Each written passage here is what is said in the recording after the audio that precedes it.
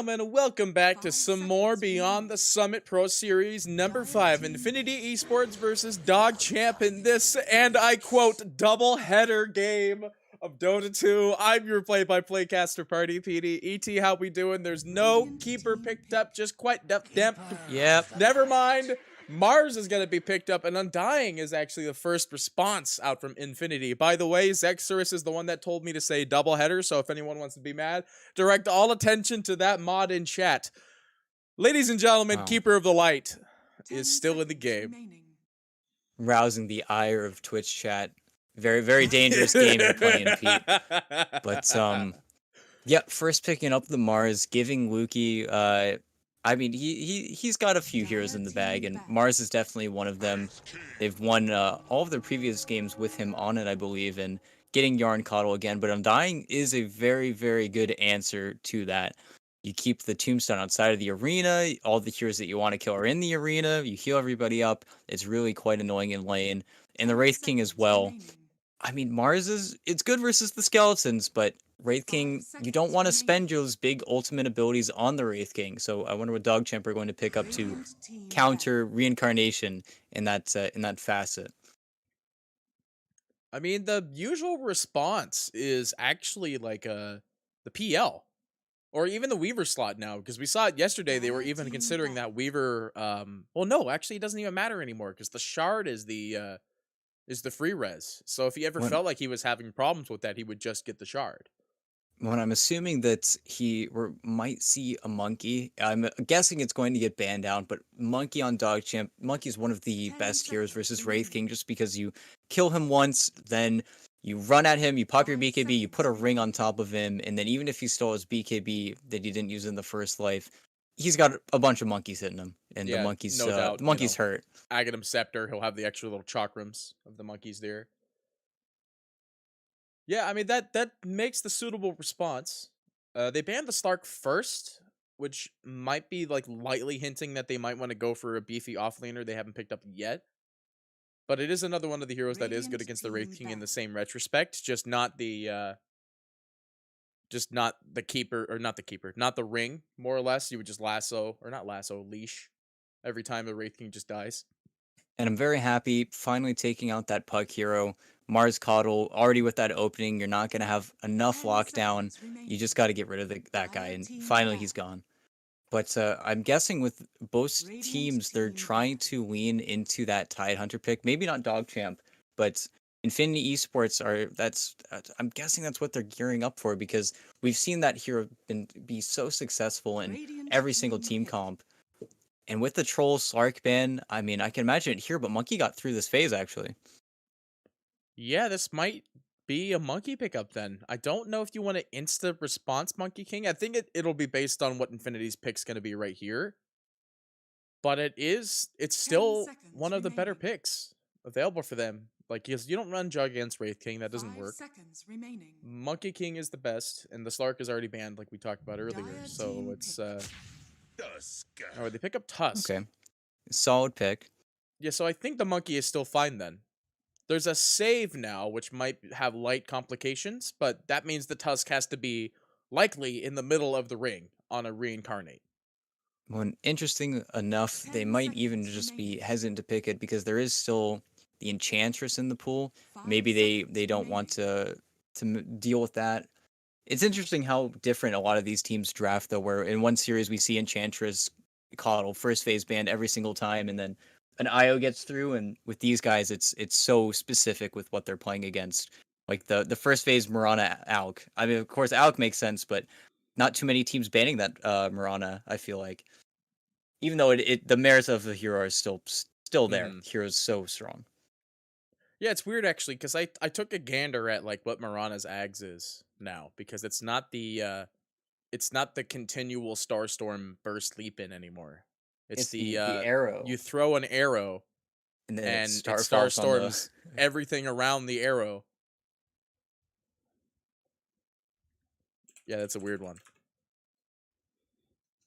But now I'm guessing they're just going to look at B9's heroes. And I mean, one of B9's heroes is the Enchantress, but versus Wraith King Tusk, I'm guessing they might go for something else. It's not a bad hero versus Undying just because you can always kind of hit Tombstone, but Oh That's the yeah, other hero. Death Death Prophet's still Prophet. in the pool. I mean, this could even be your position 5 DP. It's in a safe Yep. position at the moment because there's no way that the Mars. I mean, now with the Mars pickup, I'd say this is very cemented that this is offlane Mars. I mean, 10 it's a seconds safe pick to remaining. take two to be your offlane. We're not going to see a repeat of the position 5 5 Mars, seconds remaining. and this Not gives the unless Moo is playing it. good point. But this is not that game, Dire not team yet at pick. least. We're going to see the Leshrac being picked up in response. Now, this hero I like against the Mars because it's one of those heroes that, since it's literally all magic damage, shield does nothing. And Death Prophet melts to just getting bursted down. So, Well, and 10 in the seconds two base remaining. series versus Infinity Esports, we actually saw two base 5 banning seconds first remaining. phase Leshrac versus them instead of the where the Alk or where in the Alk Marana side it was Alk Alk Leshrac. So maybe Infinity Esports have the Leshrac tech, played it a lot, but yep, perfect response. They pick up the Weaver. And we saw it yesterday. It is a little bit scary versus the Tusk. You just need to be careful. If he does catch you out, he's able to punch you, get a lot of 10 that burst seconds damage in. remaining. But I mean, it's a really free Weaver game so far. 5 Really, it's seconds just the Yules remaining. coming out from the Leshrac that's like your guaranteed catch. They're gonna need to find something in an offlaner, I think, to help them out on Infinity Esports. now what if, all right, theory time. All right. I love theory time. It's my favorite segment of every Dota 2 cast I ever try to do. This is an offlane Leshrac. Okay. That's it. Yeah, Okay. that's the theory. It's offlane Leshrac. It's still safe lane Wraith, and 4 Tusk 5 Undying. Well, and that's the importance of flexibility in these drafts where you're absolutely right. It could be an offline Lash, it could be whatever they want. Having last pick, it just makes so much more sense to draft this way as opposed to kind of cementing your roles because DogChamp really don't care. They just want to pick up Radiant the team strongest back. heroes they can and get the best core matchups they can, having Dire that first team pick back. so they get the last pick in the second phase. But this Weaver hero is just so strong. I'm not sure. The They the banned Wraith King OD, versus Weaver dude. matchup isn't good either. Radiant team Odie back. Bat. They banned OD and Bat. I mean, Dire team offlane pick. OD I don't think really kicks around too much anymore. And then, I mean, offlane Bat, that makes a 50-50. Kind of makes sense. I mean, you could still run the mid Bat too. So I think they're kind of like hinting the Radiant fact that this team pick. isn't the mid Death Prophet. And there it is. I mean, it's the best hero against the Wraith King. It's literally been picked this whole entire time. I think they baited it out with these bans too. Like you could see that Infinity were kind of reading like, this is the 5 DP. This is not a mid DP, or this is they're saving for a 10 5 DP. seconds Like this is remaining. 5 DP. They want the bans for the mids. They ban one of the good like 5 off lane seconds flexibility remaining. mid lane heroes being the Void Spirit, and then the Shadow Fiend, which I mean, I haven't seen a good Shadow Fiend in a good long time, but is good against the Leshrac roster when it comes to just bursting down the creep wave and going back to jungle. But I mean, it left Well, Monkey King open. and with those bans, that makes me think that it's got to be a mid Leshrac because those are the only heroes you would ban versus Leshrac mid. But that also makes me think, what are they going to pick versus this Monkey King now? Because you've already lost your Bat, you lost your OD. You can't really pick Pit Lord. Mars is on the enemy team. I mean, do you go for the Tide in this situation? It's still there, but now you've got this safe lane Weaver. It's a mid monkey, so you won't have to be laning versus the monkey necessarily. But Tide is the only hero that really ticks the slots in this meta so far. Because I don't think you can pick Timbersaw in this game at all. I feel like you're just going to die Yeah, I to. mean, you can't Timber against Monkey, and there's Weaver that exists, so the eventuality that damage that comes out is not going to work out either. Um, I mean, they got a whole minute to figure it out, but I feel like they need something that could give them a little bit of an early game domination. Like the Leshrac does a lot of early damage that can give them that much, but there's not really an offlaner hero that's just like real good. I was thinking Centaur at one point, and this is not my first Okay. thought that comes to mind, but I'm actually excited to see this. I haven't seen a good Dazzle in a long time. It's gonna be Little Boy Dazzle. Little Boy Dazzle. And it's actually kind of a sick pick versus Weaver because whenever Weaver's going to go for a last hit, he's going to Kikuchi into the wave. You're going to then heal it, and then he's going to take a billion damage. It's like the almost old counter pick whenever people were playing offlane Weaver, you just pick 5 Dazzle, and that would be the Weaver's Bane. As well as early levels, I mean, Skakuchi takes a while. You need at least level 3 Skakuchi before you can really casually use it in lane. So Little Boy's got to be able to really hit him a lot in that downtime, because he's going to have to Skakuchi for every single ranged last hit. And that lane is kind of rough with the tag team. Do you don't still do the Necronomicon rush on Dazzle, right? Like that's not the build still. They Uh, Maybe one level. Maybe just a Necro 1. Yeah, for farming. So the farmer Necro, and then after that you would just go for like utility items because Dazzle's not really like a big like heavy hitter more or less. Like he needs things to heal to be effective. When I say that though, I mean if you're in a team fight with a Wraith King and you just have all your Skelebros there, then I mean that could be a nice dominating pull up there. Well, it's interesting because we've seen almost a swap in the drafts now where DogChamp have a very overwhelming team fight. They've got these really strong abilities that are on these really long cooldowns, and I feel as if in this game, Infinity Esports need to get a lot out of these lanes, and they need to hold that advantage because they don't have that. They don't have the lockdown for the Weaver. They don't have the great burst damage for the Monkey King until they get a lot of items. So it's almost a completely different style coming out from both teams. Well, with this modified style, I'm just extremely excited to see it. It's a I'll find Dazzle's hype. I mean, I haven't seen it in a really long time. There's been a lot of things that the NA region has surprised me with of recent. The fact that Position 5 Death Prophet's a real thing and not a meme. Offlane Dazzle. That's it. Actually, there's not much that's really happened beyond that. Io Abaddon. Oh, yeah. Core Io. That was the other one. And that actually, it worked, too. It wasn't just a meme indefinitely. It was a real Core Io game. Yeah, on a ruin that hero. In a bit of trouble here. Getting picked off by the down. Cores up Infinity. They will find this kill. PP actually the one to get it as well. And I mean, he's laning what? Yeah, it's going to be Monkey versus Leshrac in the mid lane. And we see Ray on a hero that isn't it isn't his 3. It's not the Quap Storm Spirit +1. But I imagine he's still going to do well. What's the +1? That's every other hero he plays. Oh, okay, got it. Plus a filler hero. Oh my goodness, B9. Oh, B9. Dude, he's just getting removed by Little Boy here. That's the power of this level 1 poison touch. He's at 0 HP and has to leave. At least he's going to be able to get the siphon. I think he's just going to have to siphon immediately, but he might get bursted down then. Yeah, that's actually insane. I mean, you can never underestimate the power of Poison Touch. That's for sure. Because I remember the build for a long time, even on like a support Dazzle, was that you would go 3-1-1. Or not even 3-1-1. It would be so much damage. That spell's also been reworked. This hero's been reworked so many times. The Ags has changed. I think the Ags is still changed. Yeah, now Shadow Wave dispels. By the way.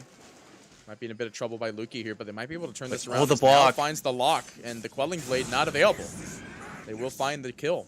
Yogi playing it pretty low, however, but still able to get the nice trade. HP for life. And I'm surprised we don't see, you usually see that casual Ring of Protection on the Mars versus the Undying, just because you have so little armor that you really just get pounded down. And I'm guessing Sexy Yogi is just going to go for the deny as soon as he can, because he's really out of gas. Oh. In trouble. The tag team, as well as the poison, is just enough to get this kill. Little Boy's not even 2 yet, and they get this kill. Meanwhile, on the bot, Yaren actually finds the kill on Yogi. Not able to get denied by the creeps. He survived on about 15 HP from a Counter Blast, and then I think he died trying to suicide to a small camp.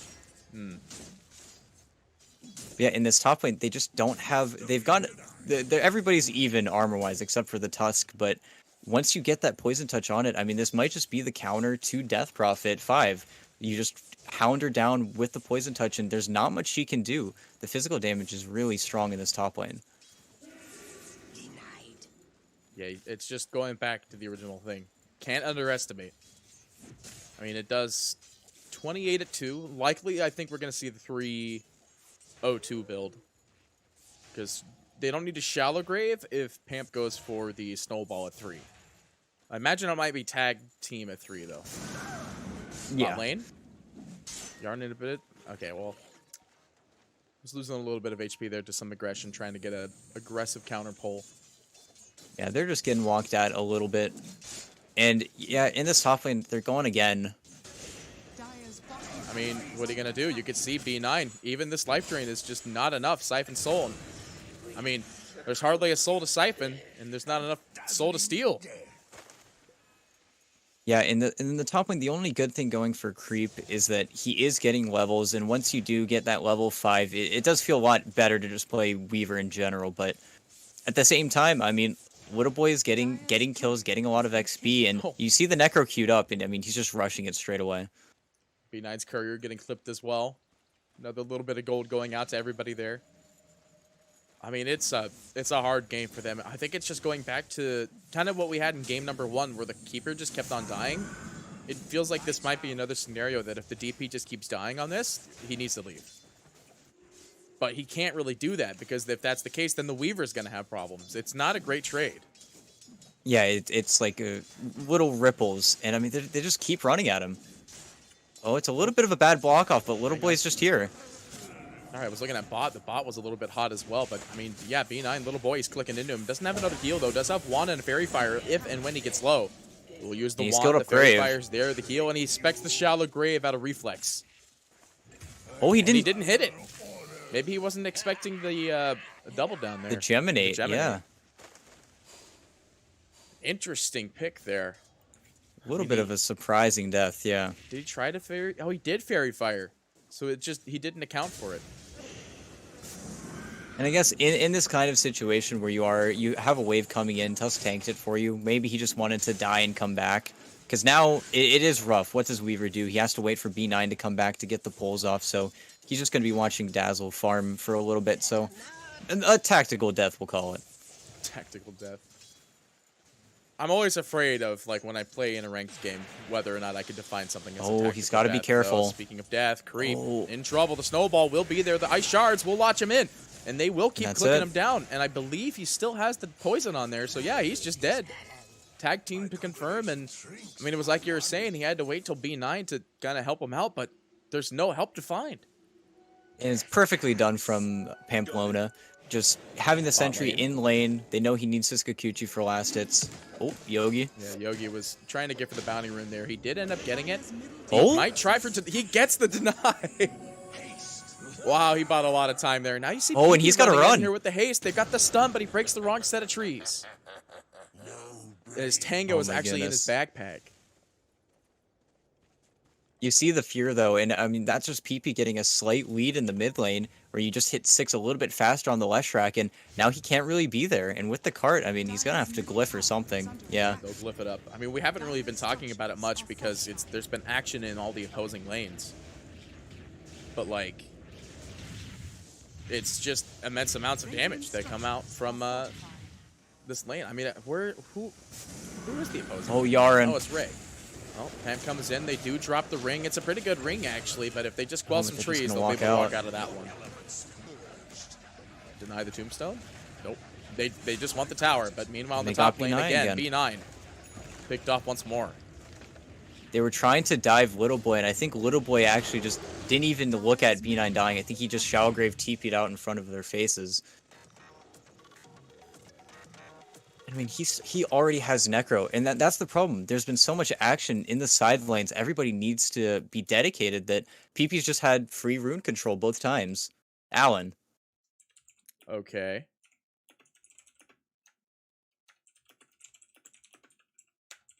That's a new pause reason. Yeah. I'm so used to the Kale. Is that the new Kale? Or is Alan somebody's name? That might be somebody's actual name. Or it might just be Ray Lisa. But Wesh has just had this free time in getting both the runes. I mean, he's got an Invis rune now. And getting a level up on Ray, I mean, losing the mid tower so early. Now the Wesh is going to be free to run around. Looks like they already want to trade their safe laners towers, though. as Wraith King already TP top. Yeah, they TP up there. They want to go for this kill on Creep, and I mean, Creep, he's got nothing. He's just dead.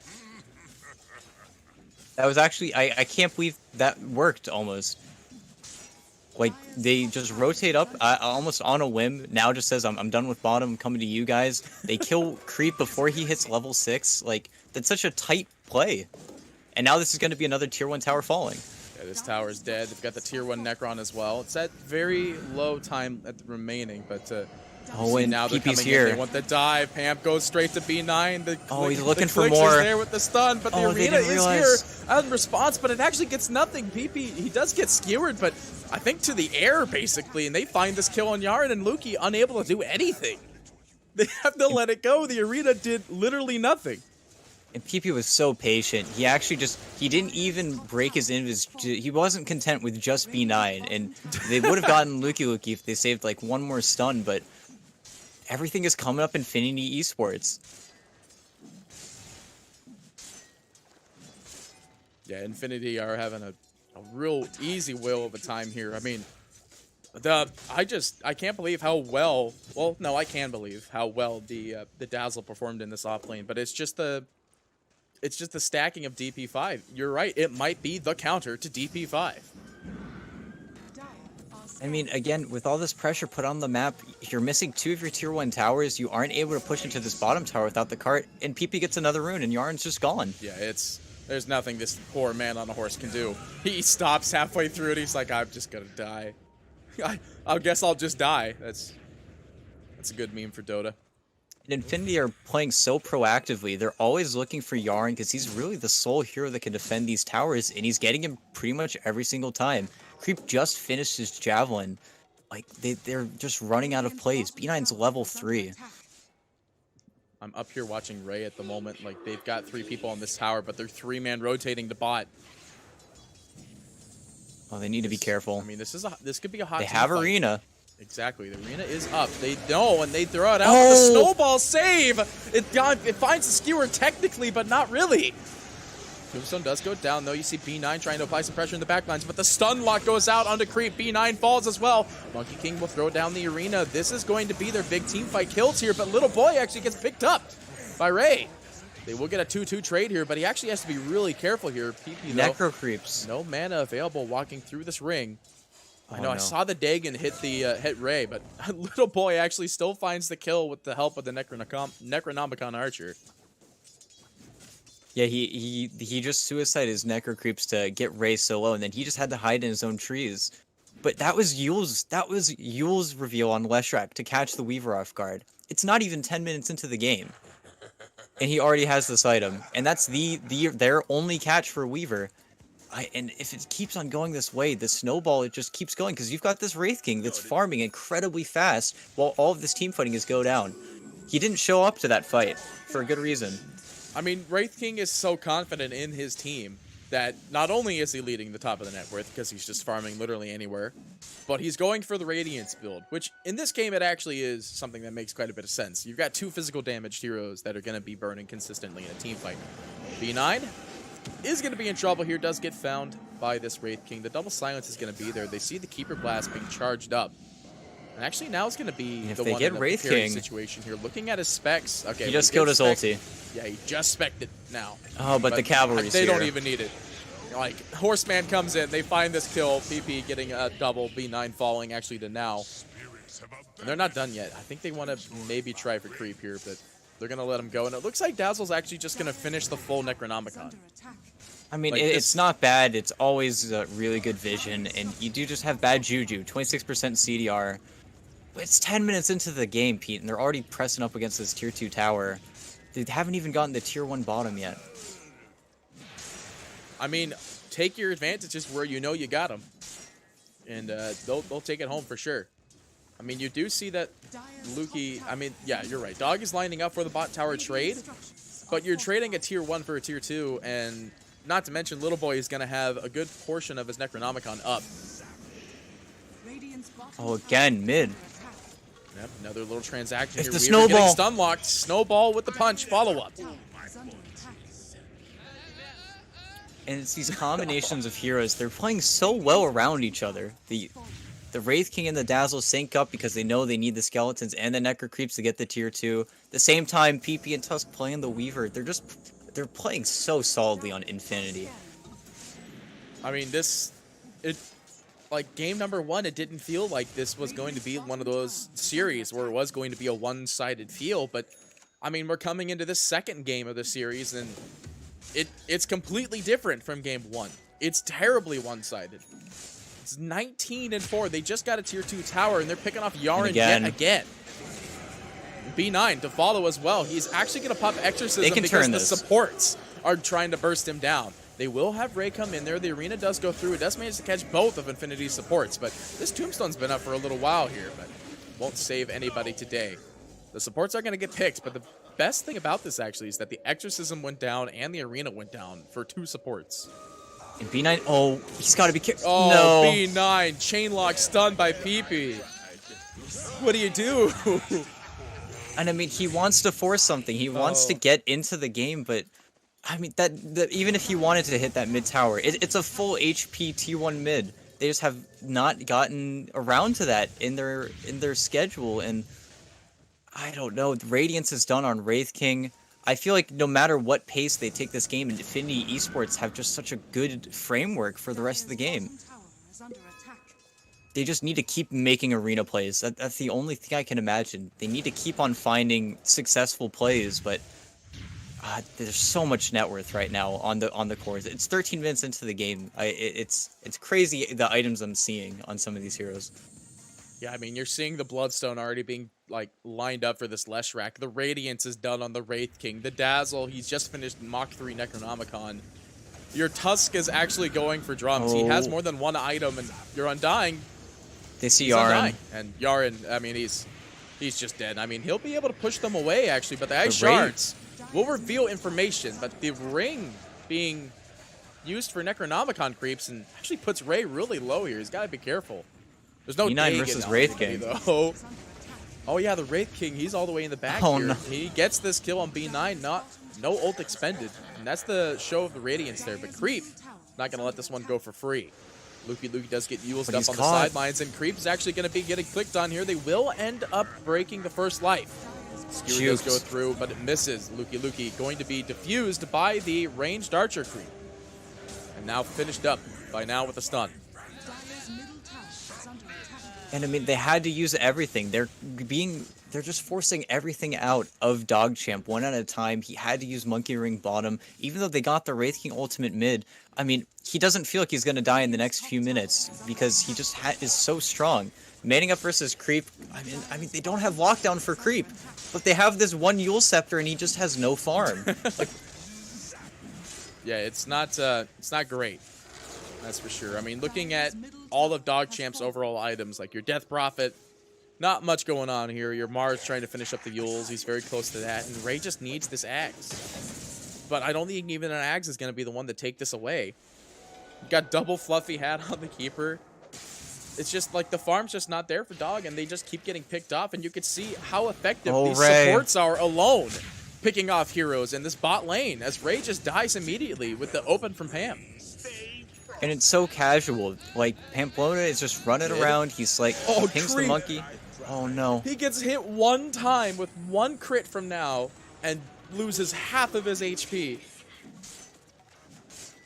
Like, that's the game we're playing in. And they've already shown their hand. They show all these heroes bottom, and they can't make a play on the isolated heroes because you're ganking a Wraith King who's just going to sync up back with his team. He cuts your mid wave. And it feels like any aggressive play you're trying to make just isn't panning out for you. Like, you've got Exo, you've got... I think if they don't win with the next Exo or the next Arena of Blood, then that might just be game. Because it's a mountain almost at this point. It's a lot of gold to try to fight over. PP was actually TPing to the mid creep, got denied, I believe. It was a Skelebro. But they're not going to let that one slide. They're rotating into the mid. They're going to maybe find one kill here, as there is a sentry that scouts out the Death Prophet. And that B9's just straight dead. Nothing you could do there. Gets stunned up by Leshrac immediately. I'd love to see the Shard actually in this game for this Leshrac. That's how I feel. They're just going to Roche. I mean, with tag team, 17-minute Roche on. they dropped the scan. Like they know they're Oh clearly. wait, Ray. Ray took half of his HP. From what, one right click to a Wraith King, or just From little a boy poison continuous? touch and poison touch and necro creeps. Snowball, ice shards. And the supports are just buying Yogi. time. Oh no. They dropped the arena. Luki, he's actually can't get anywhere, and Pam, he's got the punch. And little boy to finish it off. A lot of zombies to heal there. They will get a tier 1 tower in this time, but that's all that they get. It's a tier 1 tower. They lose the Roche, and they lose Luki, and they lose the arena.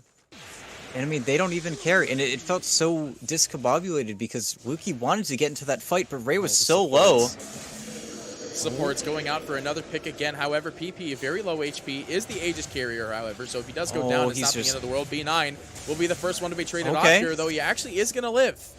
The slow and insidious damage that comes out from a lot of PP spells, though, Pam is going to fall, and actually PP needs to leave. He's at very low HP. He actually veers off. He's trying to kite towards here. the Dazzle. Yeah, he wants to get to Dazzle here. The Shallow Grave needs to go out ASAP if he wants to live. He goes in and he wants dead. to turn this around. PP is like, I'm basically dead. I'm going to keep fighting with what I've got. He will end up falling. That's a huge kill for them. B9 is going to end up getting the Soul Siphon. They find this kill with the help of the Necronomicons. And they're going to go for Luki on this turn. As there's only 2 supports here. The Weaver's in the top. Luki. Yep, there's the poison attacks, and there's all of your HP. Because now we'll find the pick-off. It was incredibly close as well because he was actually coming with the mech. Little boy wasn't able to get it off on Lesh. It was just getting delivered on the courier. But, I mean, now it's just here.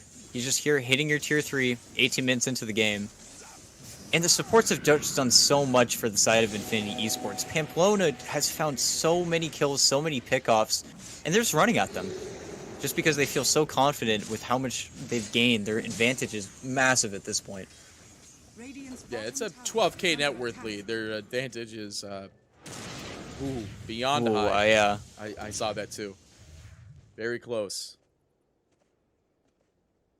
And I'm trying to think of items. It's really just the Ags coming out for the Monkey King. It's no BKBs on the table yet. He's trying to get Sanj and Yasha on Weaver, and once he has it, it is a little bit annoying. Once the Weaver gets a little bit of tank, he does become a little bit of an issue, but Dazzle. at the same time, Little Boy's almost outpacing him. If they get Dazzle, it's very nice, but they're TPing it in. Yeah, I mean, they have the outpost. They see the one-man Oh, TP, they're getting squeezed. They're coming in for the backlines. They're getting split up, actually, as Pampy is going to come in, try to get 1 kill here, but waits out the arena and the ring. And it hit nothing. I mean, they're Infinity's creep. like, okay, cool. Whatever floats the boat, and they throw out the ice shards. They block him in there. B9 is going to fall with the Luki as well, and now with Shallow Grave, little boy, he's even got the mech. He's just fine. The clap from Yogi to heal him up as well. He's actually got the Holy Locket as well, so if he needs that 21 charges, yep, there it is. And you saw Creep was so scared. He got hit by a Tusk right click, and he immediately time-lapsed because he knew they had vision of him. But dying so close to the base, I mean, it's going to be, I feel like it's going to just be an immediate 2 racks. They're just going to go top. They don't have Glyph. I mean, even, I don't know. What if they just walk mid? And just hit How many skills T4s? do they have? They've got 4 skills available, and I think he went for the double. No, it's not. It's not there yet. That's level 20. I mean, let's be honest. He's going to get level 20 really quick, so he's not going to go for that 30 move speed. And they still have the Necronomicons. I don't even know if they're going to get 20 because I don't think there's going to be that much game left. Well, this is kind of a last hurrah attempt from DogChamp here. They will throw out the Exorcism, but B9's HP is removed immediately by 1 crit from the Wraith King. Resurrection is available. He is SN wide, but skewered up to the side of this tree line here. Oh. They have the blink in. Snowball. The snowball goes in. They find the punch. B9's the first to fall. There is backdoor protection. They're going for creep. They find the Yules. The stun's not going to latch due to the Yules. The arena goes through defensively, but it breaks the tree of the Monkey King. Raelisa has to disengage. He's losing a lot of HP just to the burn alone, and Luki will be the next to fall. The buyback's immediately out from there. The snowball goes out on the B9, but looks like they're going to turn instead. But no, they go for the stun on B9. That's a dieback for him. He's only dead for a minute.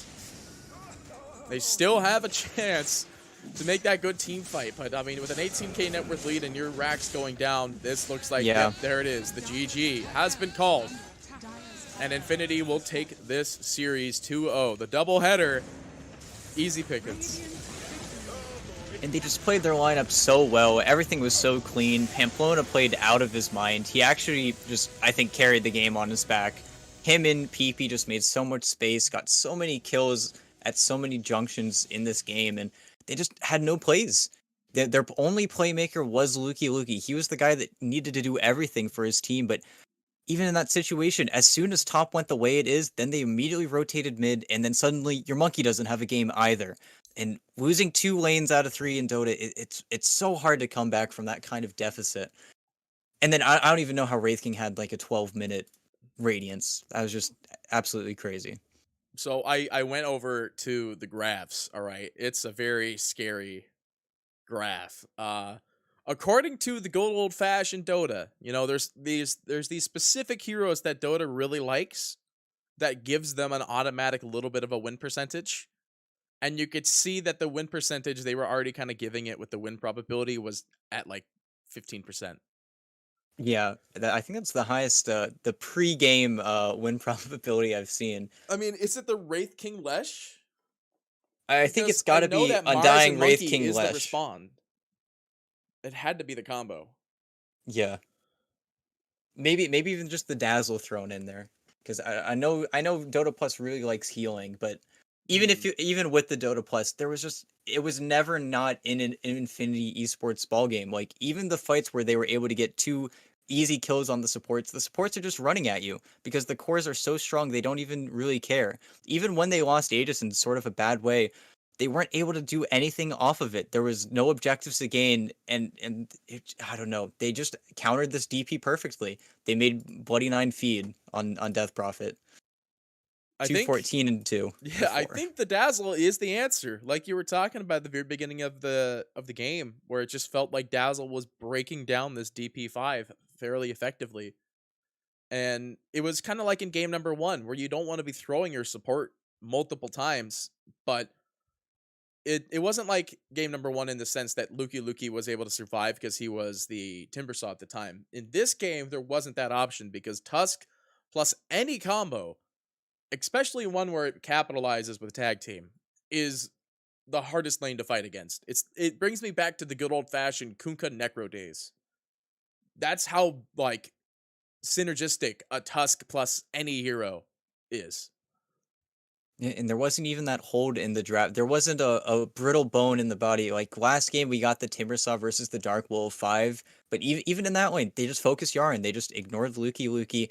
And even in this game, Yarn was getting run down because Infinity Esports just translated their lead so well. They played absolutely perfectly. Well, with that being said, ladies and gentlemen, that is it for that series of the day. We have 3 more series coming up for you next. It is going to be Arkosh versus The Cut. So stay tuned, ladies and gentlemen. More Dota 2 action for you right around the corner.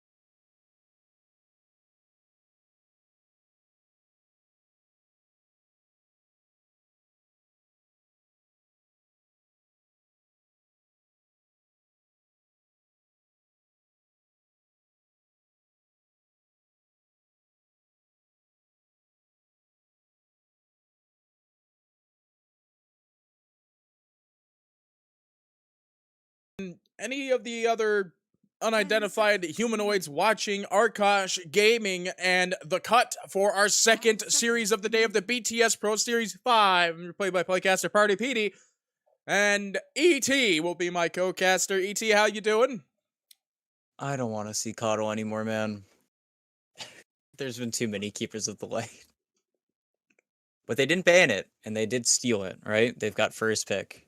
But Arkosh Gaming is, I don't know. I don't know how to feel. It should be a pretty interesting game, I think, no matter what. But the Beastmaster Pango bans are something that they've been doing consistently versus teams with first pick, as well as the Cut have been banning mostly Enchantress and Coddle every single time in the first phase. So not letting Arkosh Gaming get away with the Alchemists, doing the Keeper of the Light themselves. I already like the Cuts draft more than Arkosh, basically. You like the cut strap because Keeper is an actual hero, and Crystal Maiden is not really in this meta anymore. And Tidehunter is also a real hero. So here's the thing. Arkosh Gaming, in every single game they've played so far, have just been picking PL right here, right now. So we'll have to see if they pick it up again. PL versus Tide. Weaver. Okay, they picked Weaver. All right, this is a much better decision than a PL versus a Tide. However, since we've seen it actually quite a bit today alone, that Weaver has a hard time if he is stun locked. Not even stun locked, just basic stun. And if Weaver's like half HP and this is a good, like a well-farmed Tide, he'll just Ravage, Anchor Smash, hit you with a Gush, one right click, and the Weaver just dies in every team fight. You do have to be careful though, because then the matchup just completely flips on its head. If you do get something out of the lane, you are able to move towards that BKB after your Sanjin Yasha. And I'm looking at them the games. It looks like versus Latam defenders, they actually did pick PL into Tide both games, and they also lost both times. So, Yeah, I mean, I knew where you were getting that sample from because I was thinking about it, and I looked at the stuff yesterday for everybody's drafts, and I'm like, that's literally the worst hero you could pick right off the get-go, because then your safe laner gets countered so hard. But Weaver is a much better hero to pick maybe in this earlier phase. But and we've already seen in the previous series specifically that Weaver versus Coddle, if they know where the Coddle is, if they get on top of him, the Coddle has a lot of issues. Especially Tidehunter's a little bit more equipped to help out the Coddle than Timbersaw was in the previous game, but it's still a struggle versus the Weaver because he'll just always run at you, get on top of you, put the bug on. You're not great at getting the swarm off of you, and he just runs you down. Oh boy. They're picking up some very important heroes now very early into the draft. And I mean, Rubik is the best response you could go for against this Enigma, because the best thing about an Enigma is not just having the black hole, but it's the threatening capability of having a black hole. And then Rubik having the ability to steal it is a big negation to Enigma ever using the ability. Well, and here's we've also seen kind of eke in through is we haven't seen any Void Spirit contention. We haven't seen the Puck. We finally saw the Puck banned, and I think the Cut are definitely setting themselves up for that Void Spirit pick on Lil Nick.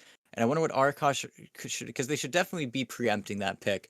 What they're going to pick here to kind of counter that, because I think with the heroes they have, they could still go for the Tusk. They could do. Yep, there we go. Pairs well with Weaver. It's more physical damage, especially for the Roche, but I still think you just go for the Void Spirit now, and that puts a big wrench in the works for Arkosh Gaming, because you're not that super lockdown team anymore. 10 seconds remaining. I mean, 5 seconds remaining. I feel like you're pretty much hitting the nail on the head, but they actually take the Wraith King instead. I feel like this is more of one of their kind of insurance picks. It's good against the Enigma because if Reincarnation is still up in Enigma Black Holes, then you've got the run-up. Here's the other best part. If Wraith King dies and he goes Reincarn and the Black Hole is still there and then Rubik is out in the middle of nowhere, Rubik steals Black Hole, turns it around, Reincarn, profit. Well, in SMD, I mean, in the group stages, in the NADPC, in their division, this is what they picked. They picked him, Wraith King, first phase, every single time. Teams were first phase banning it versus them. it's a complete comfort pick. And we saw in the previous game as well, the Weaver versus Wraith King matchup, where while Wraith King can't touch Weaver, if the other heroes on his team allow him to, then Weaver just gets chunked because Weaver doesn't have the best armor for an Agi hero, and Wraith King is just pure damage, as well as the matchup into the Enigma where you don't want to be blowing your black hole on him because he's just going to come back. You need to have alternative damage to take him down the first time around, but it's a very, very safe pick for the cut, and it makes their lineups very, very well rounded right now. But yeah, Void Spirit ban. They take it out. They don't want to deal with it. They take out the monkey. So, I mean, this all steers me towards Little Nick Batrider. I feel like that's the next in line, at least as history dictates. 5 seconds. I mean, it's good against the Enigma. It's another sort of stun lock-esque hero for the Weaver, and I mean, whatever Arkosh might have planned as their last pick is, I mean, Batrider is usually still something pretty good against that. That being the only downside is that you'd be second to last picking your mid bat into a possible counter, because usually you like to see that Batrider as the last overall pick, because then it's completely uncontested. But Arkosh will have the opportunity to kind of deal with the potential of that being the last pick bat. In addition to that, I think a part of me also thinks that they might be wanting to roll out the Tiny.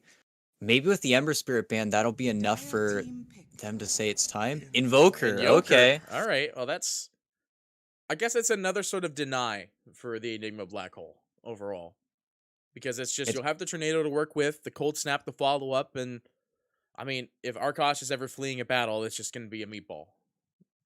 And it's definitely not as strong as I would have said, like the Void Spirit most likely would have been, but I was really surprised they don't go for the Tiny. I guess they just don't want to have to deal with the Enigma. They want to have a hero that can boost up the Wraith King even more. I mean, we've seen some pretty beefy carries get alacritied, especially in the Four Zoomers game. I mean, they hit like a truck, but I'm not entirely sold on this Invoker, especially with Tusk in the game. Tusk is one of the classic heroes to grief Invokers mid, just getting the shards block off and just killing them with the other mid laner. But now Arkosh, they need to figure out what they want, because a lot of heroes are banned. They could still go for the no, I guess can't go for the Storm Spirit. That's banned off already. I mean, it's a mid that they're looking at, right? The Puck is banned. I was going to say the Puck might be in the pool, but it's not. And it's Juggernaut. You may now select your heroes. Okay. Weaver mid? Yeah, I think it's Weaver mid then. Yep. Yeah, because you can't run a Jug against Invoker ever in any frame of lifetime. Well, this isn't the worst, but I feel like Nick's going to have a field day. If he goes Quas Wex, I mean, anytime Weaver is without mana, it's always really, really scary for him to just exist. I mean, he's really good at getting runes. That's the one upside, but I don't know. I am sold on this Jug hero, though. Jug is one of the strongest heroes of the patch. It lanes incredibly well into Tide. It's one of the few heroes that lanes well into Tide, and that's a very, very short list. But I'm skeptical. I'm very skeptical. Was Slark banned? I don't believe so. But I'm guessing even if they pick Slark last, you're still saying that Weaver mid. Right. I mean, there was no real way to avoid it with the overall picks and how they had the drafted around, because it's just there wasn't really a good mid pick that was going to be able to suit, because the Puck was banned out. The Lesh was already banned as well. People don't run mid Lena anymore. That's not a thing. Well, people don't run Lena in general, pardon. But both these teams, I mean, they've got incredibly strong heroes. I mean, the first series of the day we talked a lot about team fight versus succeeding in a lot of these lanes. And I think for the first time, we've got a pretty 50-50 draft ideology this time around, because both teams need items. Both teams have sort of these fight. Biggest cooldown is Black Hole Ravage, right? Yeah, and that's going to be the big contention. That's their big team fight overall. I mean, Freezing Field does damage, but it's not as big as just dropping the Ravage into the black hole. But we did lose Jug. Yeah, this is actually the first beginning game pause we've had for both today and yesterday. Mm-hmm. I jumped over to the Tide build, and he's gonna go for the armor negation build. He's already got the phase boots. Yep. Yeah, he's going phase boots into the medallion. We saw it, It I is quite believe. strong. Yeah, I think it's Snay. on Snake King. Well, yeah, Snake King runs everything though. Remember, he ran Desolator. That is true. He did get away with Desolator though. That game was a fever dream. That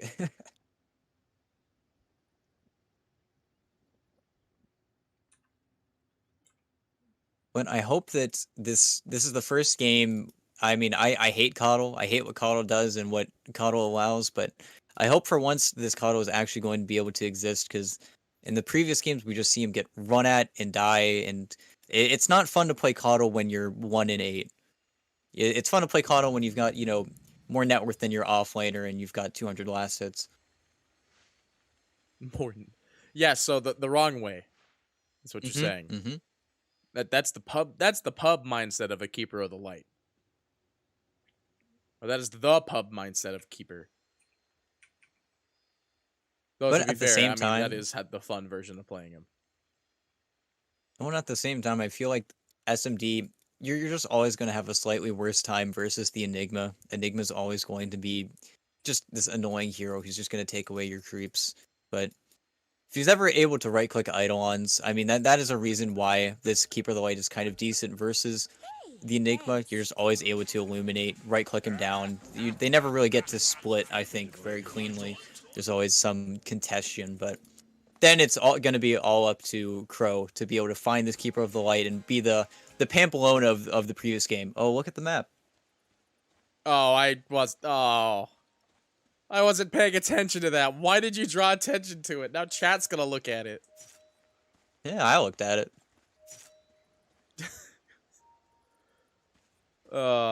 See, I never actually look at that I never look at the minimap when it comes to those kind of things. Most of the time when it does, it's mostly me drawing. It was very quick. It was very succinct. It was very well planned. They were ready for that one. All right, so from I what think I it was led by understand, Goat. the chat really likes it if we meme a lot in an Oh, Arkosh there we go. game. Yep, there Again. Okay, yep, I saw that one. Round 2, and if you guys actually noticed, Gremel had the smallest one. Do what you will with that information. Oh, that's funny. We'll see if we get another one, but they might actually have to play the video game. I mean, It you looks like say we're that. gonna They get a are skirmish. 4-man packed up outside this Roche pit. I mean, looking at their spells, Maiden's not spec'd anything yet. Got Spin on the Jug, which is standard, and Tusk is yet to get shards or The tag. battle begins. So it looks like they're just going to I confirm wonder- runes. I feel like maybe Crow is just going to stay up here, try to get No, a it's first blood, Jug mid. maybe on Devol. It is Jug mid? Yeah. Well, wow. Okay. I don't know how I feel about this one, Chief. Well, I mean, that was my big concern with the Weaver, is just you're going to lose your mana. Lil Nick is going to steal everything, and I wonder if Nick's going to change his change over to QE, because now he's got a relatively free lane versus Jug. So say that as he gets denied, but we're starting as a try in the top lane. It looks like they're trying to kill Rubik or maybe get Tingle. Yeah, they looks saw him Tingle gush. King might be the one here. They get the tag team Yeah. out with the extra damage coming out, and Arkosh will actually claim first blood. Crow. The power of tag team, you can't underestimate the Tusk. Yeah, really well played from Crow. They had no idea where he was, didn't show on the runes, didn't show anywhere, and very patient. And it's normal for Tides to get gush nowadays, level 1, but it's they see it and they just jump on it. It's a good play all around I from looked into the chat Arkosh. for 1 second, and I saw the predictions go up. I'm pretty sure it's 250k channel points in favor of Arkosh. Okay, let's see if the Cuck can bankrupt some Yeah. some Twitch fiends. And it looks like Nick will be opting for the annoying build, for the Mana Steel build, because it is really good in this game specifically as well. But I know playing Invoker versus Tusk is always something you need to be cautious of. And now that there is a Jug, I mean, just getting spawned on it is pretty annoying if the Tusk ever makes his way over. Tag team slow is really an issue, but Gremlo's gonna have a pretty free time in the bot lane, aside from his Eidolons getting kicked. I mean, that's just how it's gonna go. But the best part about it is that he's just denying your ranged every time, so it's a great deny of XP. And Crow wants to make plays onto Pingu, but it's really going to be so important.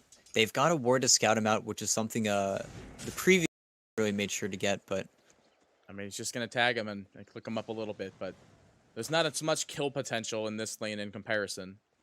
The Enigma Eidolons don't get the tag team anymore, so it's not you can't just run Eidolons and tag team somebody. yeah, no more Necro Tusk. Oh, Or actually, man. no, his work or his summon his units still work work. with it. But But I don't think you want to run a Necro Tusk. Like, if he's positioned for Tusk, it's not gonna happen. Offlane Tusk, maybe. Dire's bottom tower Maybe. is under attack. But it is just going to be a free time for Gremlo. Pingu's trying to make his life hard by just trying to nuke out the Eidolons whenever he can, while trying not to grief SMD's creeps too much. But with the Tusk mid, I mean, he out level 2. This is what I was worried about. Yeah, they roll in onto Nick, but with no Sentry or Reveal just early, they're not going to be able to get this kill onto him. And, I mean, Nick's got a lot of regen to work with, too. Sitting on a Fairy Fire as well, and, actually, I was going to say his CS might be fine, but it's 16-5 to the 7-1. Well, and that's the reason I thought he was going to switch it up and go for QE, because that is the problem. Jug, while he does have slightly lower base damage than you, he's got a much better animation, and he's got a Quelling Blade. So aside from Tornado CS, he's pulling away a little bit. Cole, in trouble, actually. Yeah. Arkosh, find a second pick. And that's a cold, hard fact. And this is the worst case scenario in the top lane, where now the wave is pushing into your tower, the Weaver's going to have absolute free farm, and the large camp is blocked up by Arkosh, so they're just stuck here. He's going to be in the trees up until ANA gets back, and all of this space, because of this Enigma pick, it feels like just allows Crow to prowl upon the map. He's trying to find Nick, getting a little bit of a misplay, but 4-minute runes. Practically uncontested.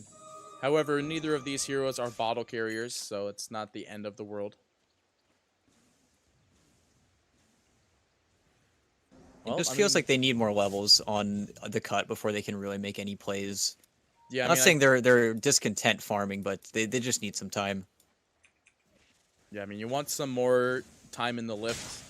Actually, I don't think you go for lift early still. Yeah, it looks like Yeah, it's you the still want favorite Arcane specs. Supremacy. What is it, 1-3-1 or is it 1-2-2? I think 1-3-1. Okay, that's what I thought. I mean, you can see just how much damage it does to Pale Horse there, just having 2 in it alone. And that's what I was talking about, is that Anchor Smash is not an undervalued spell against any of the safe lane cores you could ever run. And Weaver likes to get on top of it. And it was like you were talking about last game with Dazzle. Every time he just and gets Crow. on the creep wave. Oh, Vol might be in trouble as well. Bro is He's got just 2 running at spells. him, and he's burning away here. The tag team damage extra as well. Pale Horse take a couple shots from the tower here, but this top lane already going quite fruitful. And the bounty runes being uncontested as well. This'll come in handy. And it's a risk that's absolutely paid off, because usually you'd want this Weaver to get as much soul XP as possible. He's about to pop his level 5, but sticking up in this trial lane, they've just been able to get some really cheeky kills. I think, 2 on Vol? Yeah, 2 on Vol, 1 onto Single King. But now that he's level 5 on Weaver, he's got doesn't need to be too afraid, but Single King's just going to keep gushing him. Oh. I mean, he'll keep gushing, he'll keep anchor smashing, he'll lift them in, and this is another smash that will confirm the kill. So he was level 5, and he had that safety net, but it was just... You can't get You caught praise like a guy, and he fails you within 15 seconds. You know? Aster cursed? What? No! But it was it was unfortunate. It was a good play, and that's something that's you just need to have. You need to have the sentry in lane, and plays like that just happen. The Weaver never sees it coming. Is this actually the normal strat? Dire's structures You get are 4 we Sage's go. masks on Gremlo? Dire's bottom tower Oh, top Yep. lane. Oh, There we DD go. rune on Canis. And but it's they actually do Nick. TP in, and He does Nick- have oh, spin, though. beautiful shards. Blocks him off completely there. The only one that might be in trouble now is Crow, but he's got Snowball up. He needs to But escape. yes, you get the 4 Sages masks. I don't. I think the 4 is a stylistic thing, but you definitely get 3 just or 2 just so that way you do have The Necronomicon. the necro. Yeah, it's all for the necro, but Yeah, I 4. clicked on it. And I'm like, what goes into this? I mean, Falcon Blade, Medallion. Maybe he's done the math. You know, Burn? it's a 160 mana. He's got 5.1 right now with CM. Maybe this is some research strat. Maybe he has infinite mana. Well, you know, or you know what? Enigma is purple, and Sage's masks are purple. He only has 1 face though. But he has 3 Eidolons he summons. That is true. So he might be giving them out. One for each one. Unless they summon the extra ones, then he needs even more. That's true. We might see more picked up later. I'd love to see an 8-game Sage mask. Well, a couple in the backpack just for spares. But unfortunately, Nick rotated bottom and wasn't able to find anything. Well, on Now the this bright game's side, kind of slowing down. Yeah, on the bright side, they didn't rotate top with that extra time. I say that, though, actually. The Tusk is coming top. Crow does have level 2 tag team. And Single King is 6. He did spec the Ravage. The Courier about to get clipped. Ooh, he's got There it. it goes. Courier has been The killed. swift, the spoils. And it makes sense. They want to keep the focus Oh, on this goat. top lane. Yeah, he's in Oh. trouble here. Rest of the cut Here's are Nick here. again. They do have the stun with the Ravage follow-up Good immediately. Ravage. They will find this kill, at least on one. Bull might be in trouble here as Pale Horse is trying to get him, but he has to reset if he wants to live. So we'll confirm Crow, but Bull will die to both. Just barely. Your life's in tatters. And I was just saying, they want to keep this focus top. They don't want to involve the Enigma at this point in the game, but I think they got a little bit cocky there. They played into Ravage a little bit too easily in the good rotation from Nick.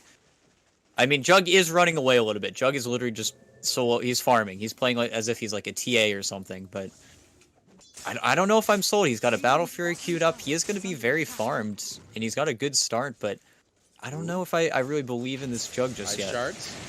Oh, Well, he tried. Well, they want to keep going on it. they got him. Omni is available, and he opens with the Omni. The tag team is actually not in range for the first bit of it. Oh no! The backslash coming in, like he actually jumps back to the side wave with the creeps. He made it to Nick the timing small that camp. perfectly. He does have. Oh, invis he's run into available. the CM though. Oh yeah, he's rooted up. He's dead. Wasn't I thought expecting maybe that he one. could have. I thought maybe he could have broke to the left, and then it would have been a little bit harder for the CM to catch up. But maybe he was just on borrowed time there. Borrowed time. Well, looking at the rest of the net worth of this game, though, like we're talking about Jug, he's gotten some pretty uncontested farms, sitting at 3.9. But jumping over to SMD, I mean, he's sitting at a very high precipice of 4.2k, and he's going to go for the Radiance build. And yeah, makes complete sense. He just wants to be that ultra farmer because I don't know, on Arkosh, I'm watching Pale Horse. He's got a bottle and he's just kind of making these plays where he's just trying to get anything. He did steal it, A golden thread. but he's not going to be the farmer. He doesn't really have that time in this Goat? game. He's getting right clicked. I was going to say He he's in gets spun trouble. on. Jonas Volpus will come in there. They got the spin, but with little Nick poising where he is on the top, not going to go for that one. Radiant's bottom tower Yeah, is just under absolute attack. respect. Don't want to be caught without any mana and without spin versus that Invoker. But that's the only issue with Arkosh draft right now. It's so greedy. They are able to get this tower, I think, with the Necro spawn up. But it's just so greedy that I don't know if this Weaver is going to be the Weaver that we typically see. We see he doesn't have any components, I don't think, of his Maelstrom. Oh, no, he's got a Javelin flying out. So it's not too bad, but he's going to need to get a little bit more active in this game, I think, to keep up with the farm. Well, the activity might be in the form of rotating on to Nick and at least clipping his courier. Was going to result in a team fight. Jonas Volpus is trying to take down Single King, though, but Tidehunter is not exactly a good person to trade clicks on. But looks like And they're they gonna lost their poise for bot top. tower, but yeah. I mean, Scourge is not strong. He hasn't had the greatest time. He's missing one creep from every wave. We're not seeing the same Wraith King we saw in the previous game, but he's got to be careful. If Pale Horse ever gets stunned, he can really get chained down. Oh, bot lane.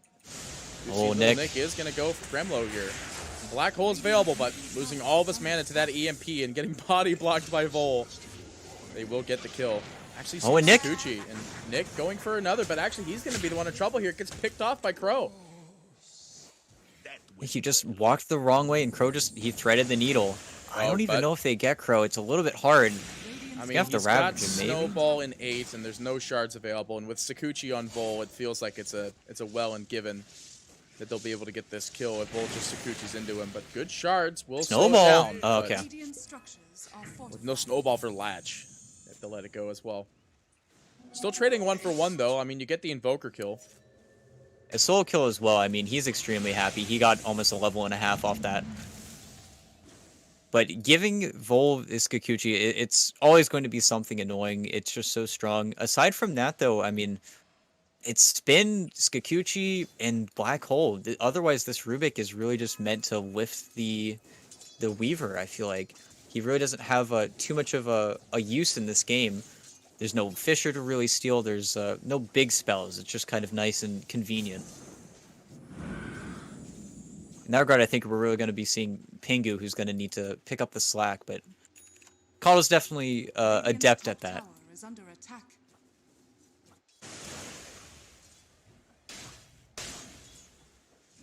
There's not really any organized plays being made around the map. Everybody's just farming. Yeah, that's... I mean, with no... Well, I wasn't going to say with no Ravage up. It feels like it's just going to be that kind of wait and play. But now Ravage is up, but they don't want to be making these fights because Arkosh is actually ahead. And they're about to Oh, and wrap top, on the Nick Nick. here. Taking quite a bit of damage. Goat is going to dodge the NATO, but unfortunately with the slowest moving hero in the game, not really able to catch up to get the root. And maybe with Tingle? Oh, Tingle in the mid, you're right. They do have the Snowball, but with Bull there in the TP Oh. rotation, they will drop a Ravage, but Canis Vulpus spinning just in time.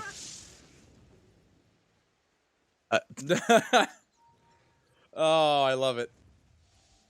I was expecting Nope. BM to... Oh, no, no. 1335 Ravage. You know, they're saying what I'm, internally monologuing, but can't say that. But they're making a play on Gremlin. This is the weak hero that if they find him is a big pick. Oh, they're all Working breaking. around him. I mean, they break these Eidolons, but it looks like Pingu is actually going to go down to Eidolon damage alone. Yeah, they he's gonna will get Black Black Hole, Hole. actually, and this might find the kill on Tingle as well. Yep, just in time. Necronomicon creeps will confirm it. And since Vol actually stole the Midnight Oh, Pulse, and Crow. there's the Snowball. There's still a Necronomicon creep alive, too, so there's plenty of damage available. 1335 Ravage. 14-14 Black Hole, apparently. That was right before that, too. And I mean, it's just, he made the best of a pretty bad situation. All three heroes died bottom, and I'm struggling to figure out that it feels like they're just waiting for the Radiance. I mean, they're getting a Midas on Nick, pretty standard, but nobody's having too great of a game on the cut right now. It's really just Tingle King, and he's trying to make these rotations, but Well, his rotation We'll will get a at least be freebie. lightly fruitful. I mean, 244 gold for a maiden, actually. That's some good muns. Weaver. when usually we'd see these teams grouping up on the towers or on the carts, but instead they're really just opting to farm. It's really been Arkosh that have been taking a more active role, but I mean, you've got a Battle Fury Jug farming. You're completely okay as long as they can defend this mid tower as long as possible, that they really don't mind anything that's going on. Weaver's actually stealing an Ancient stack. I mean, what are you going to do? There's no contest. You've got all this dire vision as well, so you know there's nobody here.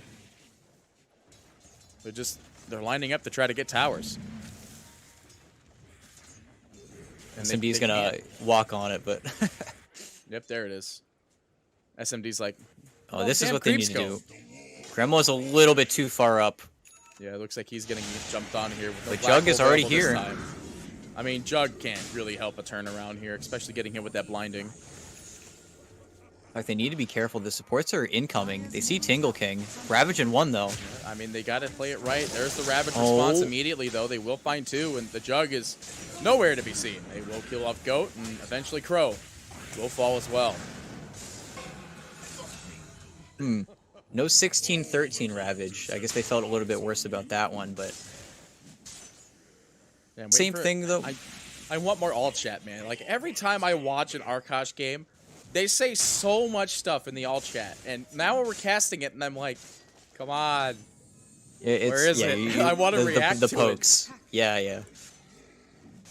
But I mean, they're pretty happy, I think, with that exchange. So, well, you know, you're trading 2 supports for Ravage. Tingle King kind of needed to do something like that just to progress the game forward. I mean, he's been very active. He's been part of all but 1 kill, but the hard part is they need to weed out this Weaver. I think they need to really retake over their jungle. I mean, Scourge knows what's going on.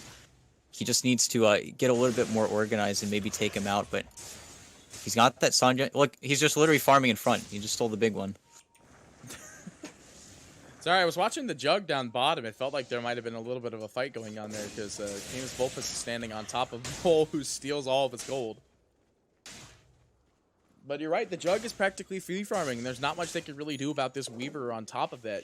Like, you could see him just freely taking stacks. Like, this is like a very even game. And, you know, we were talking about this beforehand, and by we, I mean mostly me. Like, I felt like this could have been a one-sider, but no. They're putting up a good fight. We've seen a lot of good black holes as well, and Gremlo is going to be in trouble, but Nick might actually be the one getting turned on here, but instead, Tingle King revealing the Blink Dagger, and they do get 2 kills in the backlines. Canis Volpus unable to catch Pingu, though, but the Omni Slash will at least kill off Nick. They want to go for more. The tag team is up and ready. They find the first punch as well as the slow, the stun, the follow-up on Bull. He steals the Swarm and not Sakuchi. Tingle King able to get out of this one. No punch available for another 28 seconds.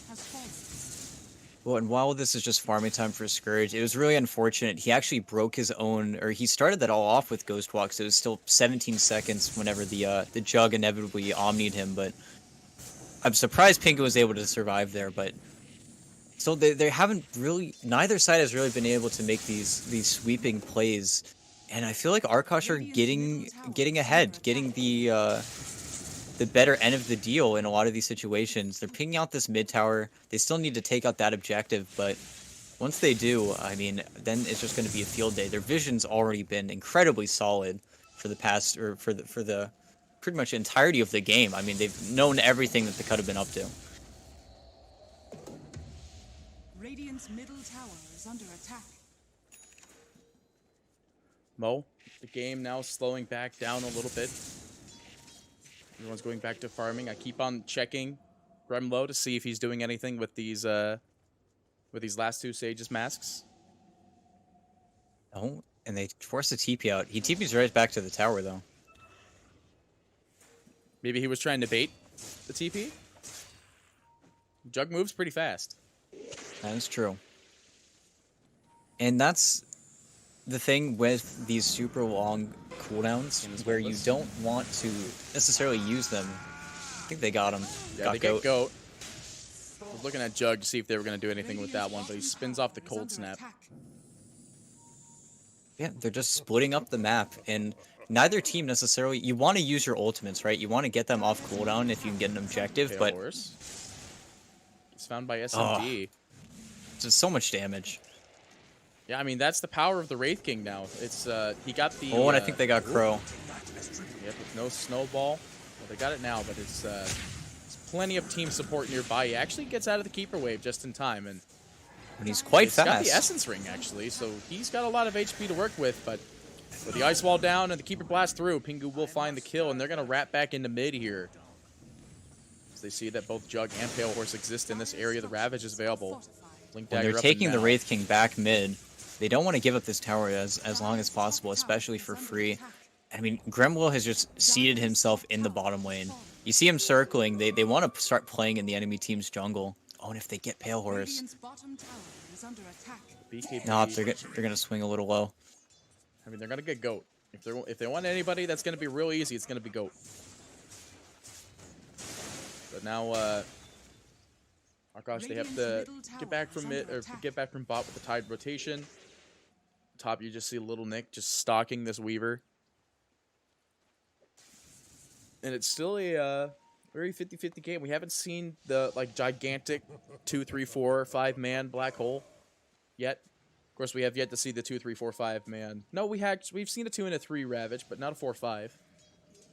Yeah, and we are just going to wait, and that's why I thought that the cut we're going to put a little bit more pressure on. They throw Reveal out onto Pale Horse, and Vol just wants to chase him, but with no follow-up stun available past this lift, he's got nothing going for him there.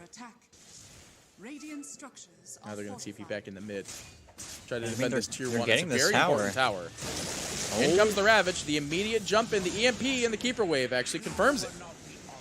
Was I'm not surprised. expecting to get bursted down like that. Tusk actually does get clipped by the last little bit of the tornado.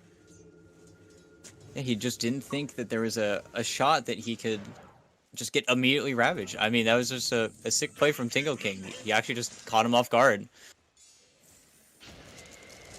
Dire's middle tower is Yeah. And I'm glad that they're pushing the objective, but I wonder if it's slightly late because Gremlo is almost at BKB now. Yep. And then the Enigma is going to be a really scary hero. Goat is Yeah, no Pretty straight dead saving there. Goat.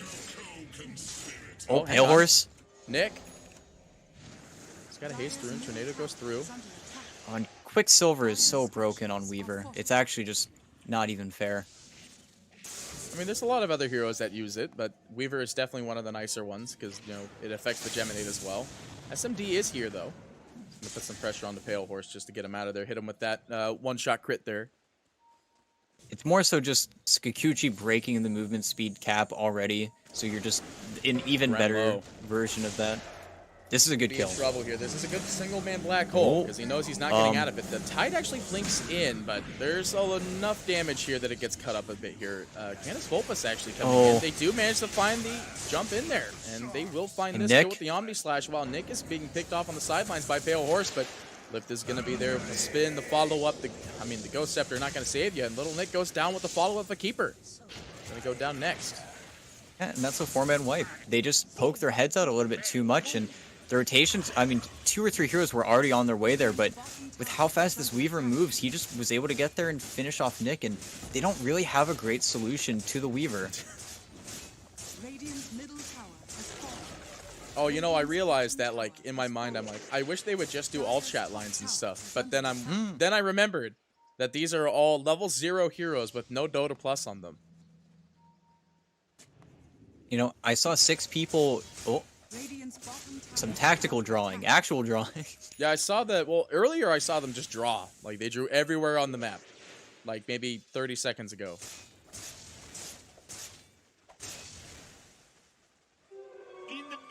And I mean, the good news is that Scourge is very farmed. He is working on his BKB now as well, and you don't want to be using your big black hole versus him, but BKB on Gremlin now, I mean, he's not going to be afraid of this Tide anymore.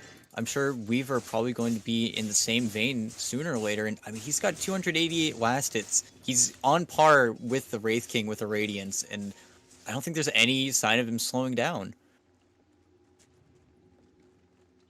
Although Gremlo might be in a very precarious spot here. I think they saw the Eidolons for a split second there, and he's actually going to get caught out by Single King here. He BKBs immediately. You steal Eidolon. It's not the worst steal. Obviously, like, Midnight Pulse would have been a nice one. But the best part about it is that they get a BKB charge out of it. Yeah, they got his 10-second, and deciding not to die there, it would have probably led to the T1 bottom falling, but Golden thread. it's not the worst thing, I suppose. Oh. But now, not Nick, even done. this is the follow-up. Yeah, they were like, sick BKB, we'll kill you anyway. We'll just stop showing for a few seconds, come look for you. Dire's bottom tower is under attack. Oh, I love Easy all for chat. Gremlo, indeed.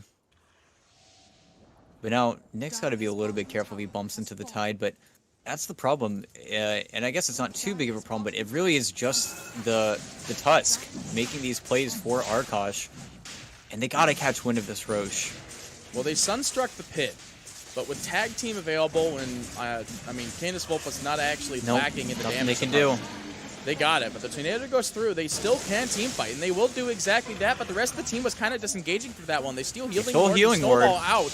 Healing Ward's a good steal, but the Omni Slash will go through, annihilating the Rubik before he can even drop it in the first place. SMD turns to go onto Canis. He has Resurrection still available, and his BKB still ready. Meanwhile, Crow will be This is picked so off bad. with Pale Horse. I mean, you see Goat throwing his ult out in the corner there. That's the power of the CM, quote-unquote, power, as Candace Wolfus gets crit to the face with a 746. The first life has been claimed, and there's no mana on this Weaver. He had a wand, though. He is going to be able to escape for the time being, but he wants to get this kill on Little Nick. Oh, Nick. And the Bugs actually are staying He's on to gonna him, go because down. guess what? The Aghanim Shard's pretty good, but SMD turns to go for the Crystal Maiden. The BKB is still available if he needs it. He keeps on getting hit with the Bullwhip, so he is quite slow. But he has the stun He's just available, too strong. but Canis Volpus could not get the jump on him. The spin speed, not available. And Tingle King, he's still running. Oh, they're not done yet, though. Vol kind of wants it. He blinked They in can't there. get to him. I mean, he's They a very missed. slow boy. Oh, Tingle King. Okay, there we go. Well, I mean, Pale Horse was going to TP, but, you know, he's like, oh, free Tide Hunter? Sure. Why not? He didn't have a TP either, so his fate was most likely sealed anyway. And that's the problem with this shard on the Weaver now. I mean, Nick has no solution. If he gets bugs, he's really in hot water. And I mean, that wasn't even a fantastic black hole. I think they just black holed Tingle King after the fact while we were watching the Jug chase Scourge. But I don't know, Scourge is so farmed. That is the shining light of the cut. I don't think any of the cores can really fight up versus him on Arkosh. They really need to be quite patient before they really can kill him. And with Basher coming through, I mean, this Wraith King's only going to get scarier. It's very close with this one. I mean, do you rush for the Abyssal Blade as SMD? Or do you just stick with straight Basher and you just keep on just clicking on heroes? I think you get the Basher, and then you do exactly what he's doing. I don't know if you honestly get the Sanjin Yasha, but he needs the AC. He needs his team to have a little bit more armor. Even right now, there's a situation where he'll just die to Omni Slash if Canis Volpus can save it until after the reincarnation gets popped. But Horse. he popped a DD. Yeah, he's popping DD. He wants this kill on Tingle King real bad. At least, or even that, a reactionary Ravage. But they will lift them up. They steal Sakuchi. They have to be so careful. Nice shards. Stun Here goes we out. go. Crow will disengage it with a snowball. Healing Word's going to be thrown out there. The tornado goes through. It is going to find this Tuskar, and he's just straight dead. He big dead boy. Meanwhile, though, the Enigma's just playing adjacent. He's not done. He wants this kill on Tingle, but they drop the Ravage, and the disarm's going to be there. Lift's going to follow through, and he's out of there. But he is He's disarmed. going to get stunned up. He gets stunned up by SMD, and there goes the crit, 846, and that will confirm the kill. And they're not done yet. Goat is floating, and you do see the Keeper. I mean, there's no lift, no stun, no nothing. He didn't have enough. 3 seconds, even with the extra push from Pingu. When Gremel wasn't even able to accomplish what he was up there, he was trying to get the tier 2 top. He did a lot of damage to it, but I don't know. This Wraith King is starting to kind of ball out of control, even though they they don't have the Aegis anymore. But I'm not sure. This is starting to become a problem that they're not dealing with. And he's actually queuing up the Blink Dagger just so he can really hound on that backline. And I mean, this Wraith King is doing Wraith King things. I mean, he's just uncontested. It was the Radiance at the very beginning of the game. It gives him this continuous free farm, and it's like you're saying, there's nothing they can really do. He's not spiraling out of control, obviously, because we've been seeing a lot of good Omni Slashes go out by Canis Volpus, who Jug might be in a bit of problems here. Does have spin TP in 3 seconds. And will likely do so when and if it comes to that. Yes. With no Basher on the Tide, that's not going to happen. They do, however, kill the Tusk in their triangle. Yeah, Vol simply just lifted him up while he was farming, and the Arkosh players are all farming. That's what they're doing, but they're giving up a lot of their map when they're getting forced back because they're just not grouping up just yet. Maybe wanting to finish up a few more items, but having Scotty on Jug is definitely scary. That's the one item they can kite around the Wraith King quite well. Broken on Pale Horse here. They find the first stun to open it up, but SMD actually overextending a little bit. Getting slowed by the Necronomicon Creeper, Diffusal Blade, but they are going to force him out. But he's trying his best to get this done, but they will drop a Black Hole, but it was stolen. Black Hole is taken. You have to be so careful. The Omni Slash does go out on the Tingle King, though. They will be able to find this kill. I mean, Vol has the strongest tool right now. I'm pretty sure they know about it. They most likely clicked him. I didn't see them ping the ability at all, but that entire skirmish happened just because Scourge, he tried to kill a Healing Word. He walked a little bit too close, and then I think Nick and Tingle King just got caught up in the crag. I mean, he's got. But now they've got a really strong smoke. Yeah, this is a crazy black hole. Yeah, this is gonna hurt. Like, this isn't even Aghanim Scepter, Rubik. Like, this is going to hurt no matter what scenario it's going to be in. And there's no resurrection. They don't have the Wraith King. There's no Aegis. That's not going to be up at least for another 2 minutes and 13 seconds. The only unfortunate thing is that they cannot wait for Roche to respawn, try to get a smoke play with the black hole, and then try to get that really early Roche on. They will have to, probably whenever Tide is up, just make a play. If they get a pick onto Juggernaut or the Weaver, that would be the best case scenario, but I know we're kind of playing a waiting game at this point. It looks like he is going to finish the Abyssal Blade on Wraith King. Yeah, he probably just wants to, like, you see him, he was queuing up the Blink, but he probably wants to just get the Abyssal Blink, more or less. I mean, it's good for this game because you've got your Linken's Breaker, and it's been, like, severely, like, reliant. You could see how effective, like, everyone else is overall with just breaking this Linken Sphere every time. Yep, and they're going to smoke and see the DD. SMD's going to pick it up, and it's going to be quite scary. Yeah, because they know a little bit where they are. There's no reason the Crystal Maiden would walk over there and get it, and they don't want to, like, why bait a Crystal Maiden for a DD rune? Oh, Goat. SMD. Now they jump in. They find Goat. He's just dead. Nothing you can do about that. I mean, this gem is paying off so much for Tingle King. When Arkosh are just splitting the lanes, they're doing exactly what they've been doing, but they haven't been able to translate a lot of this split push map control into objectives, and I mean, the Cub might just go high ground just to force him back. You already see 2 of the TPs coming out. Yep, they gotta bring back the Enigma, but... And there's the Alacrity DD. That just tears into the tower. The DD is going to expire at the end of this fortification, however. And now that he has Abyssal Blade, if he's not the one getting Black Hole, he can finally stop it, kind of suicidally run in. And I hope we see Enigma actually queuing up the Ag Shard, just because you pull in. The Ag Shard is honestly amazing on Enigma. Because even if you don't hit a 3-man Black Hole, it feels like you hit a 3-man Black Hole, because they just get dragged in after the fact. I think I've seen it once. But it actually wasn't even in like a Pro Series game. I think I saw like a pub game. And it's actually, like, you can't underestimate it. Of course, the pull rate's very slow, like the pull rate of 175, but it is actually a really good chart for this game. Because it's the, your cores are melee. It also makes it so difficult if you are trying to do that Blink Abyssal, where if you just get a little bit too close, maybe you're not BKB'd, because, you know, you're Wraith King, you probably want to save that for the next life, but it actually did happen. It got the early respawn. They've got Black Hole for 15 more seconds. Unfortunately, 15 seconds isn't a long time. They still have Ravage to work with, though. They could just Black Hole Roche, because they are forcing it really hard, because, I mean, if they don't come, then they're either fighting into Black Hole or they're fighting into Roche. Are they actually going to get it? It's 5 seconds on Black Hole. We're not going to see it. 30%. Black Hole is done. He blinks in. Oh! And he Black Holes the Weaver solo, actually, but the team is so far away. They can't really do anything this one, but it bought time, and that's the time that they really needed. However, the Tide will die to Gremlo as a Black Hole went out from him as well, but the Abyssal Blink is there as SMD is going straight onto Gremlo. The Tide actually buys back. Healing Ward isn't going to save you today, Canis. It's going to find the kill onto Gremlo, and Canis needs to get out of here.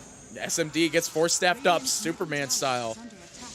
Canis is spinning out of here. Abyssal Blade, but that was such a good play from Vol. He actually just kept those heroes tied up, allowing Scourge to get it. Wait, they got it, Crow? Yep, they find Crow, the follow-up stun, and Alacrity damage, 1242 crit. And now they just get to move in on mid. They died a little bit too close to their base. I guess they're going to opt to going for the top tower instead, be a little bit safer with their objectives, but they got everything they wanted there. The Cut are so happy with that turn of events.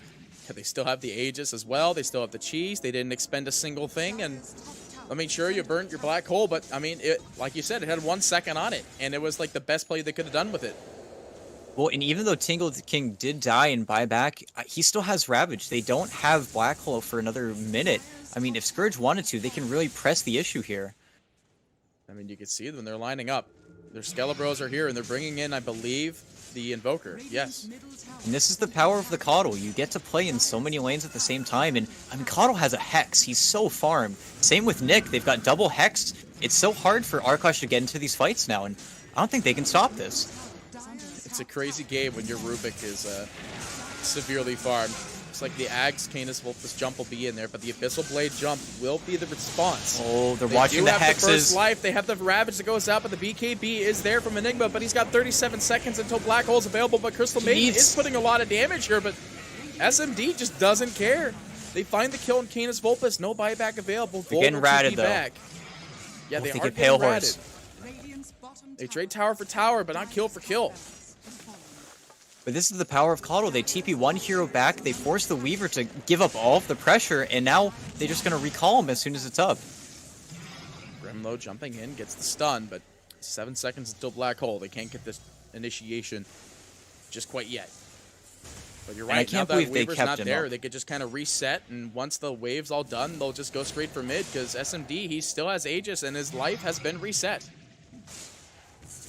And I can't believe they kept BSJ, or Canis Vulpus, kept up, or locked down for so long. The double Hex Ravage, again, they just didn't expect that fast jump, and it's all up to Tingle King. Tingle King just played it so perfectly, and I mean, they're just using nothing. They're using nothing and gaining everything, and now it feels like Arkosh's back is against the wall. Oh, Spell Prism. That's actually huge.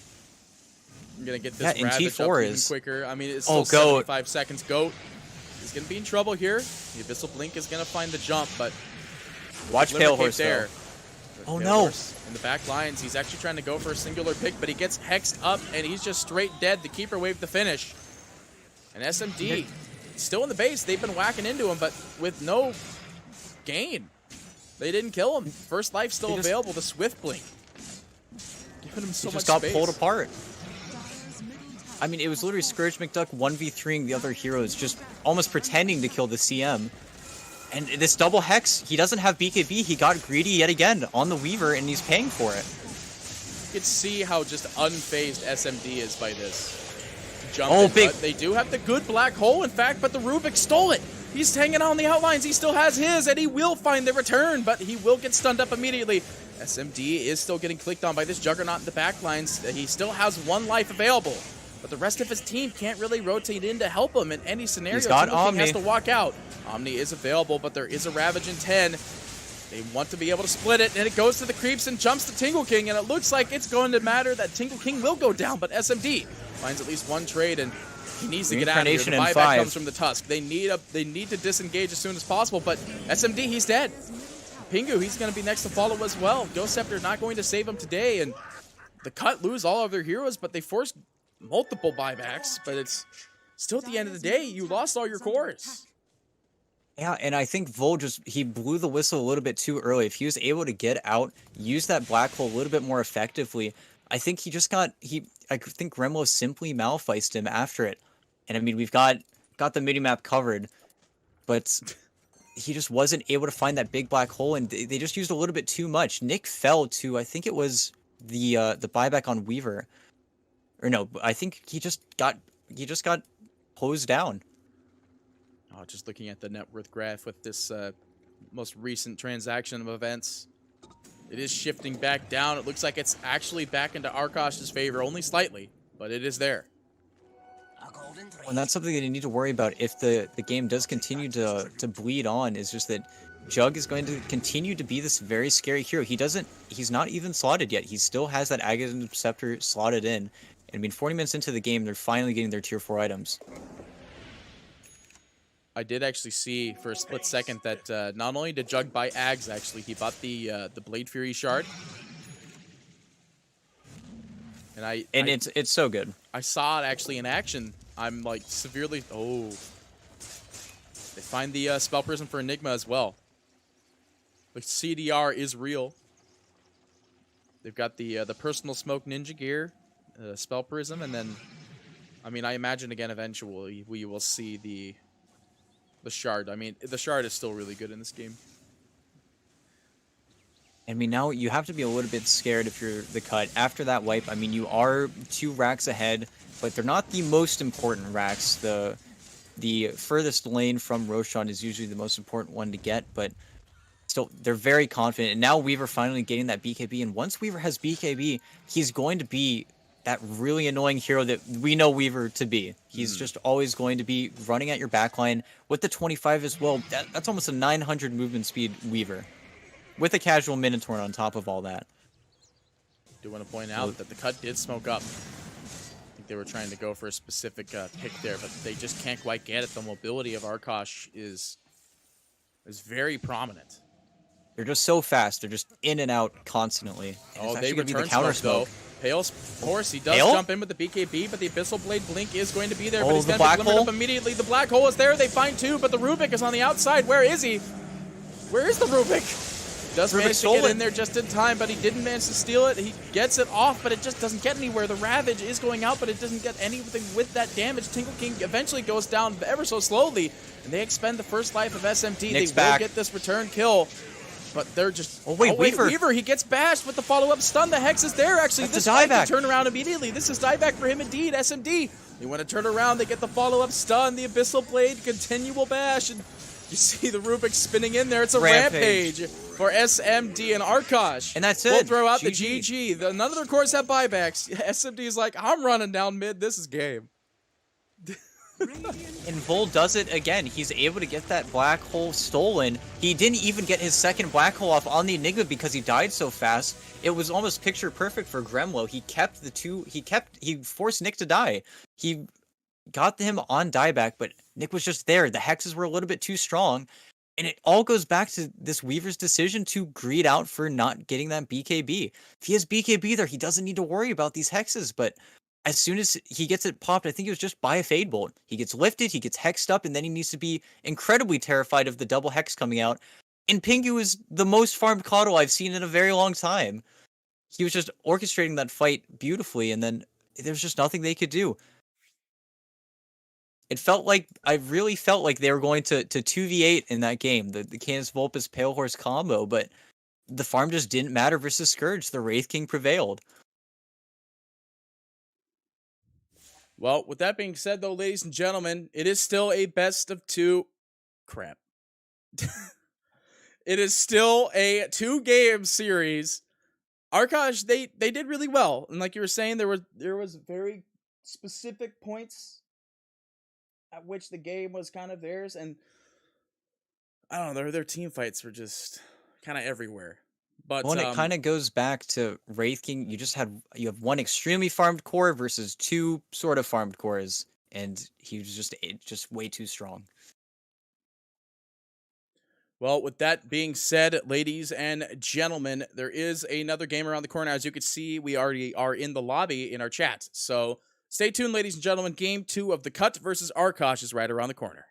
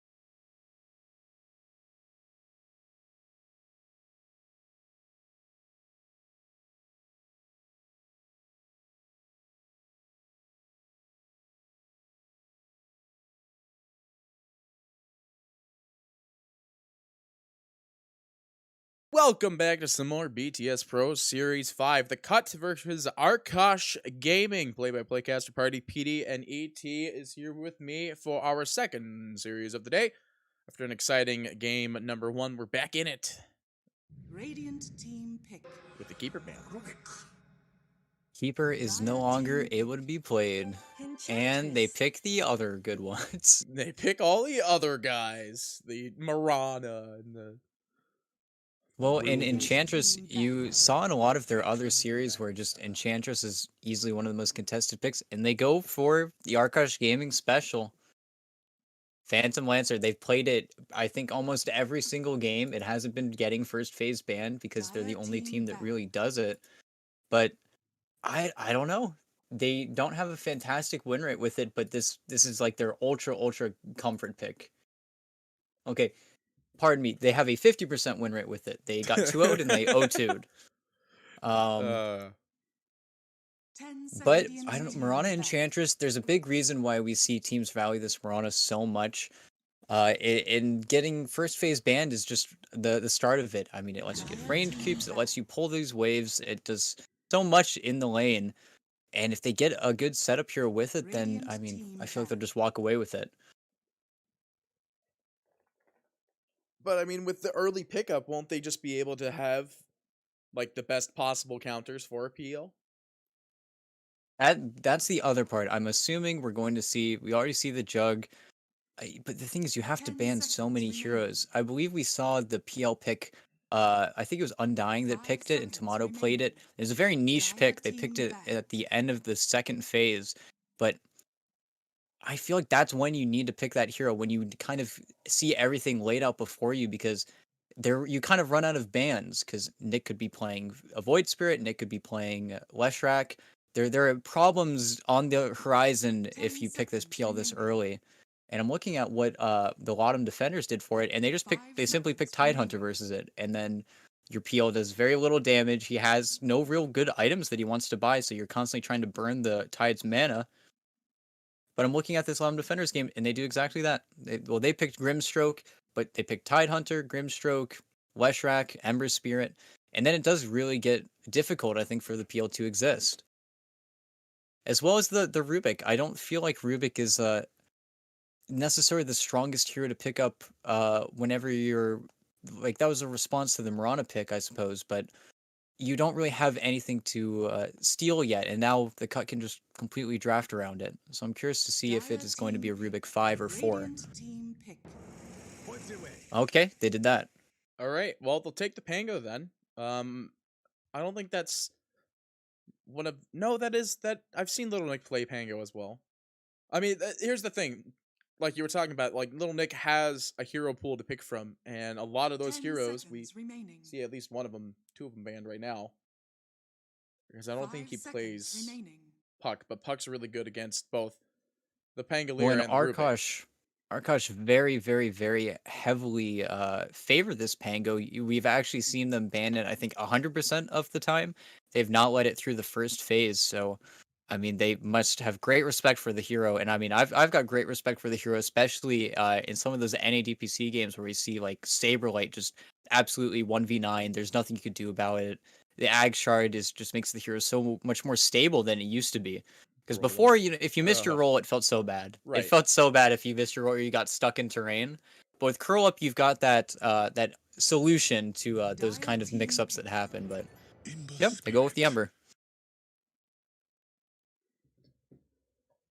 It's a safe response. It's not exactly the PL taking care of hero though. Not yet, at least. It might be because you don't do the 10 Battle Fury seconds Ember remaining. anymore. That's not a thing. No, but he And does Remnant have a lot of Bombs- lockdown. Yeah. It's really just about the chains being able to stop him from doppling, and it's the other thing is with the Flame Guard, it makes it real obvious which is the real one. I like this response. Storm lanes perfectly well versus Ember Spirit and is kind of an insurance plan almost, if you will. And Mirana and Ench don't have nothing on Storm. Yeah, this might be a Radiant team rethought decision of where to put this Ember Spirit, because Ember does not win against Storm whatsoever. It's not the fact that Storm can Remnant, and Ember would just be standing in the Remnant and take the burn damage and immediately remove the shield. It's the fact that Ember Spirit can't do 10 anything to prevent seconds Storm remaining. Spirit from farming. And he'll be able to get 6 And much with this earlier. pit The ward pickup denies. as well. Dire team back. I mean, they've Radiant kind of team cemented, back. like, if they're going for a really hard safe laner, despite the fact they've already got the PL. I mean, the PL is going to have problems against the Underlord. And they decided not to go for the Tide, I think, after seeing the Stormspear pick. Pitward is just the opposite side of the same coin, where 10 he's seconds able to lane versus PL. He's very obnoxious. The pit is always super annoying. These bans are perfect from the cut as well, because they know they need a 5. They take out the 2 most annoying 5s in the game by far. And Pitward, I don't see a way that they're going to be able to really contest him. The best hero I think they can pick up for themselves is most likely Undying, I think, where they just have that really annoying character. The zombie just runs at the Pitward.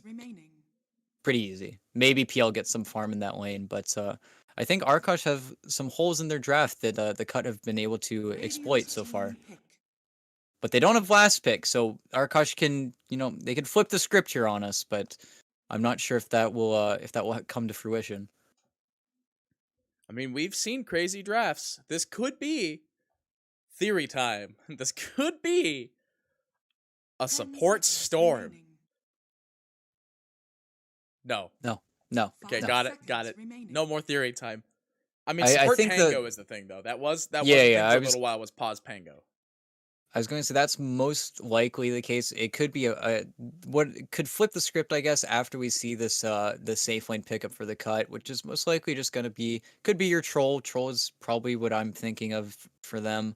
Could be, I mean, they could even run it back with the Wraith King, but again, they might not go for that just because they are a little bit heavy farmer. Yeah, and they go for the troll. And then Arkosh, if they put the Pango forward, they could still squeeze an offlaner in there. Maybe they could pick up. No, Odie's already banned. I'm struggling to think of heroes that they could really change the game with. They could pick up Treant Protector, I suppose. They could pick up Nature's Prophet. That's never a bad hero, but NP wouldn't be with terrible for this game, but they need some more setup. This could be. You think a Mars would maybe make some open space? Because my first thought was Beastmaster, but that was first phased. When it's not banned and does kind of leave, I guess you swap the lanes around a little bit, but nothing really feels great for Arkosh, and I think that's their big problem. The Cuts lineup is a little bit too solid. Yeah, it's just the best way I like to put this is that you could see immediately who the cores are on the side of the cut. Where in comparison, I mean, you could see where the cores are on Arkosh as well, but the main line support you could see for the opening on Arkosh is a Rubik. So it's like you were saying, it's either they got to pick a position 5 or they run position 5 Rubik and 4 Pango, which isn't great either because Rubik needs gold.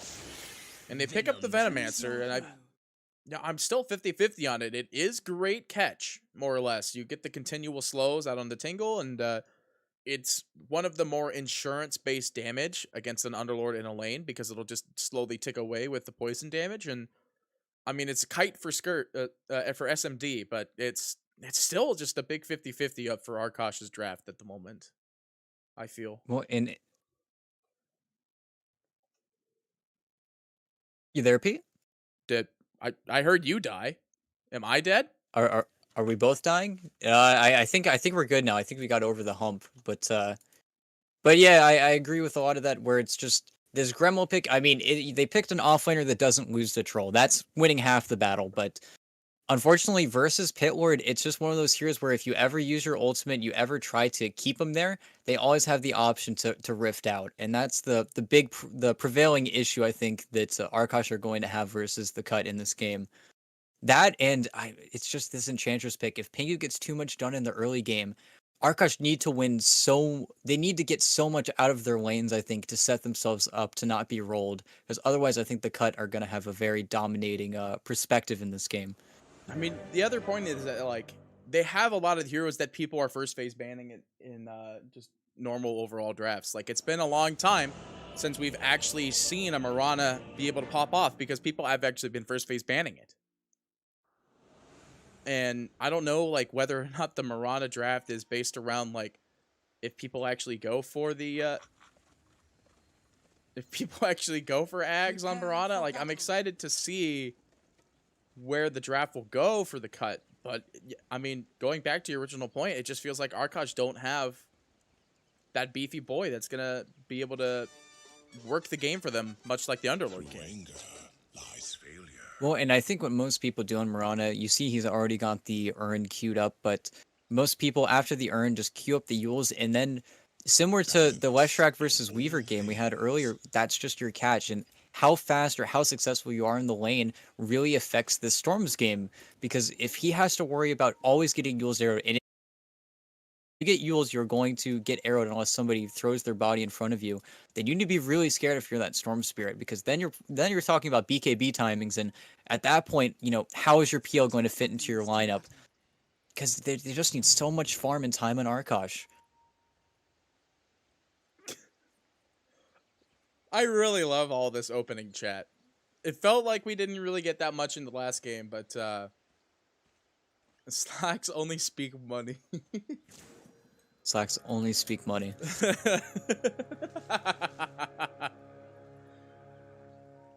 Oh, Arkosh. The battle begins. I mean, both teams are going to secure 2 for 2 runes, but I wonder how much BSJ or Pale Horse is truly going to be able to get out of this top lane. Stop baiting Twitch chat with that. They're gonna go crazy with that one. I'm sure chat already know though. They know. Yeah. We did not see any minimap drawing, unfortunately, this time around, but it's mode serious, They have to, I think this is actually pretty important. If they win, it will lead them to being 3-3, I think. Oh, Vol messed up his arrow on the range creep a little bit. Well, I mean, I don't think he's concerned about that when he gets a courier instead. I think it still got to Lil Nick though. Yeah, he's got the salve, so. I think the biggest sort of contest is going to be like watching this mid lane though. It was kind of like we were saying, like Ember Spirit doesn't really do too well against Storm. You saw that he threw out one shield and it was not immediately broken. It's just instantly gone. It's 2 spells. Oh yeah, one Remnant's 120. So yeah, it goes down if it gets clipped by a Remnant. Yeah, and it's going to continue to be a problem. I mean, it's really going to be up to, like most of these matchups, especially Spirit versus Spirit, it all comes down to the runes and whether or not your supports are able to secure it. But once the Storm hits level 3, he will be able to have that kill potential. He'll probably skill Vortex. And then Nick needs to be quite careful if his shield does get popped. Yeah, but for now, I mean, he's having a great time. Yeah, I mean, looks like they're going to trade Salve to... Well, I was going to say Salve to Salve, but actually Kenneth Volpus does not have one. He's saving up for the direct bottle rush.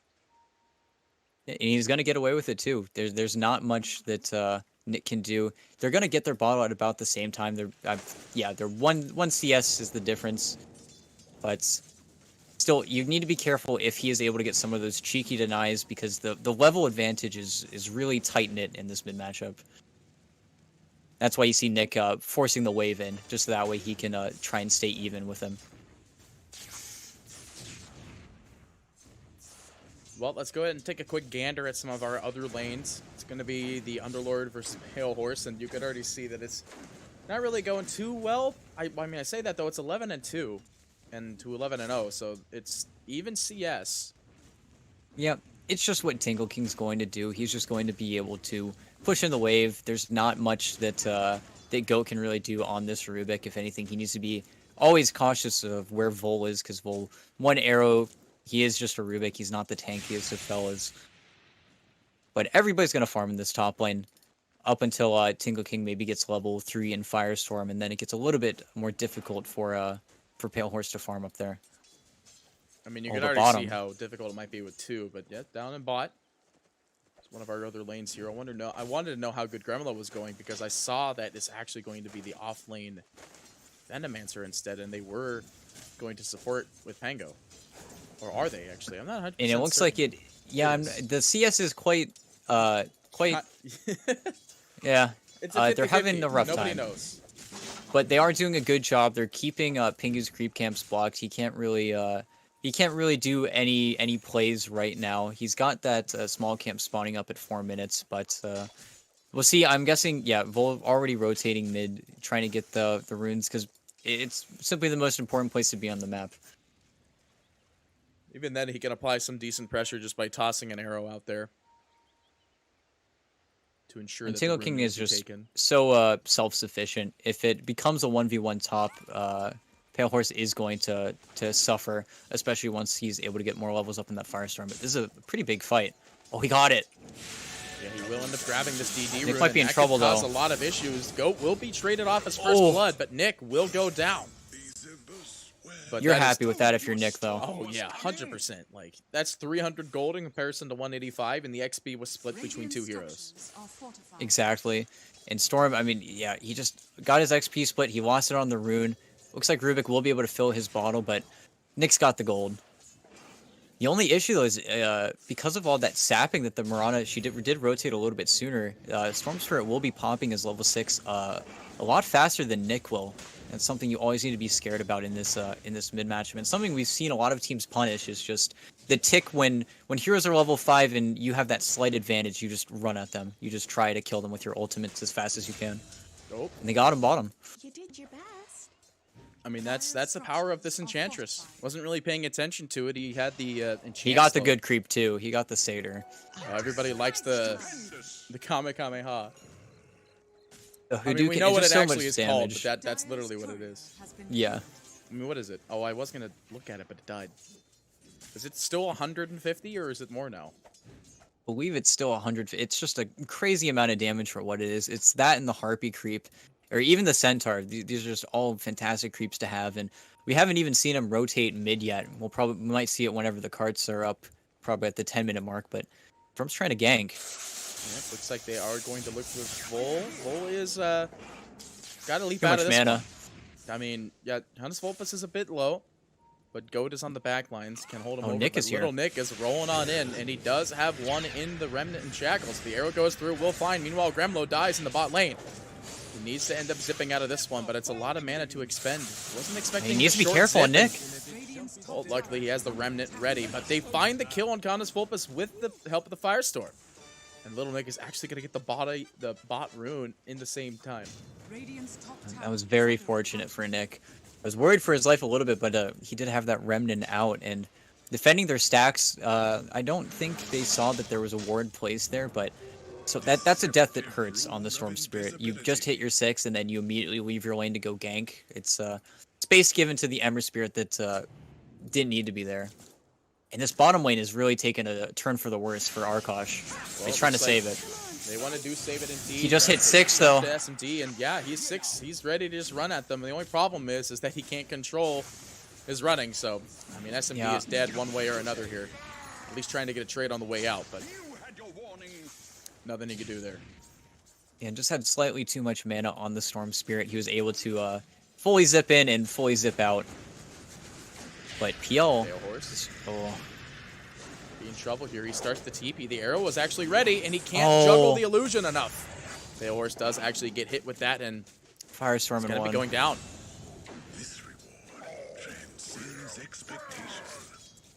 Well, And that's the Slacks, issue.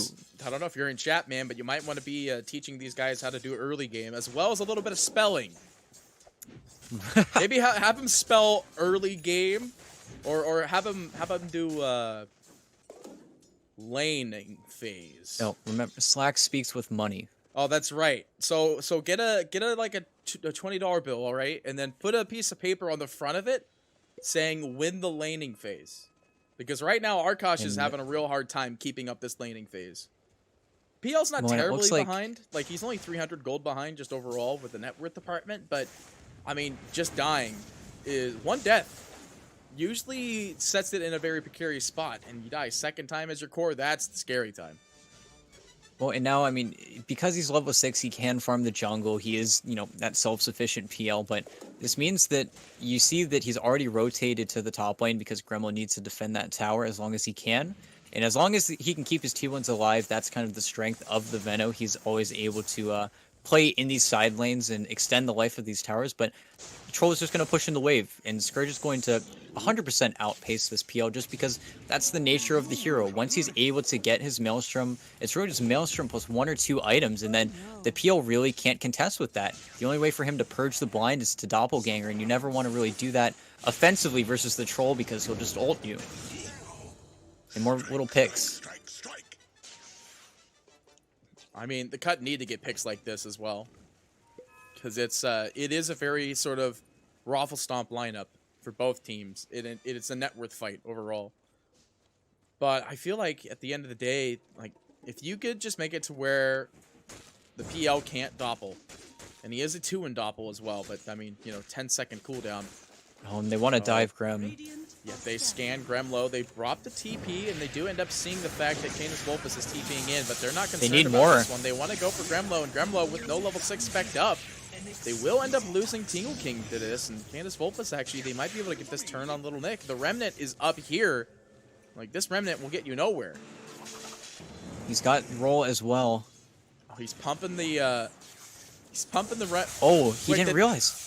I was gonna, like, did that really just happen? I was expecting them to keep going, but, yeah, no, they did get him at the end of the day. I'm surprised. I don't think the Storm had enough mana to make it back and pull him, but I guess kind of sealing his fate, he didn't think he had Vortex. Well, I mean, they had the Remnant, I believe, that was still up in the top here. Yeah, it's still here. So he could have Remnanted up and then started the TP. See, I was looking at Volt for a little while there because he was in a little bit of trouble in the mid. I wasn't expecting Crow to get the rollout on him. When Pingu was taking over the mid lane during that time, I'm surprised that he wasn't up there because it felt like it just took so long to get on top of Gremlow. And now Nick it's happening again. Well, they will force the Remnant. He will get quite a bit of damage out there from Crow. But with the TP, I was going to say with the TP from Pingu, that's the necessary support they need, but Pingu doesn't have enough levels either.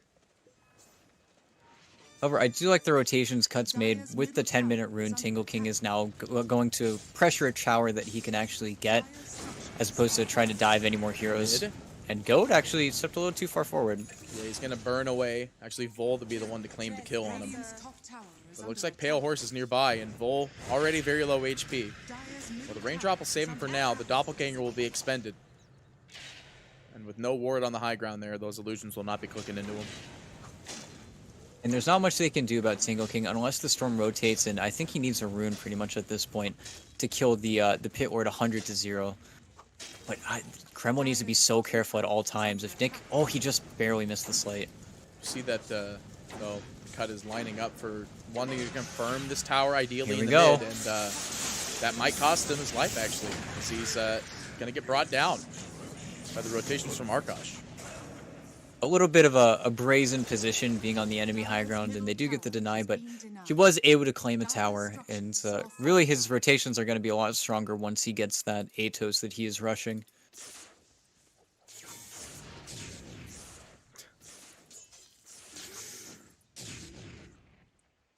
Well, looking at the net worth still, the Troll's been kind of like not in this. I don't want to say he's not in the game, but we all know SMD very well. We've casted him a couple of times already. He likes to farm, and he's getting a lot of that farm in this game. Oh, Vol. As soon as he said that, he blocked a large camp, so my attention was diverted. I did see that, and I was just like, I wanted to go to Vol to kind of disengage that in hopes that there was going to be something there. No one can escape the CS lulls, but actually Storm popped his smoke on the Troll mid. So they might maybe catch wind of what's happening bottom. Tingle King does not want to die anymore, though. I think he really wants to finish his item at this point, but they have roll in 1 second. The roll is there. You see Crow zip in. The TP was canceled. I don't know by who or by... Well, I mean, I think it was they felt that Tingle King was definitely going to die there. Heal got his defusal just now as well, and I mean now he is kind of a scary hero. He's a hero that definitely needs to dodge fights that the Ember shows up in until he gets his Manta style, but we saw with Tomato when he was playing PL, he was showing up to fights where he needed to. That being fights where he needs to pressure the Mirana, he needs to force the supports back, but at the same time, Troll, I mean, SMD is matching him in farm plus some. He's going for the same build as we saw that one Troll earlier today, just literally Maelstrom BKB, but Hopefully they don't go Roche after that and then lose the game. I mean, will BKB even really be enough? Like, I've always talked about this when it comes to, like, BK... Ooh, Oh, no. Pale Horse. He doppels. I don't know if he's Already used it. He's I don't think he did either. Doppels there. The arrow goes through the Starstorm to follow. Nicely done. Very Little unlucky. misplay. Yeah. He wanted to get out as fast as he could. I think he kind of knew what was going on, but it's very unfortunate. But yet again, I don't think Scourge really minds, though, because once he gets BKB, the big issue is the Pango, right? You don't want to be disarmed during your ultimate. It's Pango and Storm. And if you can stick on those heroes, they really run out of gas fast. But, oh, he got an Arcane Rune. Wait, hang on. Is this right? I'm looking at chat. I got chat open. PL went Octarine Core in one of those games? Yes, he did. Why would a PL go Octarine Core? Is it just for the doppel more doppelganger? CD? More doppelgangers. Bring back the old doppel? It's Oh, not man. that bad as well, because although you very seldomly talk about it, but cast range on doppelganger is interesting, to say the least, now that it builds from Aether Oh, Lens. right. Oh, It gosh, I gets a didn't little even bit think about wacky. that. It does get a little bit wacky. But a big fight looks like it's brewing top, or at least a pick on a Pingu maybe? There's so Well, many heroes up here. Thing is that it was a light smoke, and then the and Goat got revealed there and pinged immediately. Oh no, Pale Horse in the same spot. This is the same scenario again. He didn't use Doppel, however, so he might be able to buy some time, but with the lightning proc, they find it. There's the BM tip from Lil Nick. And Pingu's just too tanky. They're gonna have to dive really hard to get this. This isn't good. You can hear the Underlord TP blasting my ears, but it looks like they cancel it as they roll out of out from trying to get Pingo here. Pingo. The good cancel as well, because I Well, think, hang yeah, on. you'll see the Arcane Rune. Yeah. Storm Spirit zip it in. So Cronus will at least get this confirmed. I mean, at the same time, though, SMD has been able to maneuver around this aggression coming out from Arkosh. He's only died one time. He's only a recipe away from his BKB. And then he could be the frontliner, the almost secondary frontliner, as well as Tingle King finishing up his Atos. And there's a very strong timing, I think, coming up for the cut. And what they do with that timing, I'm not entirely sure. Maybe Oh, try to Pale put some Horse. pressure on the PL here. They want to bait the Doppel, but, I mean, why bait it if you can just kill the hero, basically? 3 TPs. Yeah, I think the 3 TPs is good enough for them to get that disengage. They're perfectly fine with this transaction. They don't even care about it. I mean, Nick's eyeing up this rune now, and I mean, that's the annoying thing about Rod of Atos, is just he literally cannot get the doppel off if the arrow's coming through. He can't do anything about it. He needs to have illusions beforehand, but oh, it's a freebie. Yeah, arrow to the face, DD rune on Nick. They'll find it. Meanwhile, on top, though, they will be able to find this Enchantress kill for the trade. And Pingu is the one hero. Now that they have the Orchid, they will be able to open their horizons a little bit to heroes that they can kill, but it's just so free for Crow. The Rolling Thunder, there's not much that the Enchantress can do versus that. And he has a Blink Dagger as well. He's actually had a very clean game so far. Oh, they found him. Yeah, they were hunting for him. They'll throw out the good old Gale, or Nova. No Gale, actually, but not really going to do much. Drop a They scan. scanned him walking back at the tower, and as soon as they didn't find him and they saw the ward cast, they knew he had to be in one section of the trees. And I mean, these little picks, the problem is just, it's SMD. SMD is the problem. I just feel like this Troll versus Peel matchup, it's just not good enough, because working towards his Manta style, that is just a play versus the Ember. Once he gets that, then he doesn't need to worry about the Pit Lord route. He doesn't need to worry about at least one set of chains, and I think it might be a little bit too countered in this game. Oh, I think my internet died for a split second there. Can you hear me? I can hear you. Good. I don't know what's going on. Welcome It was back clear to the land of the yesterday. living. Well, anyway, I saw it drop to 0 for 1 second, and I didn't say anything. So that way, chat's like, "Oh, nothing happened." Lol. Well, stormy clouds. Let's put it this way, guys. It's NA internet. We all know how that goes. I ain't no EU guy. I'm not MLP, where he's probably got way better internet than I do. Less Right? people to contest with, you know what I mean?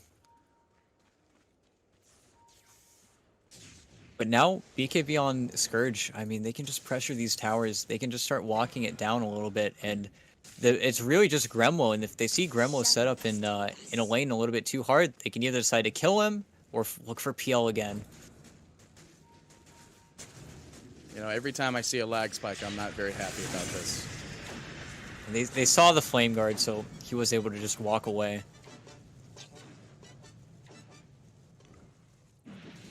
And this aggression from the cut is buying them a lot of time because they can't just freely farm.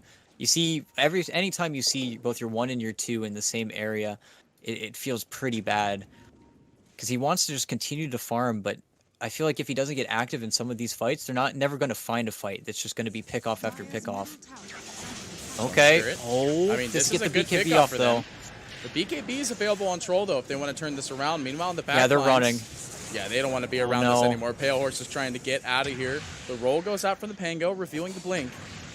He's making space, but into Nick. Oh, yeah, he got roll the... into Nick. He does get the chains, and Crow out of roll time. He's not going to get out of this one. The arrow goes through, though. Crow is going to dodge it for the time being. But that's only for the time being. They'll still find these 2 kills. Very few ults being expended, and now you just see Tingle King is going to start the rift down to bot. And it was almost a perfect bait, to be honest. They really were running at them haphazardly, just baiting with the BKB, and as soon as they clicked on him, they knew what was happening, but they just weren't ready, I think, for the scope of that fight with Nick being as close as he was. But now you die close to the Roche pit, Troll's going to go in and take Roche. Pingu's tanking for him, and there's not much that they can do. The Venomancer is continuously playing on the opposite side of the map just to try and keep pre-pressure, but yet again, they've got, even with Pit Ward, they've got the kind of mobility with Dark Rift to feel safe taking this Roshan even in this scenario. And it feels like the map is just going to start becoming way more Radiant favored. They're just going to keep on eating, and their vision is great right now as well. Yeah, they've got wards literally everywhere. The whole entire jungle is just, all the information can be given. They've got these 2 Ember illusions holding this spot as well, which also give off the taunt, despite being like a mile away from the actual Ember. And yeah, the vision game is insane. They've even got one right here. They've got all of this vision available. They see that this roll is happening They're already. trying to get Arrow Nick. goes through. They want to try to get the jump on Nick. He's burning a lot of HP here. Does he have a Remnant out? I don't think he does. He's just Yulesing up, and Tingle King goes down in the back lines, and Little Nick to fall as well. Yeah, they were just a little bit too far. I think they were trying to move the push up towards the top lane. At least that's what Troll was doing.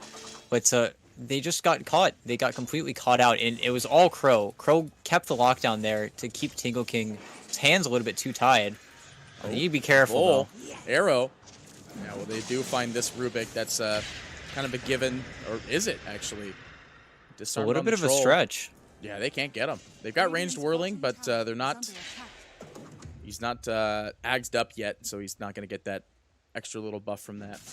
And this is something that GOAT needs to be really aware of, or even Tingle King needs to be careful of. You cannot give this Rubik Pit. Pit is so perfect versus your team, especially in this game. Any hero that gets pitted on the Radiant side is just going to be in a world of hurt, especially Nick, because you saw him Yules up defensively thinking he was okay, but he just came right back down into the pit, and there's just nothing he can do. That's why he's got this BKB queued up.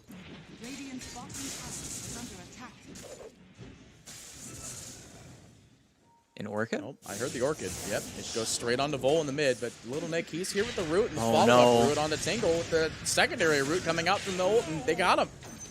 There's so many roots. BM tips as well. Big fan, big fan. Meanwhile, they are lining up for a possibility up on the top here. Crow does throw out the roll, and SMD has to ult if he wants to live. But he's got Aegis. He actually does get the kill and the follow-up from this. They might get 2. Pingu doesn't have a slow available. He's just trying to pump into him, though. Will they get him is the Nick's question. here. Yeah. Lil Nick is here. They will end up getting that one. Move on from there. I mean, that all kind of leads back to that Storm Spirit showing up mid and killing Vol, where although it was great that they were successful in killing the Storm Spirit top lane, there's no fear of a rotation. If Rubik or PL showed up to that fight, they just would have been next thing on the table, the next meal on the table.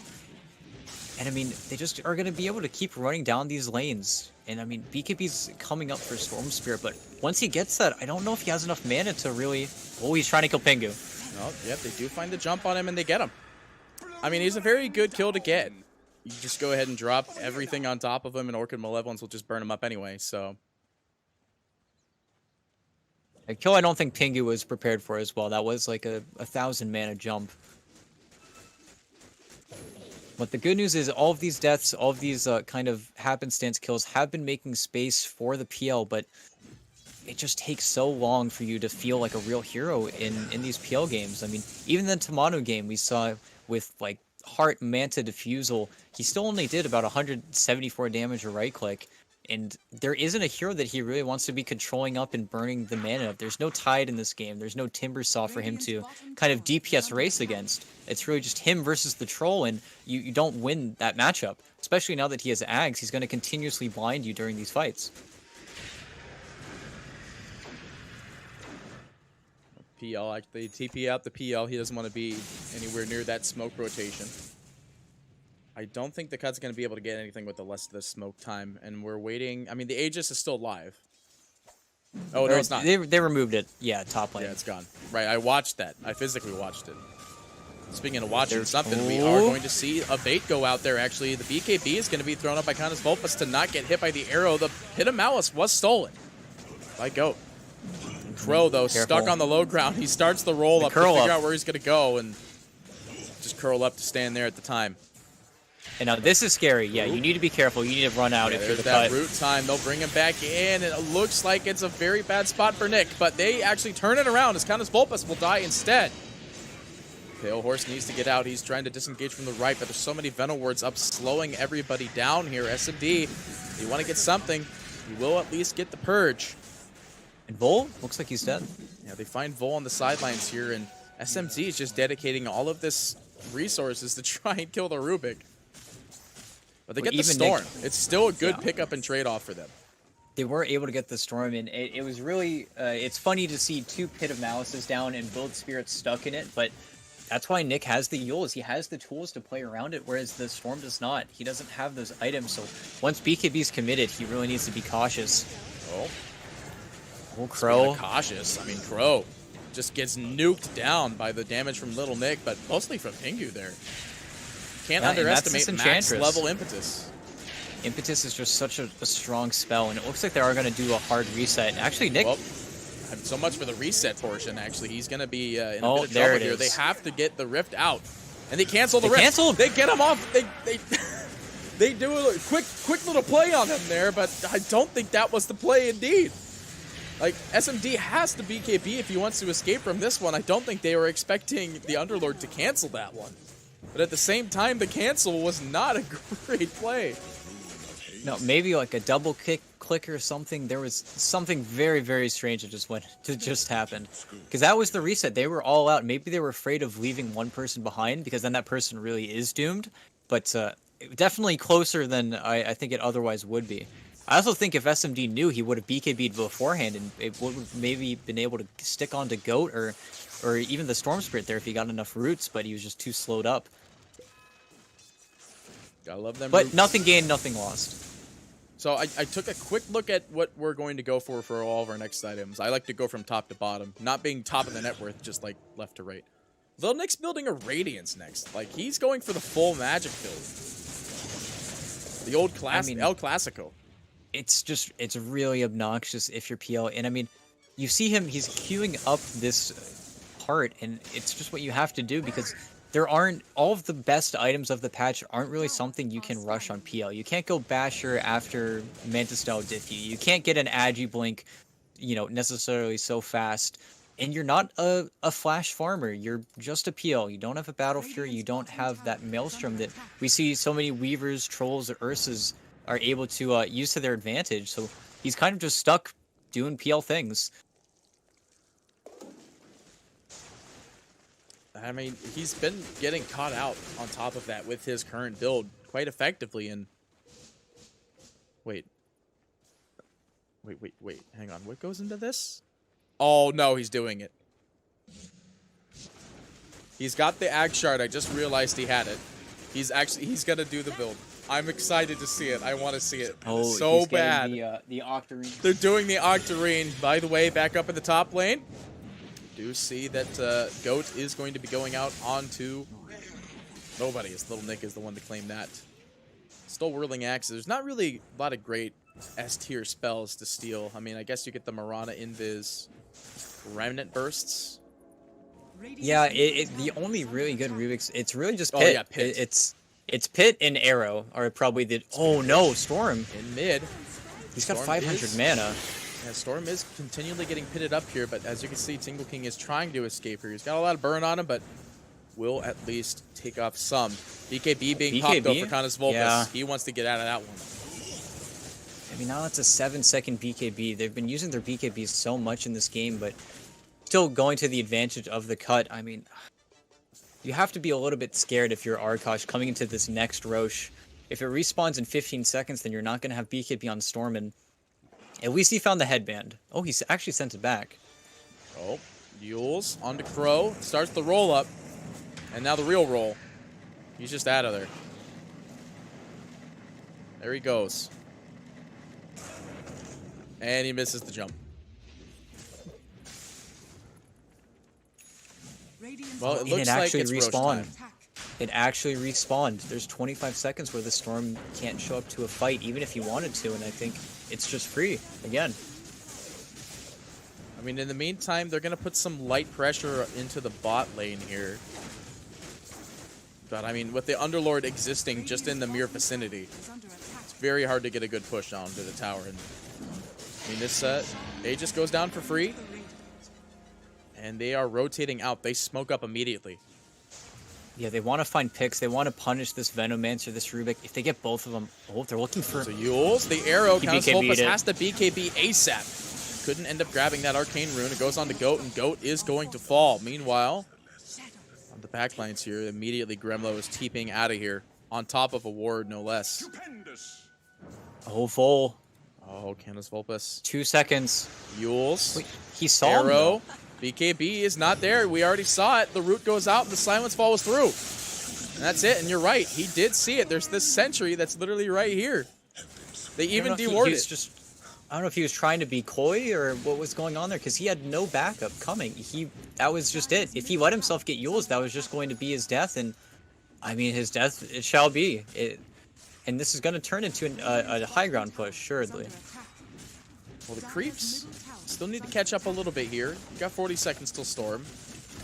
18 on his BKB, so he could buy back, but like, why would you buy back at 30-something seconds? Because you're not going to fight without BKB, but 6 seconds is your timer on that bad boy. The fort is still available.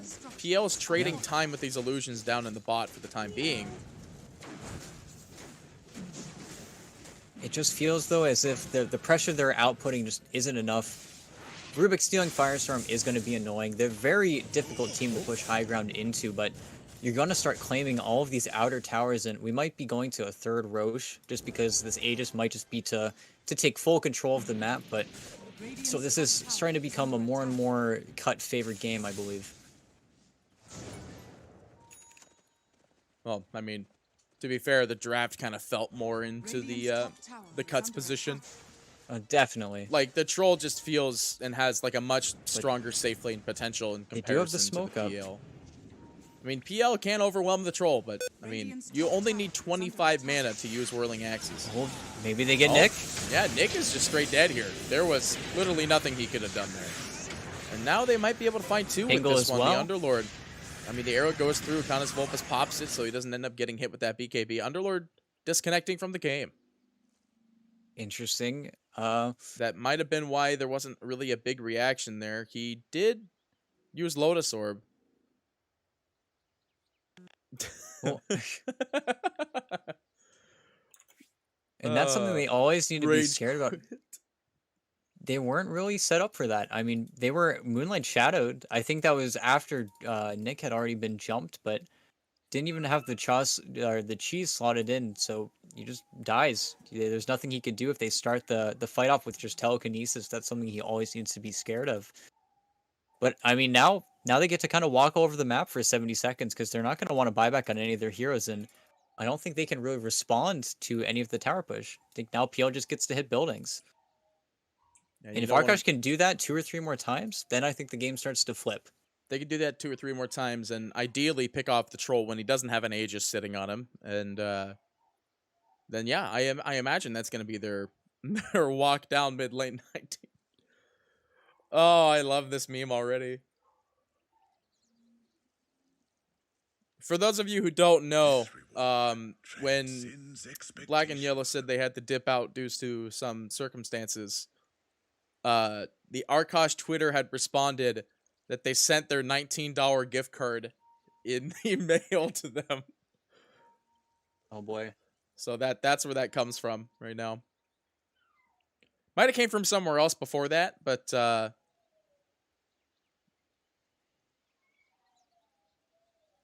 he actually did take the 100 base damage as well. I don't even pay attention to like I don't even pay attention to a lot of the stuff that they're throwing out here, but yeah, if they just keep getting these ideal team fight scenarios, at least like maybe 2 or 3 more times, the game can swing back into their favor. Like, it's not out of the realm of no longer winnable. And I actually think this Octarine core is going to be a good defining point in time, because you could already see that the Storm Spirit does have Electric Rave. And I believe that's maybe what we saw the damage coming in there. Yes. And he actually still has 1 attack, I believe, or someone has 1 attack. I think it's the Veno. And the bounces are something that every team should fear. If he is able to get level 25, those bounces hurt. They hurt so much. We're getting like mini-map flashbang now. Whoa. It said Vol was still AFK. But going late game versus a Storm Spirit is always something something quite scary. Ah, they're drawing. Okay. What are we watching here? Ah, damn it. Why did I say it? No. Stop. So Rubik's is bigger than Pink's. That's all I know.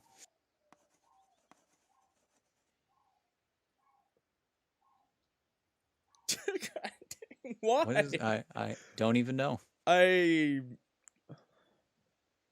Oh. Okay, they're good to go.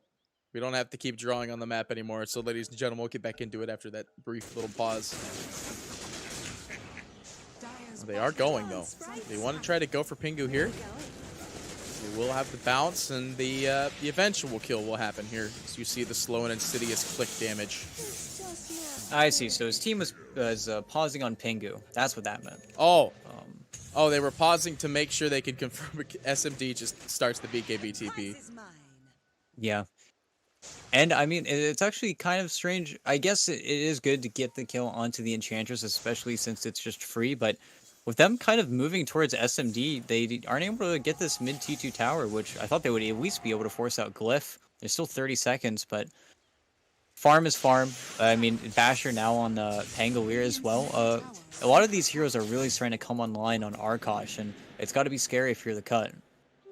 Invisibility. Yeah, they're lining up a lot of good items here. You don't want to be throwing away team fights. Like, getting any sort of picks at this point is going to start putting the game in a very precarious situation. And, like, just looking at the net worth and XP graph alone, you could see that it is starting to dip back into Arkosh's favor. Just a slight bit, but it is there.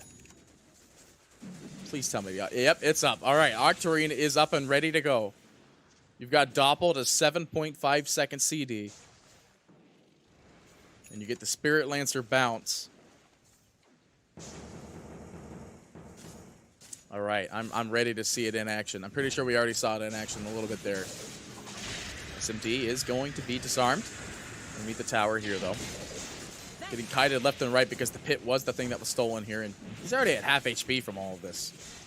He's just taking so much damage. Oh, there's the Yules, though.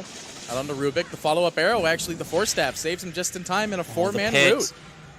And they will end up getting the jump out onto Goat eventually. Trying to throw out the Remnant, but the roll-up is going to be there. SMD, he has the BKB if he wants to turn and fight. Wants to go on to Gremlow here, looking for the root, and will find the first one. Finds the second one. They will get the finish up. The silence actually going out onto the Underlord. Couldn't break the TP, and then SMD pops his ult and wishes to 100 turn on the mana. Canis Vulpus. Meanwhile, they do find Pingo on the backlines with the help of the Pale Horse. I mean, he's keeping it going. He's keeping the things bouncing, the lances, but It's a 3-1 that Octarine. trade. They're not even done. I mean, the Aegis is still kicking. Vol actually goes down to PL Illusions alone, and now the Aegis hath expired. Lil Nick needs to escape. He pops his BKB. SMD, he comes back in with full HP, so they know that this Aegis is down. Aegis goes out. They miss the first, and they will find the follow-up route, but being disarmed with no dispel available, they will still get Pale Horse. The man has no buyback either, so they could just walk down mid, and that's exactly what SMD wants to do.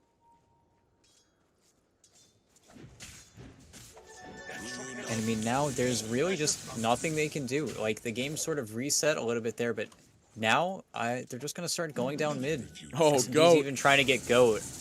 I mean, he's going to lift them away, but Radavetos to follow.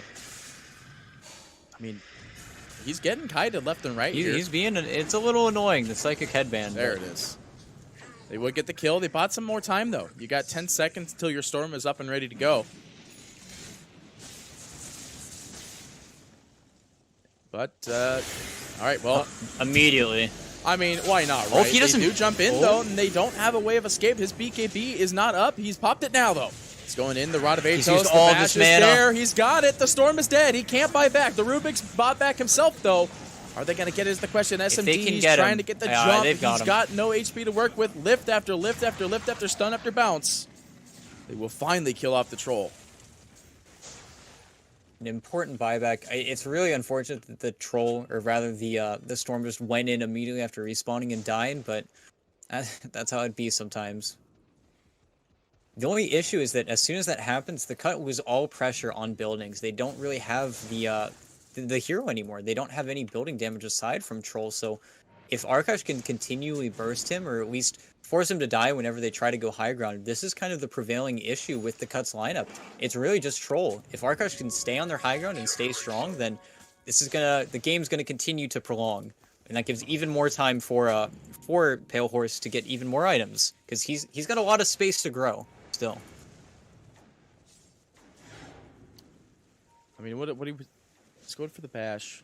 I mean, what do you go after the Abyssal Blade then, though? Like, do you just go for... Let's look at the Scotty. Well, what about... No, you don't run Satanic.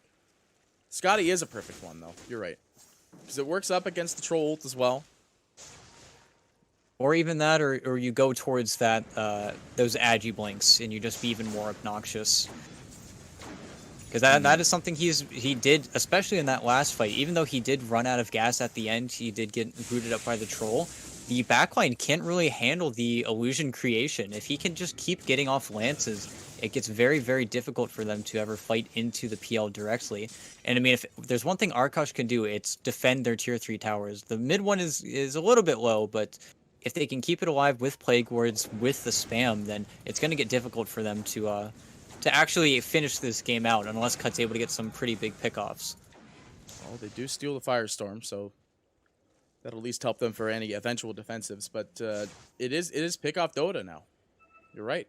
I mean, it's still a 10k net worth lead, but that could still get changed almost immediately. And I mean, it's the Roche game. We're at 50 seconds. This is going to be Refresher Shard or Ags. I feel like this might be a Refresher Shard game, though, but looking at these neutral items picked up immediately, you got your Penta Edge. That's definitely your the Penta PL Edge, item. your Trickster Cloak. I think PL, Actually, he no. might actually take the Trickster, just because it's so annoying. Being able to go invis for 6 seconds, it's got a very high uptime as well. Arrow. It was freedom tossed, so they have perfect vision of knowing of where they are. Well, and Vol actually has a Wind Waker, so he is fearless.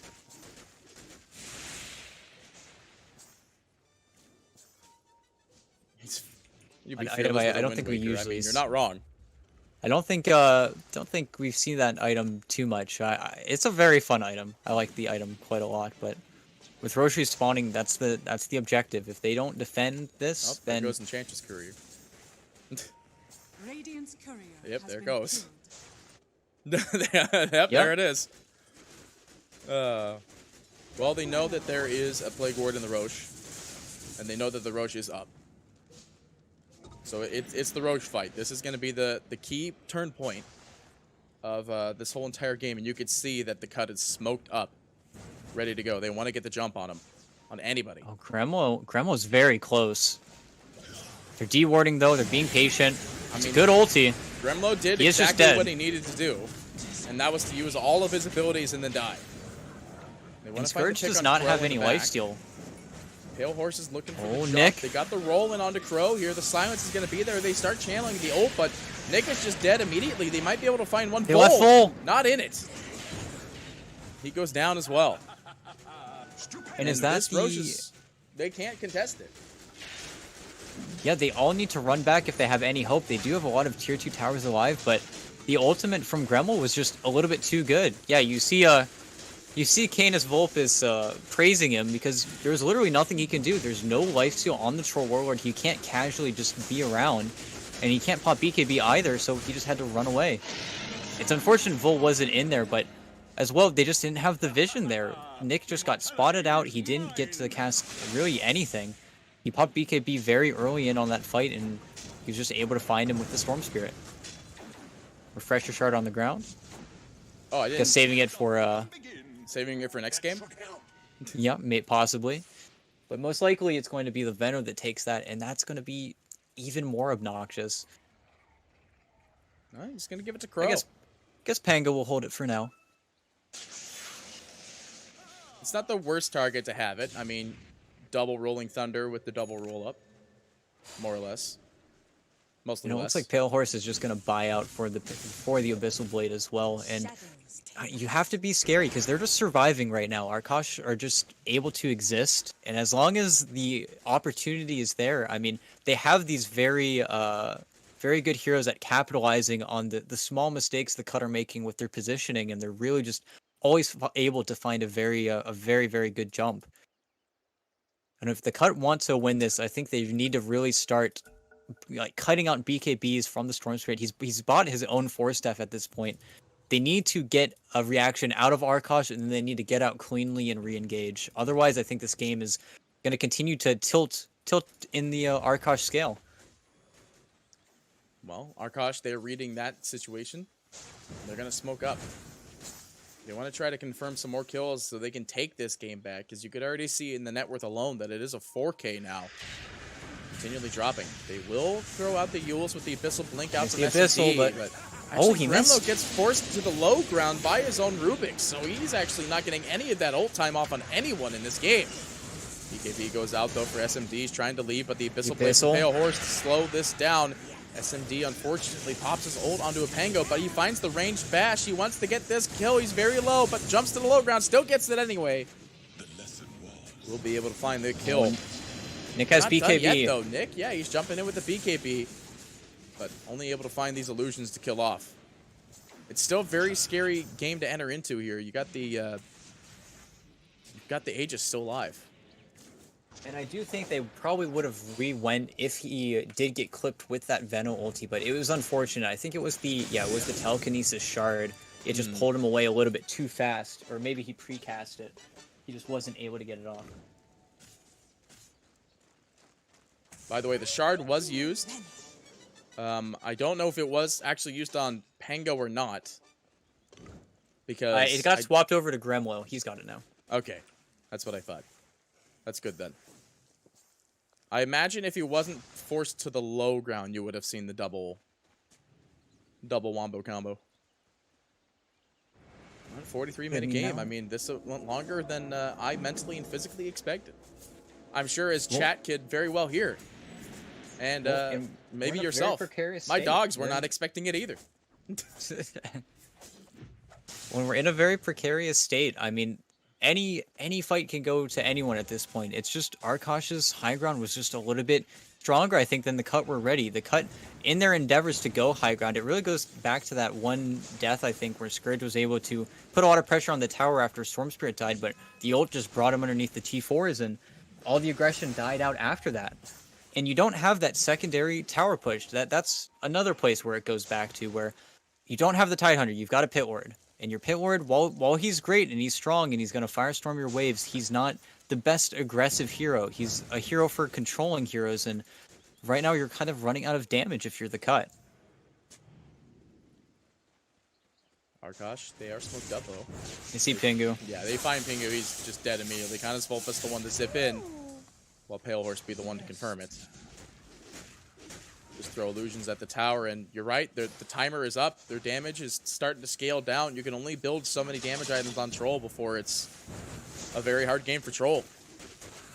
And you see him moving. I like that he's moving towards the Blink because he's struggling to stick onto the heroes that he is Abyssal Blading. They've just are kiting out this game, and they're making it take way longer. And that's the only realm, I think, where Arkosh would have been able to win this game, is if it goes to that super late game stage. Because now, I mean, you've got 2x overload attack balance. PL, like we keep saying, he still has room to grow. He still has a dust slotted in over an item. And all the other heroes aren't really increasing as fast as they could be. It makes you think, would Adesso have been better? Was this Radiance the right call on Ember Spirit? It feels good, but I'm not sure. Oh, they missed the arrow. You do find the secondary route, but the shard lift will It's push. so fast. Jeez. I mean, it is literally an insta-second.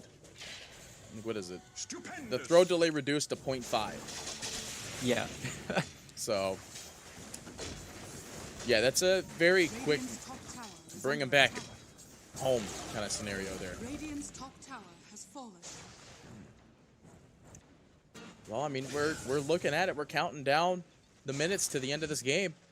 Troll, like you were saying, you like the fact he's going into that Blink Dagger so he can actually be able to like sustain being on top of heroes and try to actually get the jumps out on him. But it's a hard one to kind of maintain. And you see as well, they used a lot of their smokes early to get the lead that they had on the cut, but now with net worth leveling out, I think they only have one left.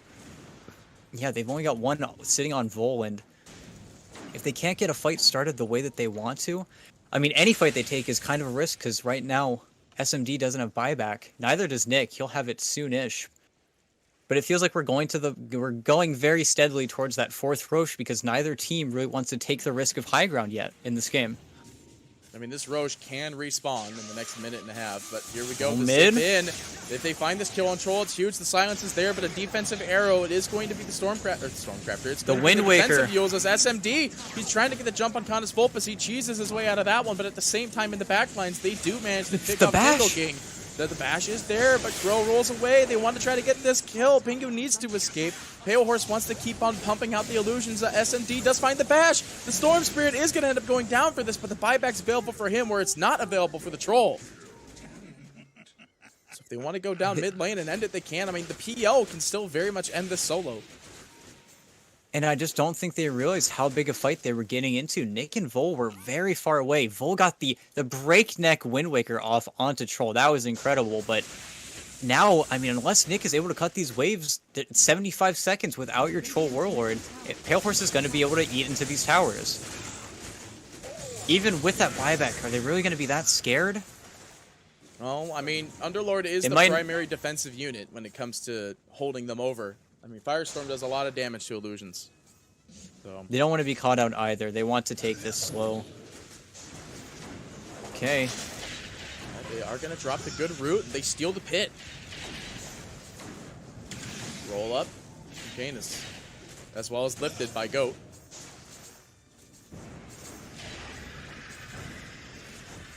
Look at them PL bounces. The slow and insidious burn damage that is the attempted high ground siege against an Underlord. Well, and with these Plague Wards being the buff Plague Wards, it is going to be quite hard to defend this once all of these wards are set up, but this is such an annoying game. There's so many things happening. Yeah, it's definitely an interesting one in the fact that there's a lot of stuff to sort of deal with. They finally get the tower. I think the ranged Drax is probably next on the table, but with Troll alive, he should be able to clear out all the wards before the melee could be in any serious danger. But They had a trickle of back door there, but yeah, the ranged Drax is dead. You could see that these Plague Wards were sent here in particular to focus down the range. And they'll get the first Rax out of this game. You know, 15 minutes ago, if you asked me Arkosh was going to actually put the series into an interesting position. Double damage. I would have said you're crazy. But here we are Because now. We're almost 50 minutes into the game, and it's a 5K net worth lead for Arkosh.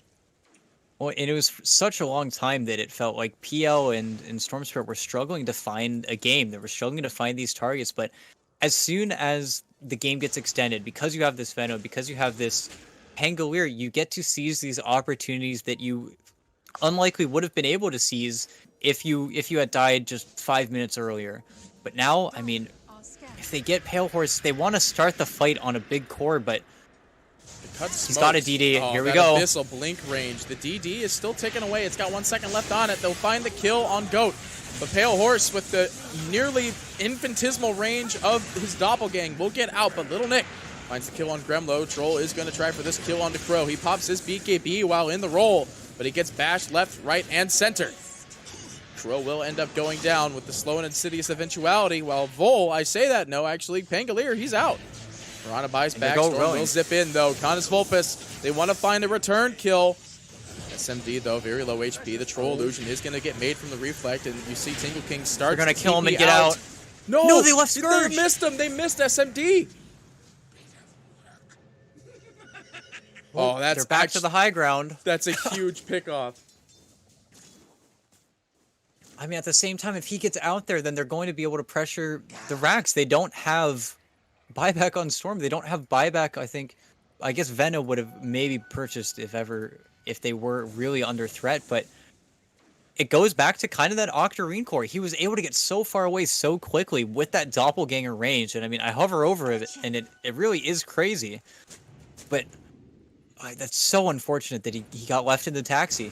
He wasn't able to get in. Yeah, I just hovered over it myself. It's actually insanely huge. And he's sitting on a 6K gold in the pocket here. No travels yet. Full. Maybe in the wrong spot here, Captain. The Wind Waker. Does Wind Wake out? I mean, slow and insidious burn they want to try to put onto Pale Horse here. I mean, they're not getting much with it. The problem is, Troll is the best answer for killing off the PL, and you just don't have a Troll. But the other thing is, there's no Storm Spirit. They want to be able to pick off a hero right now, but it just feels like there's not really that much damage available. They get the stun, but the roll-up is there immediately by Crow. An excellent response. The BKB is going to get popped by Nick, though. They want to try to go for Pale, but he's out. Now Gremlo. Now Gremlo jumps in. They go ahead and drop that Nova. It's a lot of damage slowly ticking away. Pingu likely get the first one to fall all these on heroes. that one. The lift is going to be there. The Firestorm, the well played, is being thrown up by Canis Vulpes immediately. Gremlo the first to fall. They actually end up getting Tingle as well. The Pale Horse is going to claim this kill on Vol. And now no Pit Lord. That's your high ground defense. 3 minutes. Troll is dead. Their Storm Spirit, or Troll is dead. Troll is alive. Storm Spirit's dead, but your best high ground defensive hero, like you were saying, is gone. Firestorm, not available, and Goat himself has Firestorm, so he can continually pressure these buildings and the creeps, and anybody who ever oh no. No, why would you say that? Twitch chat, no! Twitch chat's gonna take that so south so quickly. Lift out and onto they're gonna get this now Nick. Very dead Little Nick. He does have buyback, buy, but I mean, if they want to defend, this has to happen. Radiant's bottom tower is under attack. I mean, Roche is up. It feels like Arkosh have all the options. I think this is just going to be the game. There's no way for Troll to approach this fight anymore. He's run out of time. Radiant's bottom tower has fallen. Goat's just lifting himself. But yeah, there's nothing left here. You can see them poising up. They want these towers. And I mean, what's your defense that you're going to have in this next period of time? Little Nick does buyback, and your Enchantress is up in 15. Troll and Nick. You have Pango roll now, though. I mean, you still don't have the Veno, but I don't think it matters. I think this is just going to keep going. You're 5 seconds on all your BKBs. And Arkosh are far. Like, the game went to the they're going on Storm. Game. They did jump in immediately while the Abyssal Blink is used, and SMD, while you're Troll ulted, you can't target. He can't even kill this PL illusion. It's coming from the Doppel, and they get this kill on SMD. There's no buyback on this boy. The roll up and everything else. Crow looking for an extra pick. They will find Little Nick on the sidelines there. The lift is going to be there with the follow-up damage. Gremlo trying to click on him as well, but Little Nick with the BKB up on the high ground here. You see that they're clicking down this Ancient ever so slowly, but they will get it as the cut will drop the GG, and Arkosh will take game number 2 in this double down game. I mean, it was the ultimate. They had such bad stat lines. They had nothing really going for them. Gremlin was similar to the last game, just stuck in the bottom lane forever, just keeping the wards up on the tower, trying to do as much as he could, but it bought the time. The cut didn't. They ran out of gas in the tank. They couldn't keep the lead that they had before, and they couldn't get a strong enough push to ever break a tier 3 tower. They'd never finished the game before getting a real good siege in. Even though they had the advantage for, I want to say, 60 to 70% of that game, Arkosh were just able to find the little misplays, the small opportunities, and just double down on some of these kills. And I mean, if anything, Gremlo is the one who I think really spelled disaster for everyone. He got so many 3-4 man ultis off, and Courage McDuck, even when his BKB is out, even when his ulti is out, once that's all used and he couldn't use them at the same time, he couldn't kill anyone. It was just too kited. And the Octarine Core PL. I doubted You gotta it say for a more. little bit, and now seeing it in actual physical play, crazy. Actually crazy. But that is it for that series, ladies and gentlemen. We do got to get into our next series. I say as soon as possible, but again, I'm sure you could hear my dogs in the background. So we're going to take a quick little 10-minute break, and we'll get to our next series, which I believe, looking at my info chart here, will be Team Unknown versus EgoBoys. So that'll be an exciting one for sure. So stay tuned, ladies and gentlemen. We'll have our third series of the day. My brain was like, because yesterday it was only 3 series, and now it's like, well, anyway, I'm not going to explain that. So ladies and gentlemen, we'll be right back for our next series of the day. Team Unknown versus EgoBoys right around the corner.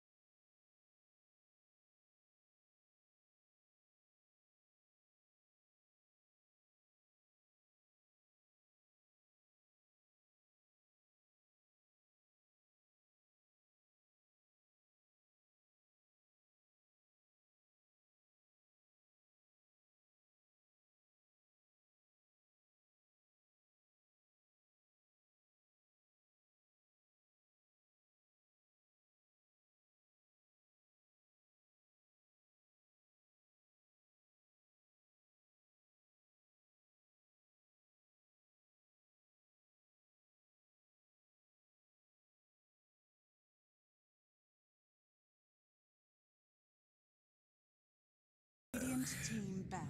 Oh, it still says, sorry, chat, it still says Arkosh. Forgot to change it back. There you go.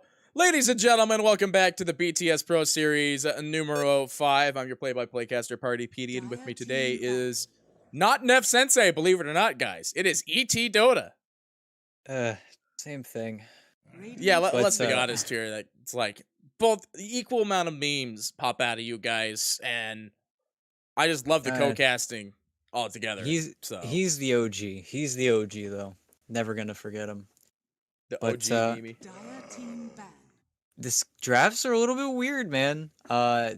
We know that a lot of the South American teams really like to pick their Grimstroke, so that's not too surprising. But having first pick, I think this is the first time I've seen a team with first pick, just first pick Nyx, just straight up. Especially after seeing the Coddle ban and the Earth Spirit ban.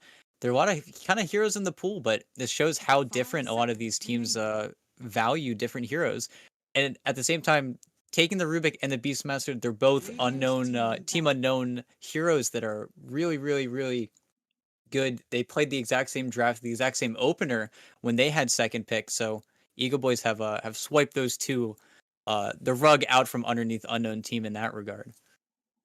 And I don't remember, obviously, I think when we were doing it for the NADPC, it was the NA teams. But there was, I remember, I don't know if you remember, though, an NA team that played Grimstroke, but, like, was the most aggressive Grimstroke player I had ever seen. You're talking about Yoda, A-Team, Aristotle. Yeah, the Blink Dagger early pickup Grimstroke with the follow-up stun. Like, that is the one thing that is engraved into my mind every time I see people early pick up a Grimstroke like this.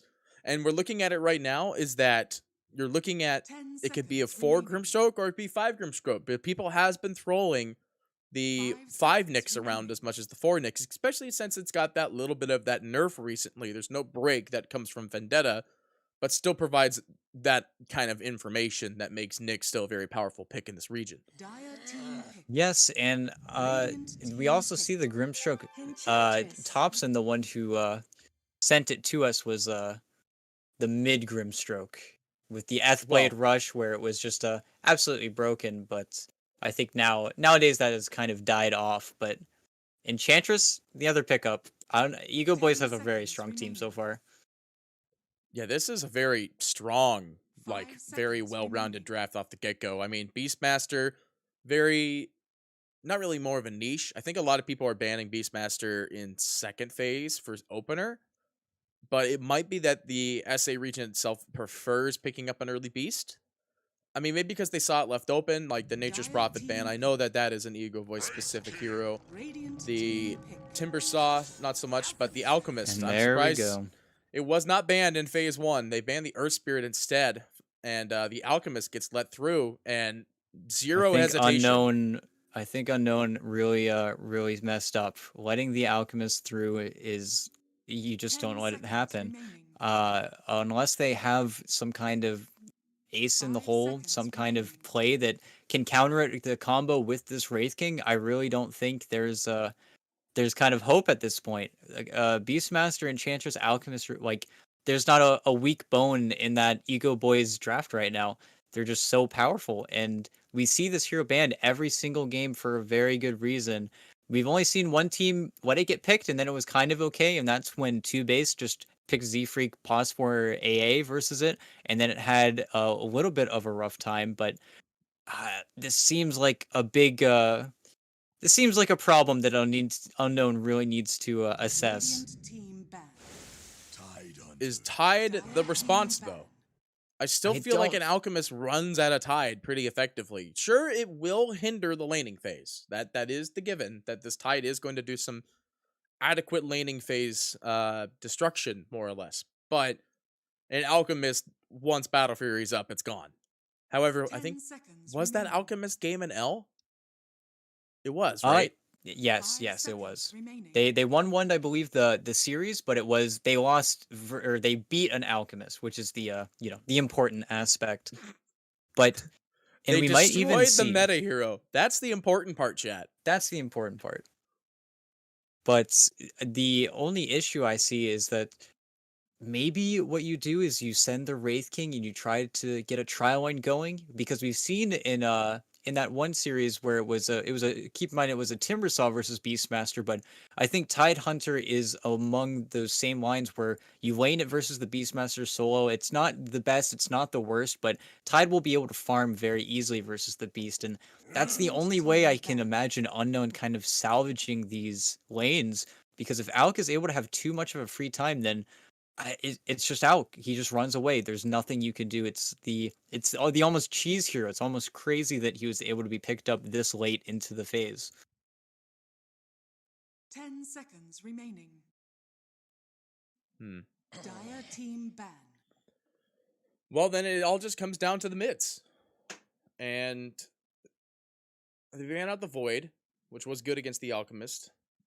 And is there no sound? What do you mean? What? Oh, God. 10 Chat's scaring seconds me. remaining. And by chat, I mean one guy in particular. Fair 5 enough. seconds remaining. But Unknown Team also, they take out the heroes that could be scary. Morphling, very justified. We saw yesterday Alone playing it, and he was very scary. He was even though they did not win that game, he had a very, very strong showing on it. As well as, I guess, just not wanting to play versus the Invoker. It still causes problems for Wraith King, even though most of the time you do get that Aghanim Shard. But you do need to be careful, especially with a player as individually skilled as Alone has been in this tournament. He's really been rocking the boat a little bit, I think, in this tournament. Team pick. Yeah, there's been a lot of not I don't really know if it was more along the lines of unique picks, but it's just the play skill for him has been absolutely phenomenal. And he didn't really seem to have too many signature heroes. Like he has that flexibility. 10 seconds remaining. Yeah, he's not stuck in that 2 to 4 hero range where if a 5 team really seconds wanted to, remaining. they could ban out everything and then really force him out of his comfort zone. It seems like he's almost breached into that upper echelon of mid laners where it's just like, yeah, I'll play on anything. Oh, it's a good lane, yeah, even better. Hmm. But EgoBoys draft is just so strong. I think they have to do something about the lanes on Unknown, otherwise I'm really worried about it. And I mean, I'm looking at their heroes. They could just go for the Monkey King on EgoBoys. We saw that not get banned out at all. So I wonder if Unknown are thinking about deny picking it at this point, because if EgoBoys get Monkey King, I really don't think that Unknown are going to have a really great time. That seems like the perfect pick for them. Yeah, it's the go-to one that you run up against the Tidehunter, and it was like you were talking about in last game when Wraith King dies, you drop the Wukong command on top, and I mean, there's nothing you could literally do about it. The big ring is right in the middle of the reincarn, and yeah. But it'd feel kind of bad even to pick it up as a deny pick, because then you're picking your mid as your Monkey King, and I mean, you're not last pick. It can get Yeah, countered you're out pretty just open easily. up to anything. You could get Viper mid. You could get Yeah, that's one of the Quap mid. classics. All of those heroes are still in the pool, and I'm guessing that's what they're thinking. Whoa. The SA special. All right. You know what? It's been a long time since I've seen a Snapfire. And by that, I mean, it's because of the fact that she kind of got nerfed into Oblivion. But I guess Oblivion strikes back, and we're going to see the Snapfire mid then. 10 Unless It's they flex another, around with it.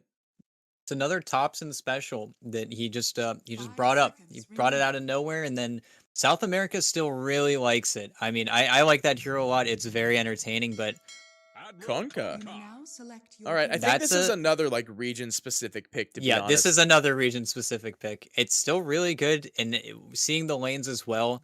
I mean, you're very happy, I think, if you're alone. It's a classic. It's almost funny just because of the lore, but it's a classic pick versus Tidehunter just because the X doesn't get purged off by the Kraken shell, so it's always great versus that hero. In the same way, Nyx Assassin can't do anything versus it. You always have to you carapace the torrent, but then you still take all of the damage from the boat. It's a very, very solid pick, and you still have this looming Alchemist. I The heroes on EgoBoys just seem so much stronger individually than Unknown. I think it's going to be a really rough early game into mid game for them. Well, it's not to say though that like Wraith King can kind of just do the whole jungle farming technique. Like you run as I like to call it, the Terrorblade effect. Walk into the jungle, farm for 10 minutes, come back out, and you've got enough farm. Like if Unknown's draft doesn't win these lanes, then they still. I don't want to be like the jungle is a great place to turn to, because that's like the worst thing you could say about a Dota 2 game. Is that the jungle is still available as a place of respite. Well, and that's the issue with this alchemist hero is if you're both Oh, right. farming, you're It's not not even there. happy. Yeah. You're very unhappy, as a matter of fact, because the Alk is just going to be able to get so much more. In addition to that, you do have this Tidehunter, you do have this big team fight, but then you have Benjaz on this Beastmaster who's going to be constantly having the vision advantage over you, which makes this Nyx pick feel even worse. But there are still things to do. I mean, the Snapfire mid, are definitely plays to be made. I just think Unknown have a much more difficult draft to execute with the heroes they have. You know, was DP banned? Yes, they last banned it. Okay, that's what I thought. I was gonna be like, DP would have been a great hero this game. Oh, Smoke from Wiz is gonna get broken, while the rest of the team wants to line up. But Rise is hanging up on the high ground here. Oh, We'll this break is quite 100% of the smoke. They're trying to find a good target for Nyx needs to be Impale. careful.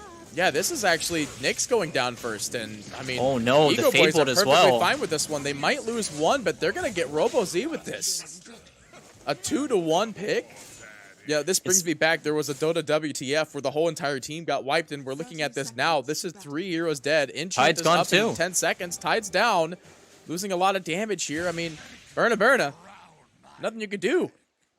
And it's because of the way they walked, it's because they're going into the boar slow. They just took so much damage, and as soon as that Fade Bolt landed onto 3 heroes, oh, the pause. Kale.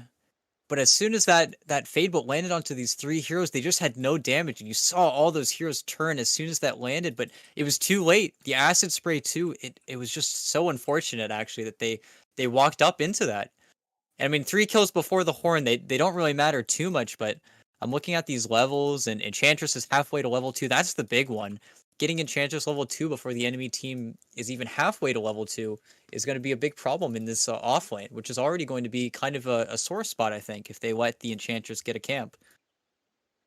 I mean, you're like, I honestly couldn't have said it better myself. I hate to say that as a commentator, but it literally is the fact that since Enchantress has this run up already, it's going to be a bad sort of rundown. And you could see, I mean, what do we have wards on any of these 2 heroes? They're probably just going to have to physically body block these camps. And that's a win almost in itself for, yeah, they do see it.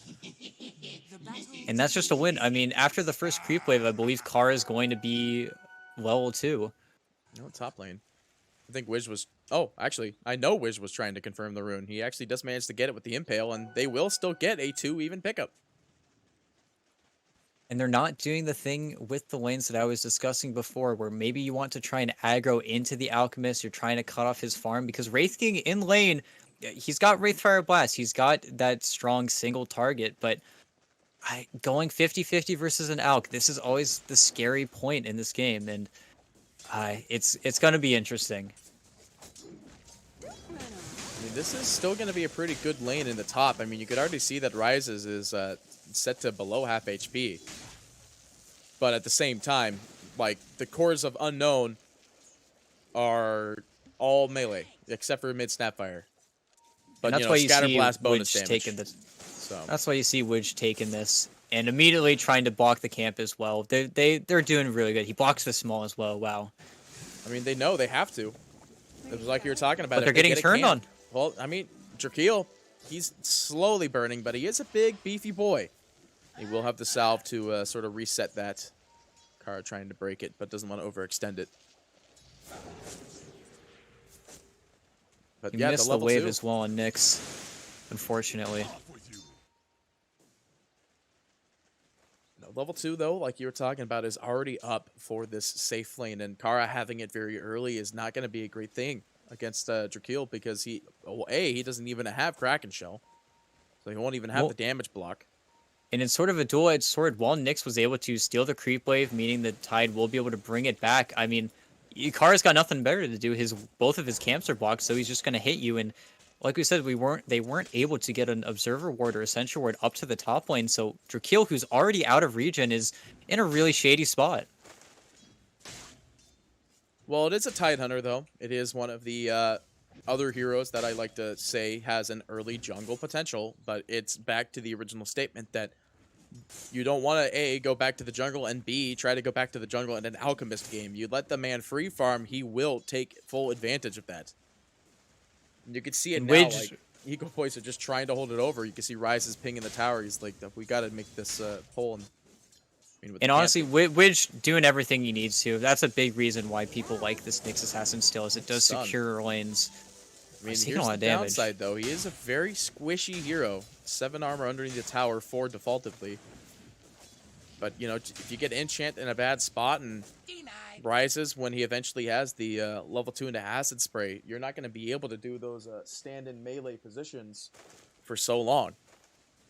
And with this camp blocking up, honestly, the bright side of this top lane is that Widge is playing it absolutely perfectly. He's been keeping his creep camps alive. He's the shining light in this top lane. He keeps that camp blocked even though they did find out about his sentry, and he's really salvaging this top lane. But other lanes, not so interesting. Might be in trouble here, actually. They find a good double down stun. Drakeel is most likely going to be walked going out down here, but the block is there. Kara actually rises to get the kill there. I thought it was going to be the power of the impetus, and Wish actually turning for CS, but he'll be fine. It looked like that might have resulted in a kill there. He'll get chased out of the wave.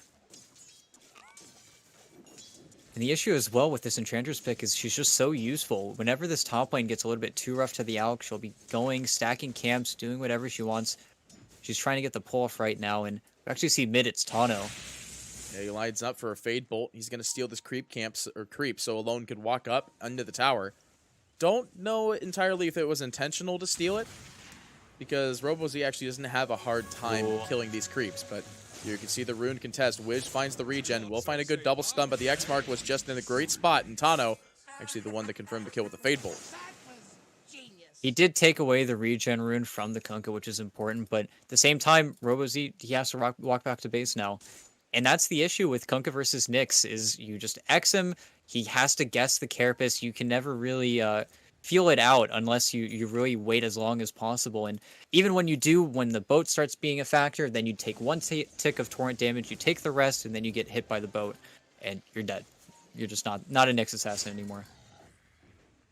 You know, I know we're not really talking about it too much, but I was going to jump down to the bot because we did see the rotation from Tano very early, which might have been buying some extra space, but I'm looking at like this overall CS. It's not as bad as I initially expected it to be. It's 28-2 to the 22-3 with the Beastmaster. It's not a terrible offlane.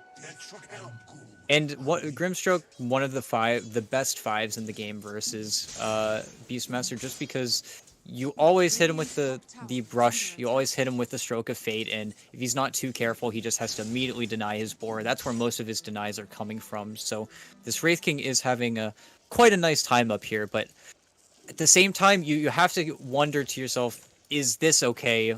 And they're finally doing something about rises. There we go. They do bring up the Snapfire, and well, there's not really much you can do about that scenario. No TP rotation same time, that would be able to Vengeance solve it. Yep, they take out this Beastmaster. And possibly another. Down. Yep, they get him. SHCCD, that's, I don't know really how. I'll just say shh, or something like that, I don't know. SH, do that. Sure. Yeah, SH. You good with that one? Yeah, we'll see. We'll see. You never know what you'll say in the moment, you know? Yeah, exactly why I want to try to confirm what to say now. But striking in both lanes at the same time, now the real playmaker is going to be Alone. At the same time, though, Alone is probably going to be completely fine, farming as much as he can, or Tano stealing his farm as much as he can. Taking the mid lane as well, this is exactly what he needs to do. He needs to get active back out onto the map, but unfortunately, he kind of missed the timing where Wraith King wouldn't be level 6, but looks like he might save a point now, or maybe just skills it up. Looks like nope, he skilled it. They could go on him if they found him, but the only Grimstroke is they the only knew, one but- to find. And it looks like they whiffed on the smoke. Alone went a little bit too hard. He cut off a little bit too early, and he's just going to give up and go back mid. Yeah, they X-pinged it as well. They knew that he was in that general vicinity. I don't know what kind of gave it away, though. He did... No, he didn't smoke... Oh, actually, hang on. Did he... Were they able to see it with this? I No, think they the weren't. obs was placed after. Yeah, I think it was placed after. But Okay. already you see Rises has committed to the jungle. Already has one component, well, 1.25 components of his Battle Fury, and just going to continue to be very happy farming. While Wraith King is actually going for the armlet. He's maybe going to get the Radiance later, but this is a build we see sometimes versus these timing heroes. I'm actually a big fan of like the armlet as well, because it kind of signifies that they want to do more early game fighting. Because then you just have the armlet toggling, and you just fight back consistently in the laning phase. Like, In Kara? oh yeah, he is being chased in the jungle here. Will get picked off by Darksteel and Wiz there. It's the power of the Nyx Assassin. He's not even 6. He's already running around getting kills.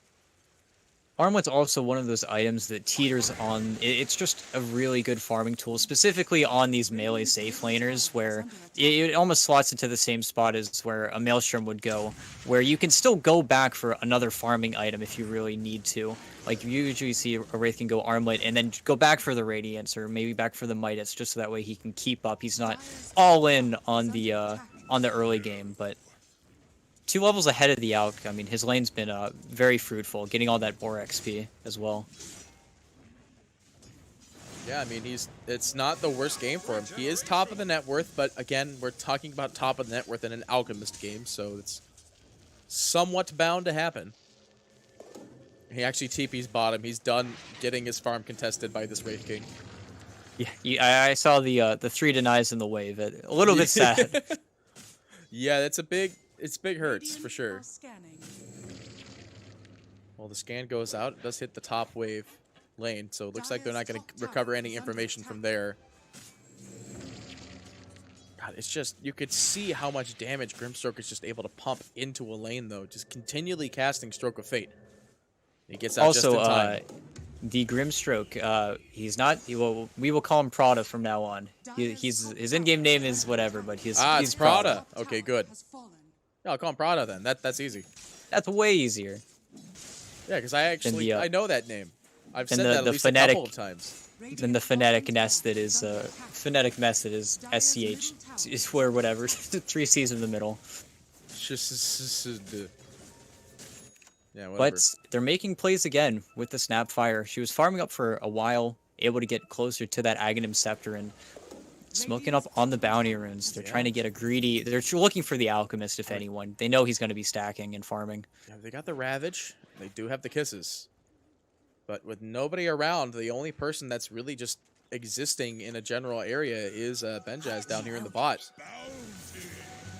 And I think they X-Mark are on Burna though. Under attack. Well, that's not gonna. Have Yeah, any he's a follow-up, little though. bit of a precarious spot, but they're not able to really rotate over, especially Nyx. I think he's got the tome coming out now, but once Nyx hits level 6, he's able to find these opportunities on the Alchemist a lot more, especially just being able to stun him out of Acid Spray. But at the same time, I mean, alone is scary.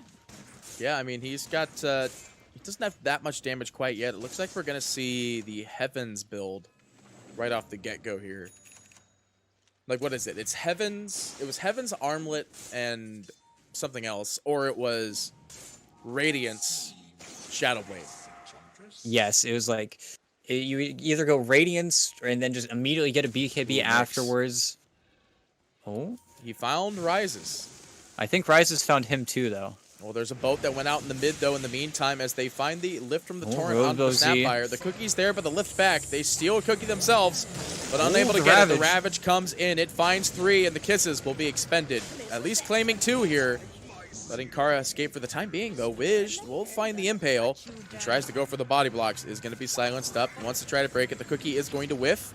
But they will at least get the Stroke of Fate with the barrel stuff shotgun blast from the scatter. They get 3. The skeleton's showing up for fun as well. Oh, Wiz might... He's fine. But yeah, I think feeling a little bit too too happy with their damage. Like you said, he doesn't well- actually have an item. Oh, they got one. Yeah, they did roar him on the high ground, which I think was that a reveal of a ward or just a reveal of? I think he had No, a it was hawk. a reveal of ward. Oh, was it? Oh, over here on the hill. Or no, that was their own ward. Yeah, no, it was a hawk then. Well, no, because the hawk is here. I think he just saw it with this Oh, ward right here. Maybe yeah, it's I'm the blind. mid high ground ward. I'm completely blind. But they tried to get that kill before the Sanj was actually on alone, so they were missing that, like you said, that one damage item. But stealing Scatter Blast is one of the best spells that he can probably look for, along with Impale and Ravage and whatever Grimstroke could give him. Radiant's middle tower X-Marks goes out on Oh, Invis. he got Goes him. Invis, but he gets him with the DD cleave. Yeah, that's sturdy. I don't even think he needed the DD there. They have to be careful. They don't have Ravage here, so this is... Yeah, they're deciding whether or not to deny it. Yeah, they're going to Looks commit like for that's it. the play here. Kara just hanging around, maybe trying to get it. has been denied. And after seeing the Alks farm, Burn actually, he changed his builds up. He decided to go instead for that, the Midas into Radiance, and he will keep up in net worth with the Alchemist, but Alk will be able to build, you know, sort of these better items. That's why the Armlet is what people usually build versus the Alk, because he's just going to be able to farm up everything now, and already having the Sanj, he's not really been contested. We haven't seen any big rotations coming in, but we've got a big one right now with the smoke. This is the Ags reveal on Robo-Z. They smoke up, they're ready to go, and like you're right, it's the smoke reveal. Or the smoke reveal, it's the Ags reveal.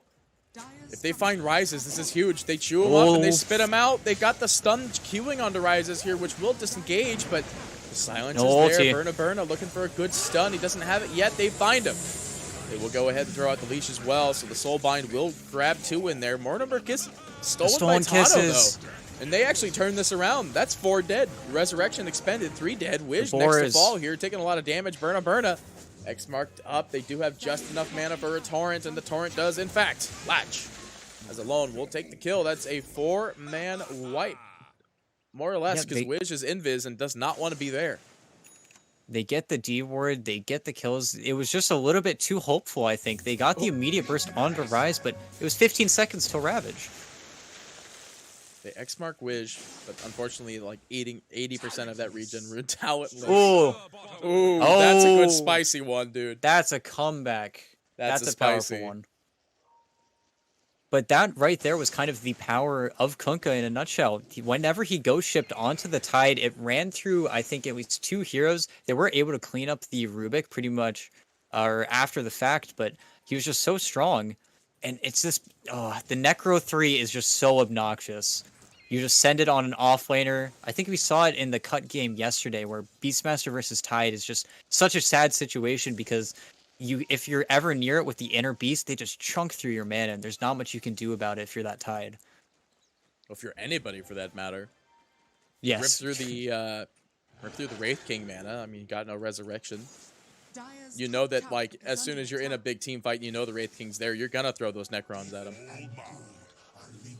Well, and now, I mean, they're going to be able to put pressure on this tower. I'm guessing, yeah, just immediate glyph. Is under I mean, attack. it's the best counter against the Necronomicon. Is just glyph it immediately, and most likely by the time the glyph is down, the creeps are basically gone. And that is, in fact, the scenario here. The only unfortunate thing is they did have to glyph the non-cart wave, so there is a cart wave still coming for the Dire Heroes bottom, and it looks like they're going to stay strong and just continue to push down this tower as there's not really a response coming out from Unknown right now. They're TPing back with the Nyx Assassin, so maybe looking for a straggler after the tower falls, but if they see Tano top, yeah, they're going to flood TPs here. Dire's middle I wish they dropped the Ravage, Oh, but it no. only lands on 1 and 2, actually, but they're spread. I don't really know They didn't about see that him. Ravage. Robo-Z, Ben they do Jazz? find Ben. He cookies the creeps and is going to get roared, but defensively, his Wish will go ahead and give a gold Vendetta stab to the boar there. And I mean, they did defend their towers, but at what cost? You lost your Ravage, you're going to lose all of your aggression now. The only team fight abilities you have are that Mortimer Kisses, and it's a fantastic spell, and you can still throw in your Tide, but I think this is just time now for Rises to farm even more. I mean, Rises has literally just been doing that almost the whole entire game. The man has a Battle Fury and an SNY. And he's going for a Heart Rush, so it looks like after that Heart, he's going to want to just team fight. because I doubt that we're going to see him go for. Well, no, he might go for the Basher build after the Heart. Radiant's courier has But Well, the sometimes heart you build see is a go, little like, bit AC. atypical. Yeah, that's what we usually see. We see the AC, we see the Basher, we see the BKB, the Agi Blink, and then that hero feels disgusting. But it's a little risky, like we saw in that Weaver game where he was just under threat for so long because he waited on his BKB, but Kara's gonna go down. Yeah, there's a lot of heroes here, and RoboZ looking to get the shotgun with the scatter jump cookie Oh combo. my gosh, this Slowly hero's and so steadily. disgusting. It's so broken. He's in your ranked games. He's in everyone's pubs. That's Enchantress for you. Nature's Attendance and level 1 in Untouchable. And immediate smoke. Ravage in 50 seconds. They're pinging out Rise. He's been farming under this ward pretty consistently, so they're calling that he's going to move towards the wave, but it looks like Rises is upsetting their expectation here. Yeah, I mean, he's out of that area now. Radiant dropped the scan, and Unknown, they're just not going to find anything. Well, actually, no. They do get a clip. They don't know who it is, but it's Rises only just barely eating the scan time on the outside of the circle. With the Hawk that they had bottom, I'm guessing they called that rotation. I don't think they saw the initial smoke, but they saw the group up, and I think at this point they know exactly what's going on, and they can decide if they want to fight and to Ravage at this point, or be completely okay with farming. I mean, we've got a lot of items on the way. The big one being Alone's BKB, and once he has that, I think the team fight's going to get really difficult for Unknown to make something really good happen. Radiant's bottom tower. I mean, And they Heart finished off that is- bot T2. Yeah, they will get the tower-to-tower trade. Dire's top tower But is Rises under did just finish up his Heart, so he's going to go for the AC next. Yeah, he's going to go for the Aura combat build. under attack. He's going to go AC, then probably Basher, and then I doubt you'd run Satanic in this game. I feel like you want to get damage after that. Yeah, you're probably going to queue up the Abyssal Blade. He just doesn't want to have any weakness. Gotcha. Oh, they see Widge. Tosses Oh, it he's out. going to stun himself. Yeah, he will get hit, but, you know, which stun lasts longer? They And they're will pinging get this Roche. Nyx. They just I want to mean, go in. They've hit their item timing. Yeah, I mean, since they killed the Nyx as well, they don't have an invis hero to worry about for this, and Rises is just going to put as much as he can into this without popping Chem Rage. Oh, Prada. Yeah, he is floating around. He's got Vendetta. He's looking for other heroes. Yeah, he's going to keep him from getting in. Concoction. Oh, no. Plus Rises jumping in there. They will drop the Soulbind. He's actually silenced, so he is going to eat this Concoction timer, but will still find a return kill. And it looks like, I wasn't going to say that was a kiss, but it looks like it was just a lob there. I mean, this did buy enough time. Oh, Oh, hang on. Yeah, they do find Kara outside the pit. This kind of shakes up Unknown a little bit here. oh no, it was too soon. They Mortimer's kisses. Nobody's nearly dead. They drop a Ravage. Was purely defensive. They stole Ravage. This Tano is can looking turn really this bad around. now. This is huge. If they get the first kill on the Burna, you're just going to insta-Ravage right after this. Not even. I think they No, can just they're save it. holding it. They're just going to... There it is. Oh, there we go. They drop the Ravage now because they didn't have any more continual follow-up stuns. So they get this kill, and they're just going to walk back into Roche. And that goes back to not having the vision. Because the Grimstroke went down, Stroke of Fate was their only way to peek inside the pit, and they're going for a steal. Oh! They throw in Prada. Prada is going to stun. He It's got going it! down, but Ryze No! steals it just in time. They steal the gold. But the gold ain't the Aegis, and that's what they're there for. As the roar They got goes more. out, the jump as well. Alone just pumping his right click to try to confirm the last hit. Will get it. It was actually the Necro Purge creep. He was able to micro it, so the Rubik was walking through mud trying to pick up the Aegis, and he just couldn't get it. That was almost sick. Oh, that's so unfortunate, though. Because now this Alex got an Aegis, now he's got his items, I mean, he's got a Hyperstone on the way. He just wants to kill all your buildings now and get this game over with. Yeah, it's go time, basically. He's even got Quicksilver, so he's got that extra little of attack speed there. Of course, the ranged attack animation and speed doesn't change much. Well, attack animation speed is actually good for Alt. It's also, he's just so fast, he's just walking around, having a great time. But he's really under no threat from any of the unknown heroes. There's really not much they can do, and I'm guessing that's why he went for this Heart build, where he just doesn't feel under threat. He just wanted to siege, do as much damage as possible, because even when he gets the boat laid out onto him, once that happens, I genuinely don't think he can die. They need to catch him without his ulti, without an Aegis. So many conditions need to be met before I think he's really going to be under any serious threat. And it's going to take a long time for those conditions to even really appear. The Alchemist is just pumping out way too much. I mean, what, the best response people usually do is the Spirit Vessel, right? But, like, looking at these items, you're seeing no Spirit Vessel being queued up. The only hero that could have rushed it is the Snapfire, and she didn't go for that avenue. She went for a more successful her own game, but what do you do on this high ground? You already see, yeah, Ego, they're just pushing into this one. I mean, it's like you said, they got the Aegis, so Rises just wants to click on the buildings. Like, they can't even do anything about him. They will put some damage into him, put him down to half HP, but the Aegis is there with the heart as well. The boat, as well as the X, with the torrent to follow suit.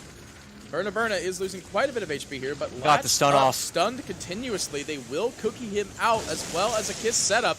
And now, actually, Draco will throw out the Ravage, but Kill will still go down. The first life of Alchemist has hit the floor. Not bad. Buy back on Tide immediately, though. Oh, he's just walking out. Boys, they will disengage. Kara is going to be the main one in trouble here, and looks like the only one to be sacrificed. For now. He's channeling up a stun. Yep, the concoction gets thrown. Spiked is there. But whose stun lasts longer is the question, and we all know who it is. Ghost Scepter is going to be used up, though, to slow down this aggression on the Nyx, but they saw that they already got the first life off this Wraith King, and they want to turn this bad boy around. They are going to end up getting Bajaz. And now Rise is actually in a bit of trouble here. No stun available from Wiz, Spike, Carapace. There it is now. They will throw out the stun. The Gobble missed. AC has picked up the cookie to the high ground for the save. He's got ulti now. He's got chem ulti. rage. He just needs to kill this kill the silence, and he will indeed do that. Now he's just going to wail into Jakeel, and he will get the kill. That's a dieback from him. The Nyx is dead as well. And they were so close. They were so close, but they're just getting kited out of their base. The X marks lands onto Berna, and it's just going to happen all again. They were able to take the Aegis out of his hand, but they weren't able to get the Alk right after when his ulti ended on their high ground. They just didn't have enough control. And they're going to respect them, but I don't think that this is looking really good for Unknown. I think Alone, by the way, was like considering BMX marking Rises. Because he was standing there watching him TP, and I'm like, do I want to do it? And then, like, there was a cookie leap in, and it was like, okay, no, it's a good thing he didn't do that. Actually, I don't know if it might have been a BM. It might have been more of, like, just clean what you can. Yeah. The classic Tinker X marks with Kunkka. The only reason Kunkka ever exists in a game. With a Tinker in it. And we see, whenever they do want to fight, the easiest hero to kill is just this Rubik. Even Kara takes so long to kill, and they're just killing everyone. Yeah, they steal the Impale, they get Robo-Z, they get Prada, and Wiz. I mean, here we go. What are you going to do? They just picked off, I was going to say, all three of their supports, but, I mean, Snapfire isn't that's a what support. It feels like. That's what it feels like. Exactly. It is what it feels like, because you're looking at Snapfire, and she has a Blink and an Ags. And I'm not saying this is a very last meta hero, more or less. It's just this hero was not able to pop off at the rate that maybe Unknown was expecting, more or less. Oh, and it also comes down to Benjaz having such a good game. He was able to keep so much pressure in the lanes that it wasn't really hard for Rises to call what the enemy team was doing. I felt like every time he was farming exactly where the enemy team knew where he was, but not in a place where they could do anything about it. And this is the Alk timer. Do hear a boat being thrown out there. Prada is going to be the target of that boat there, but they do have a light rotation coming in. They will go ahead and lob, actually. They get the lob out onto Alone, but Alone's got a lot of HP to work with. Jumping into an Impale, by the way. Secondary Impale respawn, but they do have the concoction being cooked up here. They do end up getting Prada in the backlines. Drakeel lifted up as well. The Ravage is available. No, it's not. He ended up... What did he do to lose his mana? It was the Soul Ring timer. It ticked off. The Soul Ring. And now you see the first life being expended for the Wraith King. The stun goes out, but the BKB on Alone as well as on Benjaz to help them confirm this. The X mark is there, and Rises comes in with a BKB of his own. The clicks are there, and they will burn down Robo-Z. And the GG is thrown out. A 26-minute game. The EgoBoys taking it home with this Alchemist pick. And no doubt we will see this ban. First phase, next game. There's just nothing they could do. We kind of called it in the draft. I think they realized that they forgot about it as well. They spent a lot of their reserve time after that pick just figuring out of any possibility they could have winning this game, but it just wasn't in the cards. They tried the Snapfire mid. They knew they needed to try something different, but even alone on that Kunkka, he just was playing so solidly. Robozy had a few rotations that were successful, but there just weren't enough that really affected the Alchemist's farm, and there's just nothing in the tank for Unknown to win that one. Yeah, there wasn't really much of a tank in general, I imagine. Like, there was probably just maybe like a jug. And that, I mean, A it's jug hard would to have fill been that good. jug. A jug would have been good. I would have liked a jug. Well, with that being said, ladies and gentlemen, it is a shoot. What's the term we've been using? It's not best of two. Double header, I Double think is what header, you said. yes. Double header. That's the baseball term. This is a double header of a game.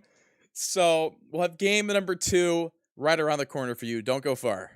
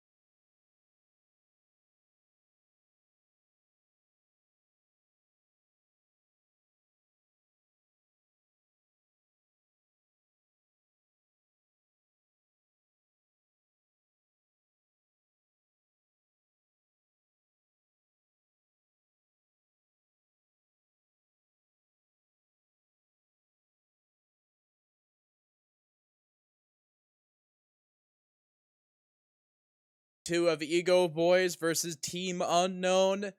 Welcome back, ET. I'm your play-by-play that you got to deal with me for the rest of this series and tomorrow and the game after this one, and then And the game after that one, and the yeah, game.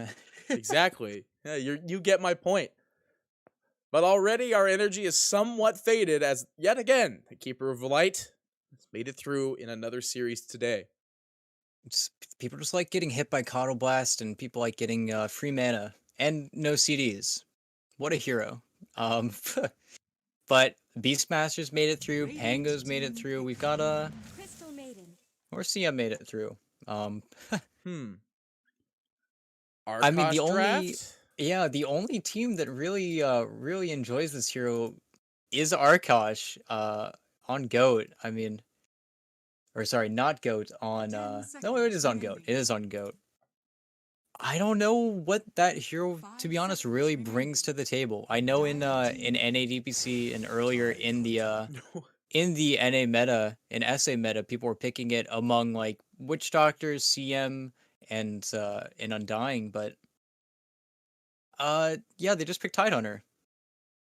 I feel like you would have much rather had a 10 Witch Doctor in seconds this remaining. situation, but maybe they used the mana for some other stuff. 5 seconds remaining.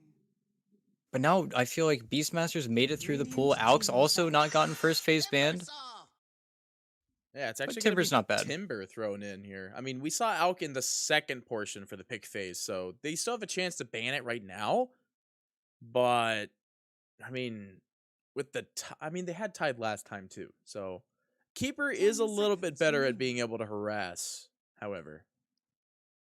Coddle can 5 also seconds just remaining. go into the jungle, be very obnoxious. He's very fast. It's very hard for an Alk to sometimes deal with the movement speed that Coddle brings to the table, where you can just Radiant go into team his back. jungle, mess with his camps. But I don't know if EgoBoys will go for it again, just because that Timbersaw is there on the enemy team. It is quite a bad matchup. It's pretty much unlaneable for him. So then it would have to go to a side lane, or they'd have to do something funky. But with Monkey King already taken out, I mean, this 10 Timbersaw pick is seconds feeling remaining. quite good for Team Unknown.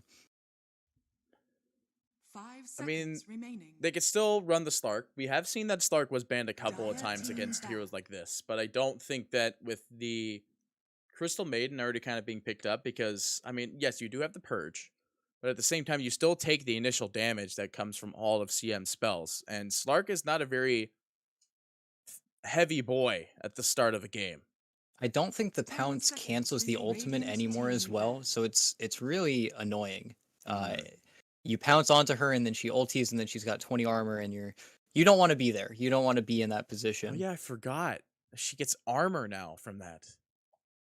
Yeah, she's quite the Yeah, beast. she's a beefy hero. If 0 anything, the total CM HP, Seconds remaining. 300 armor. that's true. But if anything, the CM, I 5 guess, does seconds dissuade the remaining. Enchantress, which, if you're not banning it, then you might as well try to make them not want to pick it as much as possible. And I guess that is the rationale coming out from them. But the Tidehunter pick, they can't really pick Beastmaster as well. So it's kind of we are picking this hero, so you don't pick these heroes. Dire team But back. now Ursa, Weaver, they're taking on all the good ones. Now we're gonna see a mix of safe laners coming into this pick phase here. I mean, the troll is still up, so we might see that. Yeah, Troll is the big glaring one that he just wins every single lane he's in. The Jug ban also very 10 good with this seconds Tide remaining. opener. Jug is just one of the few heroes that really makes Tide's life 5 hard. seconds So it's remaining. very adept that EgoBoys take it Dire out team early. pick. And with the Tiny ban, I mean, are we looking at another Tusk? I could see the Tusk fitting in quite well here. It's a very good hero against the Tidehunter. The tag team just continually tearing into him. You can't really purge it. It's not something that can be purged in the first place. And then Also see the 10 seconds Rubik, remaining. but I'm not sure if Radiant they'd team want to pick. run it, but it would make sense. Hmm. Lion. Well, All right, we're seeing some El Clasico drafts actually, because last time I saw a Lion, the opposing team responded with a Shaman pickup. and that was probably in Europe because Europe loves Lion. Lion, CN in Europe 10 have a thing seconds for that remaining. hero, and it is a really annoying hero with the convent that seconds is remaining. getting 2 points in mana drain before Earth Spike. That hero is very, very annoying. And it's very good versus Tidehunter. You just keep sucking the mana out of him, and I guess there might be a Coddle up there with him, but I'm assuming we're going to be having that Coddle 5, and they steal the Witch Doctor, so never mind, Coddle 4. I mean, it was like you're saying that you've kind of felt like they wanted to get a Witch Doctor slotted instead of that Tidehunter, and now this kind of denies the Alchemist more or less, because the continuation damage in a 10 team fight from a seconds Witch remaining. Doctor with just Maledict alone is 5 really hard to seconds deal with. So remaining. you get the Ravage, the Maledict, and if you play Witch Doctor, you're putting a lot of bank on them coconuts, and When likely them caskets will land. when EgoBoys having the last pick in this phase, they could very well go for it again if they really wanted to. Uh, because it's just the Timbersoft. They can navigate around that matchup. Now that they have the Witch Doctor, it feels a lot less scary for an Alk to go into that lane, just with this how strong Witch Doctors kind of come to light. But I also find it very strange that we're not seeing these teams value Alk as much as the rest of the teams in the tournament.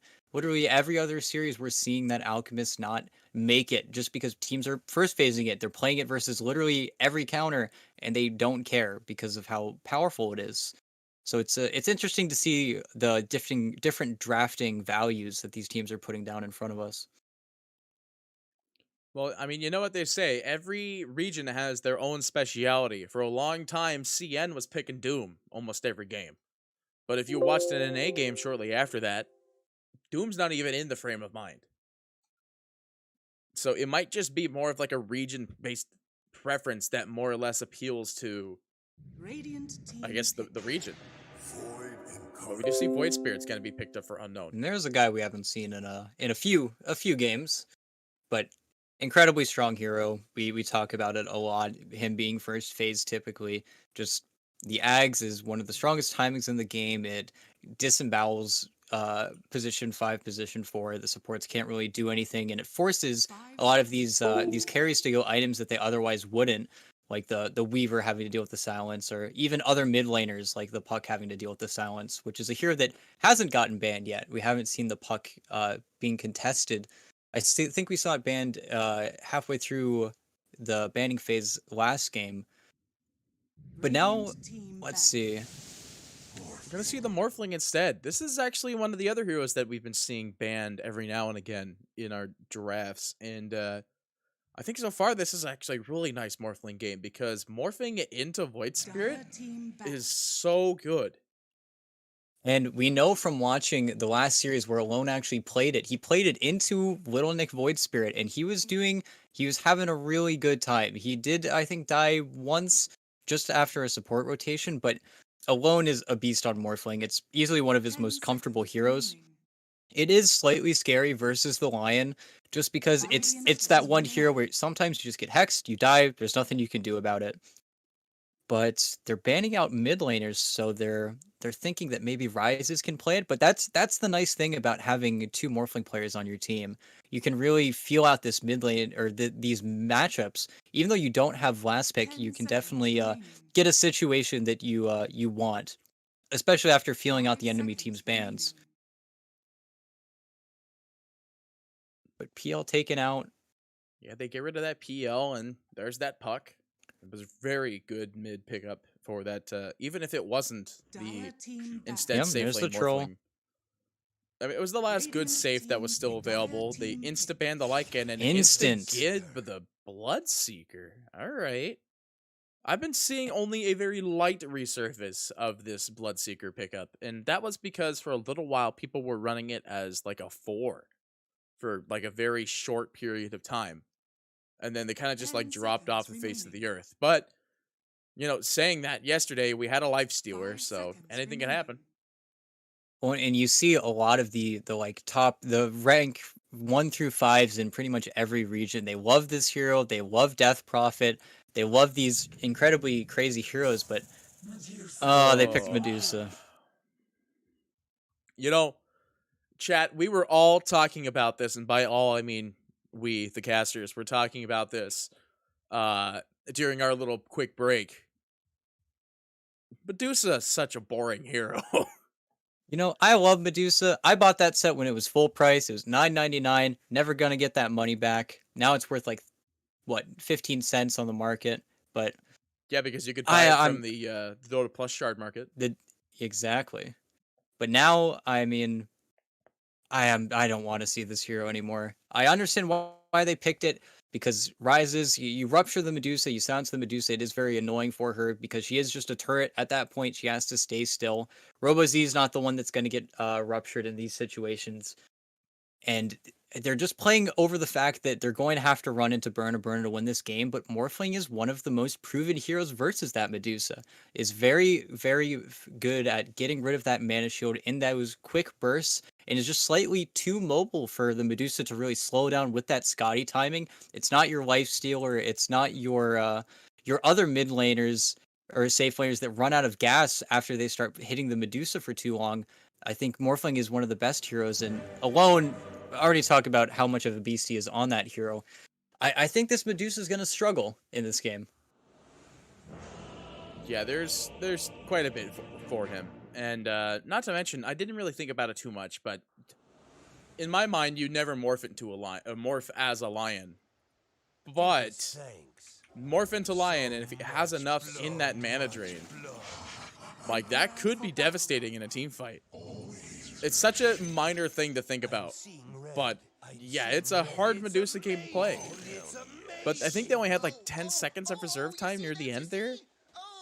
Yeah, they were running definitely low, and it makes even more sense now in retrospect that they take out the Lycan, which is again another Rise's classic hero. He played that hero a lot in group stage of DPC. It would even so covering the Medusa ground even more, but I'm very, very skeptical with how successful this Medusa will be, just because it feels like the morph is gonna be able to answer that question. But it looks like we're in for a long one, unless somebody gets rolled. But I think this is gonna be a pretty slow burning game. 30 seconds to battle. We all know how we feel about slow burning games with a high defense capabilities. It's one of them draggers. In reality, it's kind of based on like how quickly can Rises be able to get all of his items to annihilate this Medusa player. And I think Well, because the fact that it's going to be a contest against the Tide with the Keeper, it's not going to be that easy lane. and you see now, I mean, they're even thinking about going on this bot rune just to scout out what's going on, but they're not doing anything weird with the runes. They're going to have this Tide Hunter have a relatively free time, because they took away that aspect of Medusa in laning. And that's why a lot of people ignored the hero for a long time. Whenever you couldn't mana burn certain offlaners, you couldn't mana burn certain mid laners, and it killed the hero. But with the reduced physical damage, the hero just came back into the light. But that just means that Tidehunter, that's not something he needs to worry about. He's going to be able to last hit and kind of exist. And Medusa's got 59 damage, but hit with one anchor smash, he's going to be down to like 30.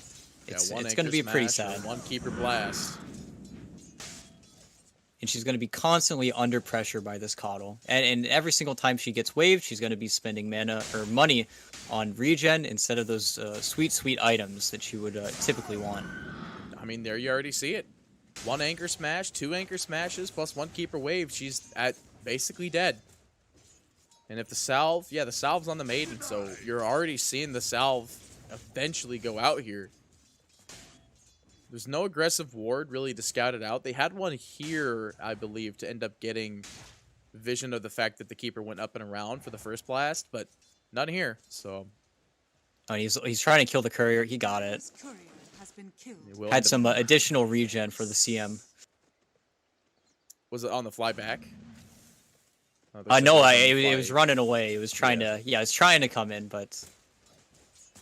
And he does need to be a little bit careful if Benjaz isn't with Tano too much. He is going to be eating a lot of damage, but they block the large camp. Prada can't get any pulls off. He's going to be just a little bit too late for the small pull, I believe. He's going to hit it at 48. Okay, he's got it if he used the spell. But still, this isn't an ideal situation because Benjaz is going to be eking up on level 3, and you see him saving skill points depending on whether or not he's going to need the Frostbite or the Kraken Shell to purge off the Frostbite, but it's most likely just going to get Gush in this lane. It's going to continue to be pretty rough, but pretty fantastic for the Tide. Yeah, Benjaz is it's a free game for him. Much like last game, Beastmaster, free game for him as well. And you don't really want to be giving that to a Medusa. But with that being the case, let's go ahead and take a look at our other lanes. I was going to look at bot next, as we see that the CS is well endowed down here with the 12-3, the 10-0. Drakeel, but like in the same scenario of top lane, their regen is being expended so early. Kara still has their salve, and they just had to pop it on Drakeel. And even though they're stealing this mana, this is the one benefit of Bloodseeker. They actually got him top. Yeah, Prada. they do end up getting the kill top, but we're going back down to bottom here as there is a decently sized Maledict on Drakeel. Drakeel actually jumps back in. But yeah, they do end up getting the first blood out onto the Crystal Maiden. That's the only downside of a Maiden, is that 0 move speed at the very beginning of the game. Yeah, 280. Don't think she's the slowest hero anymore, though. I think there's actually somebody who's still 275. Techies? Treant? No, Techies is fast. Never mind. Yeah, I think he's like Techies 325. Yeah, Techies is up there. I think Treant might be close now. It's either that or Tree's 285.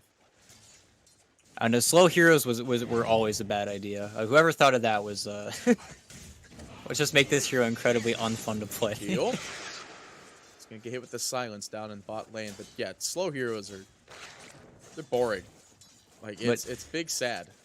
Speaking of the opposite of slow heroes, this bot lane usually, I mean, this mana drain is so annoying. He's waiting to see if he needs a skill in Hex, but Rises is the one hero that can kind of walk away from that when they're going. Silence, casket. I think they got him. Yeah, that's enough damage there. Could get some damage to the courier, but actually no. Drakeel kills his Rise's courier. Didn't see where that one got Benjaz? clipped. Oh, yeah. Got him. They do end up getting the tide in the trade. Well, trade, more or less. He got very lucky as well. The first tick of Frostbite, he actually purged it off with Kraken Shell, but it was just a little bit too much magic damage. I think Tano was just trying to scout out, try to stack something, but got pulled away from it to try and save his Tide's life and failed. But nobody making rotations for these runes. I think Widge just refilled his mid's bottle. Yeah. Alone able to claim that one. They were at the 4.5 minute. I didn't even see the bounty runes, or the runes. Yeah, Wolfling sitting on that one, Robo, but it is refreshed. Just leave Drakeel alone for a little bit here, but they're not entirely concerned. Rises is still level 3 in comparison to Drakeel, who's level 4. Kara level 4 as well. Rises actually gives the salve to Kara. We'll throw out the Maledict combo with the coconut, but no land. Yeah, I don't think Kara saw the creep wave coming in, and you see Rise is canceling his W. He doesn't want to waste any more blood rights. But this lane is getting harder, I think, for Drakeel, especially sitting at such a low HP. He's not able to get his stacks without running up to the waves, and yeah, they're pinging him out because yeah, I mean, Maledict and free. HP. The silence is going to be there, which puts him back into very low range again for the extra thirst. He's like, Rise is like, I'm completely unfazed by the lack of my mana. Hey, he's got 2 spells. They're very cheap spells as well. He's completely fine. I mean, how often do you actually even press Q? Let's be honest here. Actually, top lane. Tano top. Yep. Nice Prada snake. He's going to be in trouble, but they get the exchange support to support. Benjaz could actually just dive him, and that burns all the Burna manas there. That's a 3 anchor smash. Yeah, and he did exactly what he needed to. He balls to the wall, just stood there, stuck the Illuminate, and was able to get at least the XP for the CM kill, but still, everybody's just farming. There's a lot of CS split amongst the board, but Bloodseeker's the one who's going to start pulling away. Just Witch Doctor in lane. It makes me wonder what would have happened if they swapped their heroes, but pick the CM for other reasons. Robo Z in So trouble. low. Oh, just barely getting out of that one. And they see that he's got the regen rune going because he's no longer visible by Thirst. Back in bot lane, though. Drakeel, the same sort of scenario Gonna here. get turned He is on? burning away, but he is actually going to be fine. This Maledict is not going to kill him. Be at 50. So close.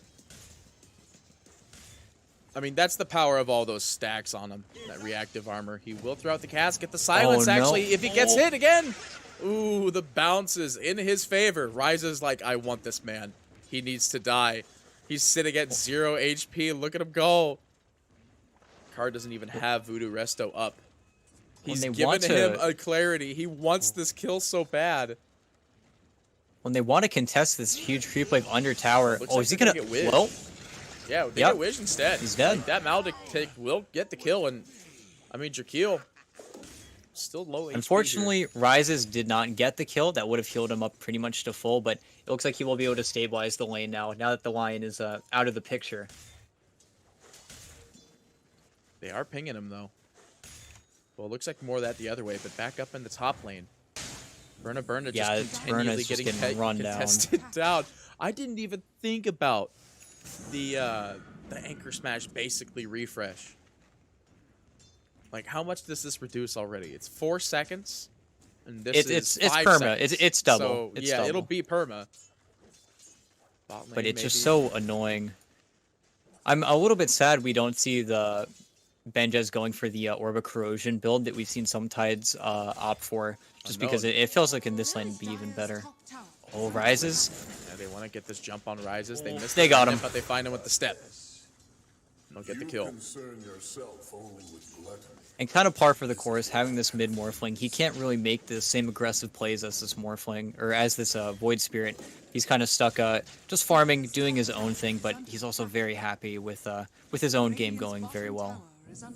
But Medusa's already left. He's already vacated the top lane. Yeah, she's not actually, like, terribly out of farm either. I'm trying to, like, just say the good term of words here. Alone is just taunting Berna under the tower here. Oh my But god. here's the thing. Oh, he strength morphed just in time. He should be fine. I say that, though. He has to Closer fairy fire. than- Stop yeah, closer than shifting you would've alone. thought. Jesus. Dude, he does this every game. I gonna I scare love me. it so much. He does it every game.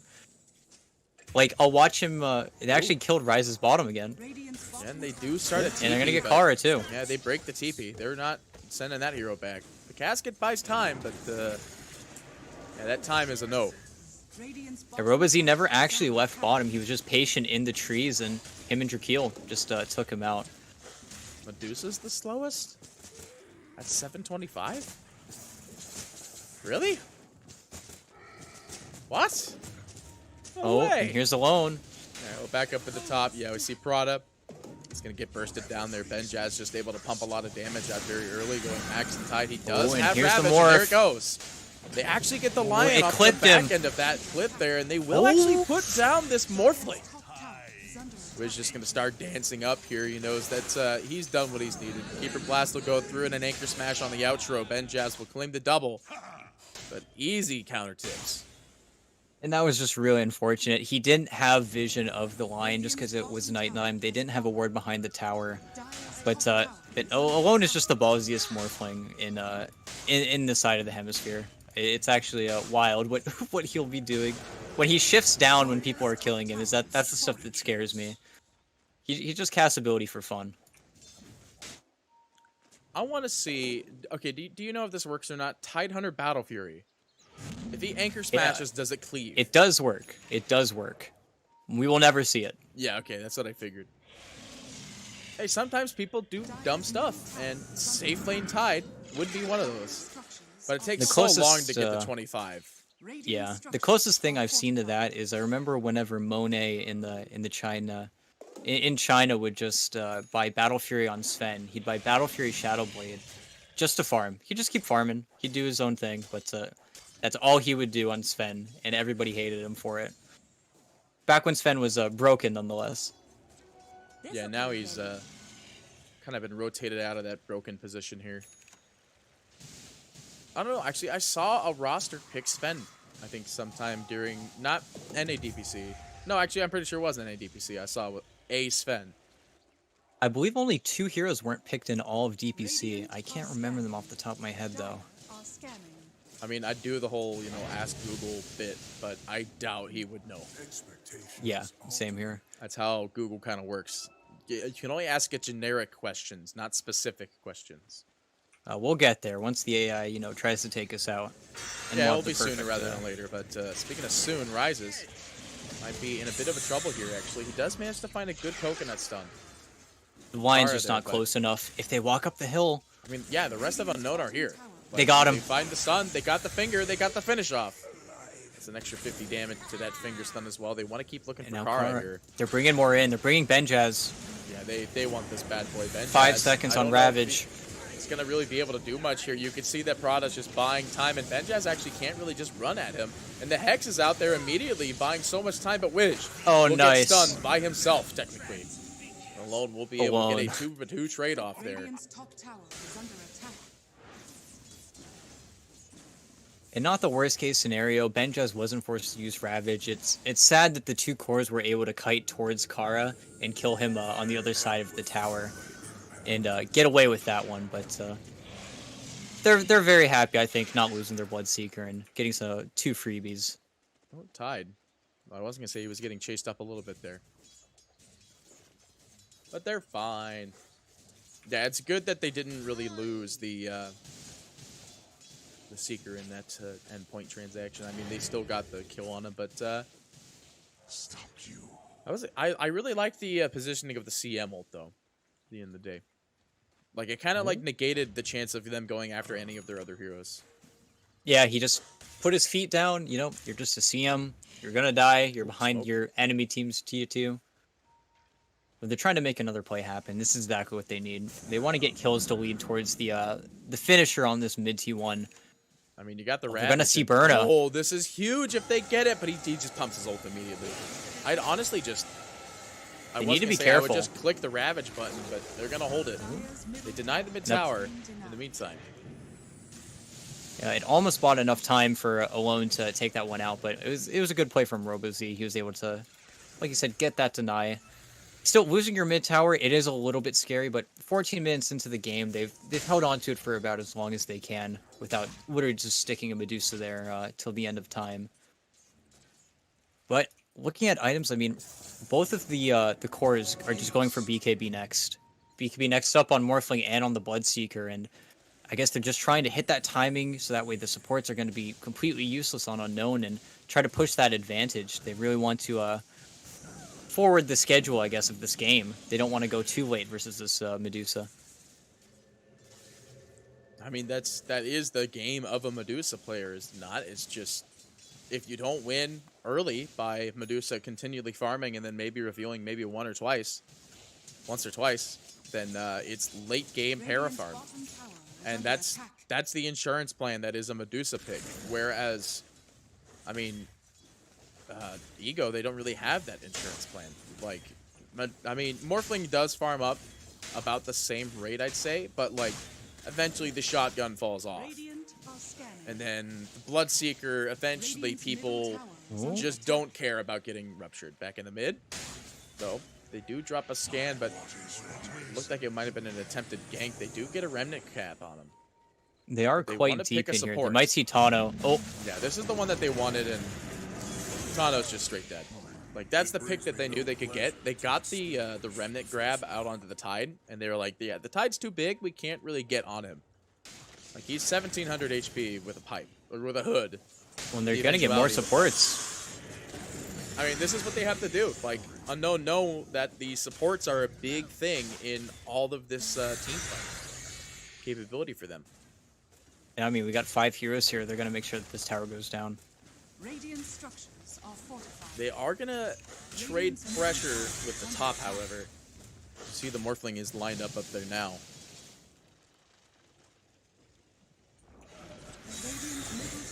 Yeah, Medusa's just TPing up there, though, as soon as possible. Burna's like, yeah, there's free farm up here, guys. Yeah, definitely a Wraith King player. Definitely a Medusa player. But they're able to get that mid tower, take it away from them. But yeah, they want to fight on Unknown. I was going to say, Benjaz was probably saving up for the Blink Dagger. Oh, he thought about pumping it. He's going to use it, maybe? He actually got hit with the rupture. Yeah, they've got him. And they're even going to go ahead and pop the Death Ward. Oh, rises. The Feel is pretty much dead here, but you do see that Benjaz comes in, and they will get the Ravage on RoboZ. And no, Q actually lives. He was able to walk it off. He had the hood pop, and he tanked a lot of that magic damage. Wood pipe. I mean, I was going to say chipped vest. They're going to finger him. Finger goes out onto Benjaz, and Wiz unable to get this kill. They're going to be able to find a double from this. And are they going to walk up? Where'd that come from? Who has a Shamulet? Keeper? Keeper. Yes. And they didn't scout out that ancient stack. They might have gone for it before, but now that he's got the Blink Dagger on Tide, they do have a little bit more catch, but Alone's just... Alone. He loses Yeah. another tower to the Aether Remnant, but... So you're taking away these towers from the Deuce, and that's all that really matters. Yeah, getting the map domination very early, being able to put down vision into the triangle. It's something that's like very detrimental for them. Like they need everything they can to sort of stop this Medusa from snowballing. But much like an Alchemist player, no, I'm wrong. It's not like Alchemist at all. Okay, If a fair Medusa enough. has a lot of net worth, it's going to spiral out of control.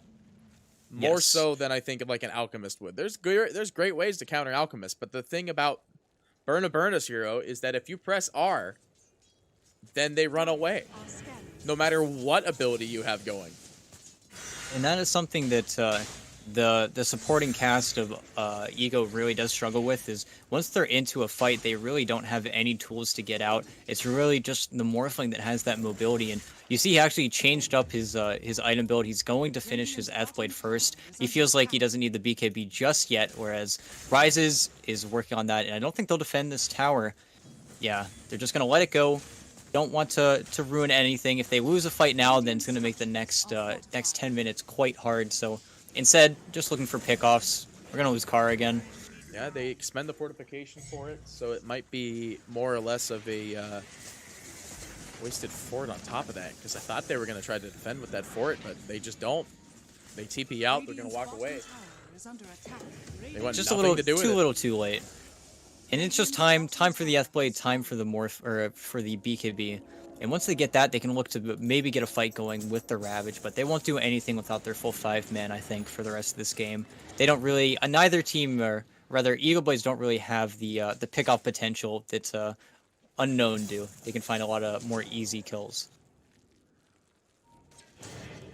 Well, the Scotty, it's almost done on the Medusa. That's going to be a big key defining moment for Burna. We also have the Imp Claw. So Burna able to pump out a decent amount of damage here, getting a crit every 8-7 seconds. Oh, and the Yules? Lift. Yeah, they've got a Yules out. He doesn't to the have Seeker. it. Yeah, he's just dead. No BKB, 300 off, 200 off. And now with the Scotty done on Burna, you've got to be a little bit scared. Oh, It's my so gosh. long. It's That's so such long. a good one. That's, I mean, everyone that's like long is a good voice chat line. That's just that's how it Alone? rolls. Yeah, I did see that he is getting jumped Oh, on no. by Drakeel here, He's but the dead. stun is there with the Hex follow-up, and the finger is available. He's dead. He didn't expect the fast response out of Widge. I'm guessing he thought it would be another long TP because he just ran right at that shrine, not like anybody could get there. And I mean, getting taken down like that... He's already bought the Eagle song though, so it's not like he can rethink his decision and go back for that BKB, so they're kind of in it at this point. Yeah, he can't really back out from that one. Like, he's lit about 200, 100 gold away, so it's there's no backing out. If you back out like that, then, well then. Well, and we've seen today there have been a lot of players making that sort of greedy decision on whether or not to finish the BKB and getting punished to various degrees of severity, but they're Ooh. going into Roche and it's counter smoke time. Yeah, they light tapped Roche to sort of bait him into here. The only differences between their team is that Benjaz does have Ravage available. Oh, if he blinked in and Ravaged, that would have been the spiciest thing for Unknown. And here they go, they see him. Rises. They find Rises, This is good but though. the BKB reveal. Shaquille's going to jump away and just click on creep so he can end up getting the stacks up. And this BKB and Rupture, practically wasted. He gets used Kara. up by himself, actually, so he's not even No going to BKB. get affected by this one. The BKB's not up anymore. It's going to be the first kill. No, actually, Prada goes down. Rises, needs to plan Oh, his he path can't go carefully, around. but no path to plan. He's going to go down here. Berna trying to get the kill on the Benjaz here. The slows are there. They will get Remnant taunted, but bam! Out goes the Ravage. They are going to at least put one down. They do end up dropping. Oh, Well, Kara. I mean, I was going to say they were going to drop that death board and look at it go, but it just wasn't going. No. Stun goes out from the Lion. They are going to put down Benjaz ever so slowly here, but the problem is Berna does not actually have a lot of base damage to work with. So they can't just keep pumping into him right now. Needs to get a damage item. I think this is the reveal that he might be going for like a Monkey King bar next. Well, and this is actually the first Medusa I've seen actually go back for the or go for the 32% Mystic Snake gain, which used to be the most broken talent in the game, but it still just gives you so much mana, so much more resource that you just have to keep pumping into it. And if you're EgoBoys, you don't have that yet. You only had the Ethblade damage in that fight, and even then, you weren't able to find the Ravage. Benjad's got kited all the way around the pit. The Medusa was just hounding him pretty much the entire time. And using your 10-second like that on Rises, they might just go kill Roche for real now that Ravage is on CD. I mean, they do drop the scan, but it looks like with the fact they got this scan, Rises just circles the whole entire triangle area and will just start pushing into this bot tower ever so lightly. But you can see that Unknown are using everything they want. Yeah, and it's not the fastest Roche. That's why Prada he just freezing fielded it, because it is quite slow. But now I'm guessing, yeah, Medusa's already got a slot ported out for it. She's getting her Butterfly next, and then you're going to see this Bloodseeker who's already been struggling 0-5 and 3 to get anything done. Because right now he really is just a Rupture. He doesn't have that hero that gets low and you can just kill, but well, I mean, a freebie would be nice. Yeah, they do get the freebie on Prada, but it might be a trade here. Maybe some They can tower get pressure. Drakeel. They're Yeah, hunting. There's the shot. No gun. And Berna's actually over here by herself. But looks like They're Drakeel hunting is... Drakeel. Yeah, I mean, they really want him, but Drakeel has a mech. And Berna's a snake. Nobody can really fight this. Back in the mid, though, Bloodseeker. Oh, BKB's the TP out. He actually ruptures RoboZ as well, so now there's no rupture for the next team fight. It's just really unfortunate because you're running out of targets to kill with the amount of net worth on Berna. Even the Timber Cell, when he was becoming him and trying to steal his attributes with Whirling Death, there's just too much HP, Hex. too many items. Stun follows no. suit onto this Tide. They have He Ravage has for Ravage. defensive. The shotgun goes out, but the finger no. return with the silence. The Ags reveal on RoboZ, not getting him out there. The big surprise reveal. And they get that kill in response to the Yules. He's kited up. Out onto the Seeker, but in comes a Ravage. Very good one, but Berna picking off Kara in the backlines. RoboZ finding a good spot to jump. Space. He'll Astral Step out. Key will push him down, and Wiz just throwing out the stun. But Jazz with 0 mana available and a Hex to follow suit. Yet again, this is not a purgeable thing, so that man is going down. A 3 pick-off and nobody dies. It's just so obnoxious. There's nothing they can do. And like you said, that was the Ags reveal on the Void Spirit. Oh, Rises again. This one is actually going to confirm. He starts the he TP. didn't even step. Yep. Okay. Well, if he 900 steps, gold. he dies. Yeah, that's true. That's true. I love this chat line so much right now. But in the meantime, I mean, they're hitting your tier 3 tower. They're still here. I mean, the Morphling's here. He throws out the shot and the gun. But not too much damage actually coming out onto him. And Berna's just completely unfazed by this. Will get 2.3 seconds stunned by the strength shot. But they want this tower. They really want the tower. And I mean, it's 95 HP now. It's almost, I mean, it's pretty much dead. He has got a Butterfly now on Berna. And it feels like this Medusa is kind of balled out of control. Stone gain duration now as well, so they're just going to be stuck running for 8 seconds whenever the time does come. And it feels like this game is heavily in Unknown's field right now. I mean, that's the power of a Medusa game, more or less. It's just Medusa builds item, runs at you, and wins game. And if you don't contest Medusa, then you just lose. Like, no, that Medusa game was a loss. But it was a Divine Rapier waiting game. Like, we were in that game for a long time. Well, in that game, they had the PA, and this Bloodseeker just isn't a PA. It isn't that hero that can kind of farm up the damage he needs to. In this situation, you've got this Bloodseeker, and it feels like they just got last pick Medusa. The power of last pick showing its strength. Oh my goodness. Berna solo clicking into this top tower, but they are able to find a pick on a support while alone. Will shotgun Wish. Oh, but out goes trying to cover Stone Prada. Gaze. I think he's still dead. Oh, just barely. He's just fine. The Stone Gaze used defensively. So now they don't have that available in their kit, but you want... Burna wants the tower. They'll get the tower. He still has a minute on Aegis. Yeah, he I mean, just doesn't care. I'm pretty sure that's what we're baiting and waiting on here, is that he wants to die. And full I mana. want death. I want die. He's trying to... I'm pretty sure this is why they're not really engaging on him, though, because they know that this Aegis is about to expire. And They need to ignore him. They need to walk past him, but... Rises, throws up the BKB. They're tearing into Medusa now. This Aegis is bound to expire very soon. 35 seconds. That's how much time they need to wait. He's trying to walk into every spell to die, but we're at the 20-second mark, so now Unknown, they need to leave. Yeah, they will respect that, so they do get to hold onto their melee racks. There wasn't a great jump for Unknown. They didn't want to dive too far, because they can definitely still throw this game if they do die in the enemy team's high ground and give up too many objectives, but so it does feel really bad. With the tier 3 items up now, there's so many good items. Double smoke from Unknown as well. They're trying to cut him off. Quickening Charm. Oh no. Wiz They blinks got Rise. Finds the jump. The Nice Ravage is Ravage. dedicated, though. It's a big one indeed. They will get the finger kill, though. Meanwhile, Prada does get picked off in the backlines. 2 supports are dead. Unknown, though, they're not really afraid of this one. They want to at least trade supports for supports. They'll get the kill on Kara. Move on from there. Maybe get the jump on Alone, but it's a very hard kill to get, especially if you miss the tree. Drakeel, though, needs to be a little bit careful here. He does have a Maledict tick going out on him right now. The shotgun goes out with the shot and the gun, and he is dead.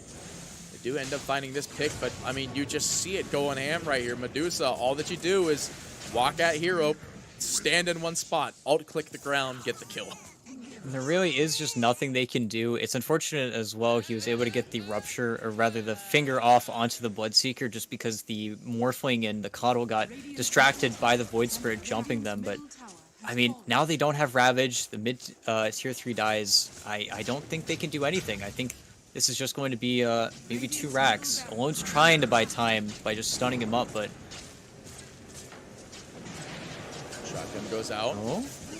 Not really much going on here, though. They do find a good stun, but they immediately drop the Stone Gaze and starts the CP.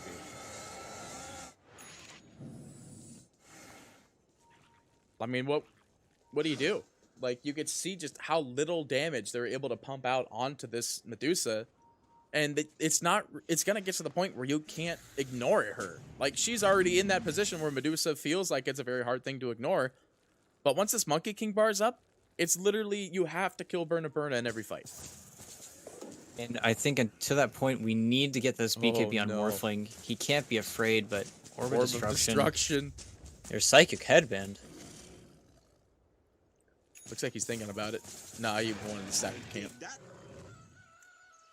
Does he Psychic take? Headband, I was going to say, okay, he does send it back. Probably better for someone else, but that's an interesting idea, because you've got, you've got basically a 4-staff plus the percentage int gain. He gained 200 mana when he picked it up, but maybe after the 75 int talent, you'd consider that, but it really feels like with the BKB on Morphling, they do have a shot to now go into the backline and maybe kill the Lion, but they need to have more vision when these fights start off. Otherwise, Ryze is going to continue to get jumped, and he's had some pretty good BKBs, but they've all been last second. They've all been after eating a lot of damage, and he hasn't been able to really beat into anyone successfully, and that's where this hero is supposed to shine whenever these heroes are getting low during the fight, but it feels like they're just running out of damage. Burna actually just unfazed by needing buybacks in any way, shape, or form. He's bought into the Monkey King bar. They want to end this game now. Like, they have the lead. They know that they have it too. Arnold Shroud under Keel as well, so he's just going to sit up on the high ground with his teammate, and it just feels like they're almost a little bit too tanky for them at this point. Keel's just sitting there, but here they go. They drop in. The They cask get is a good ravage, good. the good coconut, actually. They can't pop the stone form, but they do get it out just in time. The finger goes out, though. They get the single pick on Alone. 1 for 1 so far, but the problem is you're sitting at half mana on Burna. Oh no. They actually find the Seeker on the escape run, but he's got a lot of HP and speed to work with here. He's they need slowed to find up, proper though. slows, but they get the got him. Remnant. That's it. Rises goes down. But they might be able to find Wish here. No, he throws out a good Hex. Stun up in 4. Mana draining now. And that would have been a Literally instant fantastic cooldown. punish. It would have been so great if they got that. That was a fantastic coconut on the 2 heroes. He almost wasn't able to get his ultimate off on the Medusa, but at the same time, immediately jumped by the line. Wiz just found alone and wasn't even able to get his 10-second BKB off. Otherwise, that fight looks so different. Radiant's bottom Now And now, I mean, Rax, it's at least 2 racks. I mean, looks like they're gonna let this one kind of like trickle down here as Burna now rotates up to the mid. Yeah, rack, Burna's just clean looking that for up. the melee racks. He wants to Burna kill wants all to of end them. the game, and Rax is how they're gonna do it because the supports are the only thing that poses a real threat here, and like you could just see that Benjaz getting kited left and right by the slows. I mean, radiant structures. it's hard. Like look at how Yep, far 2 that melee blind racks stun down. is. 2 melee racks down. It's gonna feel pretty bad with the heroes they have. Because these are not heroes that are great versus... They don't have a Battle Fury carrier. They don't have even a great Maelstrom or Cleave character. They're just going to be stuck now playing versus these super creeps, and Roche just respawned as well. And this is where the game is going to get interesting or over.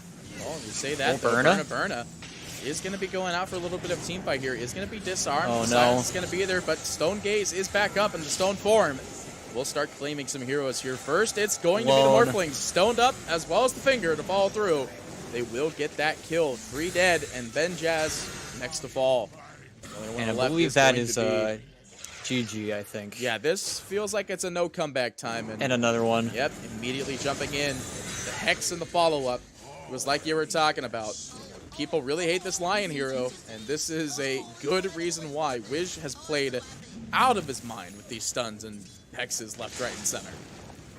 And he was always where he needed to be. I think the Morphling pick in the line it's really scary usually, and it's scary for a reason because you don't get to play your hero. You don't get to play versus their burst because you're just dead or you're hexed, and if you get caught morphing, if you get caught as some other character, as we saw several times where he was getting stunned up as the Timbersaw, and you just go down. You don't have those...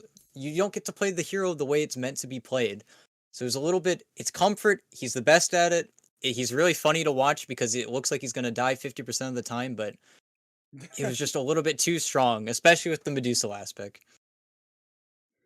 Yeah, I mean, the Medusa, it was so hard to contest her the whole entire time. And ideally, the best way to end up like getting that contest is just to be able to land every spell you need all at the same time and ideally have a Maledict on it. But it was like you talked about during draft, like we talked about in break time, and how everybody talks about it no matter what in all the Dota 2 universe, is that she is a stand in one spot and fight the enemy team with 100% mana and HP, basically has 2.5 lives hero. Because everyone, I don't want to say everybody goes for the Mystic Snake mana talent, but like 32% mana in a game like this is really good. Well, and it all goes back to that first Roche where they were able to force it. They were able to kill Benjaz. They were able to get the Ravage out of him. And even though it was a slow Roche, that Roche is... Medusa's one of the best characters to have that Aegis on because you just want to ignore her. You want to try and kill everyone else. But Team Unknown's positioning was absolutely perfect. They never gave EgoBoys a chance to really eke into that backline and take him out. Ryze had a really rough game. It was a culmination of things, but it's good to see another 1-1 in the day. Yeah, it's always nice to end up having the 1-1 games because it's just like now you know that both points are even in score, or both teams are even in score. And it's nice to come into like the eventuality of the grand finals with that score being like these 1-1s matter a lot. 2-0s are great when your team is the one getting them, but if you're down by that one, you want to get the 1-1 real bad. The 1-1s also, the tiebreakers will happen eventually. Yeah, well, if I don't know. every team has the same score. There's been a lot of tiebreaker stuff going on. Like NADPC had tiebreakers. I think they had 4 total possible tiebreakers that went on. And then there was that SA one a really long time ago where Moxie was stuck doing those for like 8+ hours, I think. Like it was almost a 20-hour cast day. But, you know, luckily we're not going to be in that same scenario today, as today is still the group stage. But that also means there is one more series coming up right after this. And looking at the chart, we've got 4 Zoomers versus Latam Defenders. So stay tuned, ladies and gentlemen. The next series will be up right around the corner. Don't go far.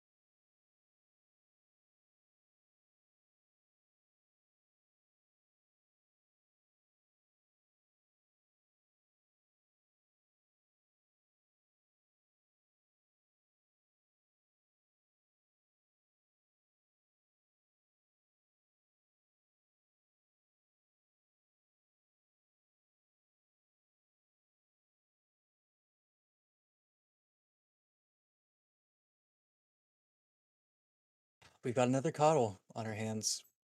Whoa! think Exciting! we're Hype gameplay! Whoa! think we're at an 80% pick rate for the hero. The hero's just that good. 10 seconds It's honestly remaining. just disgusting. Pairs with so many good heroes, but seconds a lot of remaining. defenders feel they need to ban the Alk and the Morphling versus Zoomers. I don't blame them. Add Storm Spirit to the list, and Four Zoomers are a pretty scary team to play against. But rebuting with Lion's also on that spectrum that one of the best heroes of the patch is able to be. It's just so effective versus so many offlaners, Tidehunter. and with Tidehunter as well, another one of the most effective heroes in the current meta. Yeah, we've been seeing a lot of Tidehunter in these opening drafts. Nobody's really banning it. It's not really one of those heroes that's like a problem to deal with. But 10 It's on the seconds list of remaining. not broken enough to ban, but also you always need to have a plan for it. You always need to be ready. And in the previous series where we saw four Zoomers versus a Tidehunter, they just picked the same setup. They had an Earthshaker, and they went for that last pick PA, and then got the Ag Shard, broke him with it. The fan of knives, the one good use for it, and that guy made it look good. But we'll see if they decide to go down that same avenue later. But Four Zoomer is one of the scariest teams in this tournament specifically. yeah, we're hearing a lot of good stuff usually from the Four Zoomers Team fan back. club out there. And not to mention, like I know all of these players from one point in time to another. So they're pretty strong players and pretty Radiant strong team draft. back. And you're right. It's the one of the not really what's the word I was looking for? I was gonna say like the four horsemen of the apocalypse, but they actually are that. Dire team back. Yes, They're not the and underdog. In this They are tournament the as dog. well, we've seen them. They haven't played. Like this is their second series. They played versus the Cut. They got a forfeit win versus Black and Yellow. So I mean, it's not like they've really changed too much aside from 10 watching all of the seconds other remaining. games, and I think throwing the coddle into the mix. But Five really the seconds only remaining. turn of events that has happened after DPC ended was just everybody started first phasing Elk. That's the big shift. But everything is still the same Radiant team here on 7.28B or whatever we're on. I think we're in like We're on C. We're yeah, on I think C. we're on C. And we're gonna get D probably after this is After done. after this, yeah. Or before the major, which is also after 10 this. So seconds remaining. Yeah, No. which would be lovely. is it? Yes, Yeah, it's yeah. at the end. 5 Group stage seconds of the major is at the end of this month. A lot of But stuff happening at the end of this month. yeah, There's the lots of stuff that isn't a patch. there's open Unfortunately. qualifiers for the NADPC season number 2 actually at the end of this month as well, the 27th, 28th. Yeah, everything's kind of just smashing together. I mean, But we had to kind of smash together the whole DPC season. well, So we're making up for an entire year of no Dota. You know, that's the way I look at it. Is that everybody is just scrambling together to get everything ready for the upcoming season.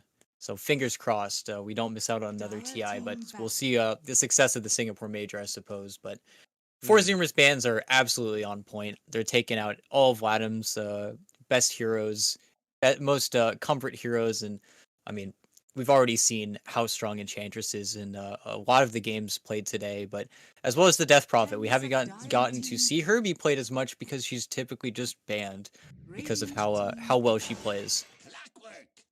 And that's the first clock. yeah, this Happy is to see it. Yeah, this is not really a new thing though. I think we've seen a clock go out at one point in time. Specifically, Uh, very good versus the Shaker. It's really good at, as I like to say, mirror the fours, 10 where the seconds clockwork will remaining. follow where the Shaker goes, the Shaker will follow where the clockwork goes, and they try to 5 stop each other seconds from remaining. making plays around the map. But it's very good at that job. I remember watching Jubei play at 5. Very, very good player. Wish he was in this tournament. too soon. No, I'm just kidding. Yeah, he's definitely one of the more signature clockwork players that comes to mind. But yeah, we're at least going to be blessed with the clockwork coming out from Latam defenders. But you're right, it is the mirror hero when it comes to like trying to match what Shaker's going to do in comparison to clockwork. So Well, and I was going to suggest for Zoomers to pick up that Beastmaster, but a lot of them beat me to it, and they're just going to slam the jug.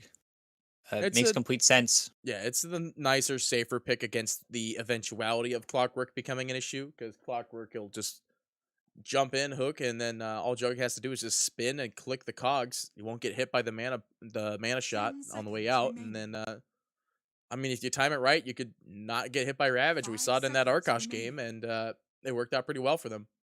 And it proves to be one of the strongest heroes versus Tidehunter in lane. It's you always need to be careful if you're that Tide, especially in this game. I think with the Earthshaker, we'll finally see a pretty it's most likely going to be Keeper of the Light 5. I think in this game, we didn't really see that. We saw Yarn playing it on the in the DogChamp game, but Tide's got to be careful because that's the one hero you don't shrug off Illuminate.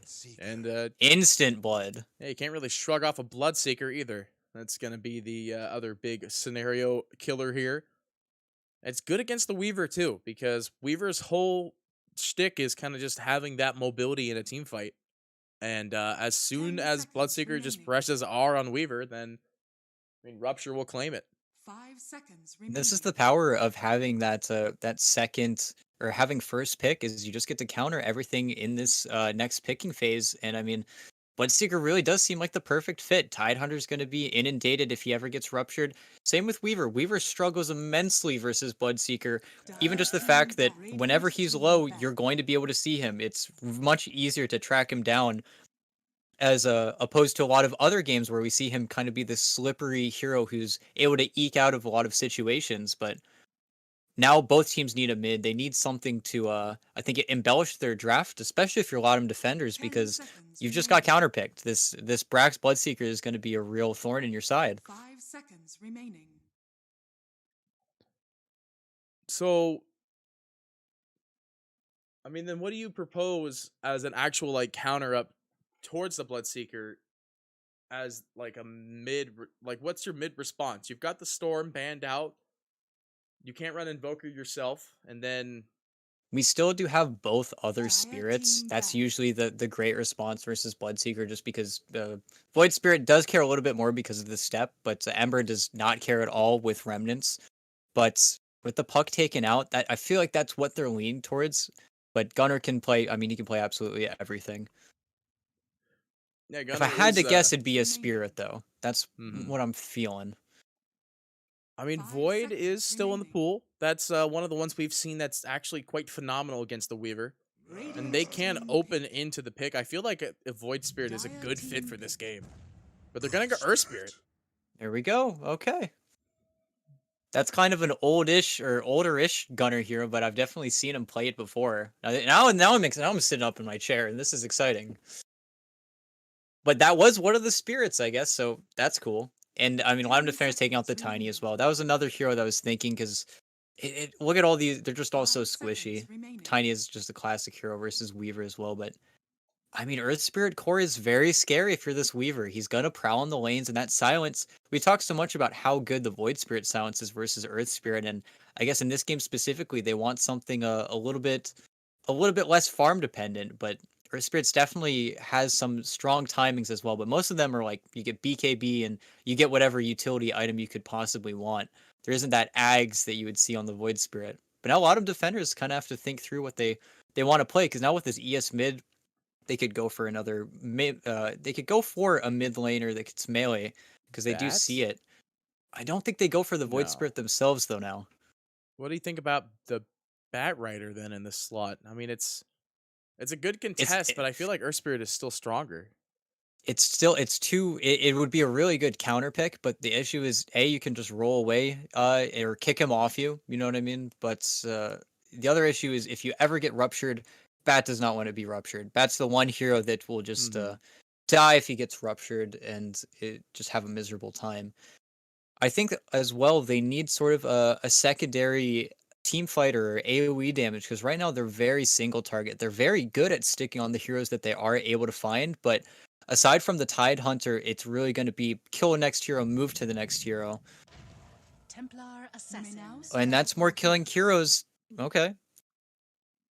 Not the first thought that comes to mind, but it is an answer that fits pretty well into this. There's also not really anything that's going to break any of the shields, really. I mean, the closest thing you have is just jug spinning or instance damage from rupture.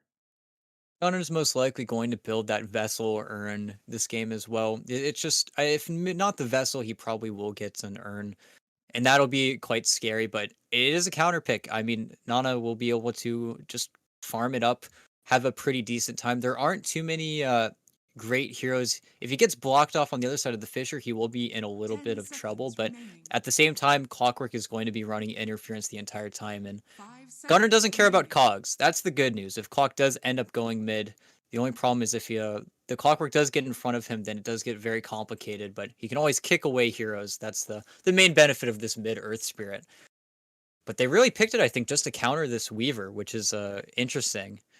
I don't know if they think it's going to be that big of an issue because they do have that Brax Bloodseeker, but maybe they just want something to kind of combo with it. He is able to kick ruptured targets. He is able to also just cause a lot of chaos for the backline for Latam.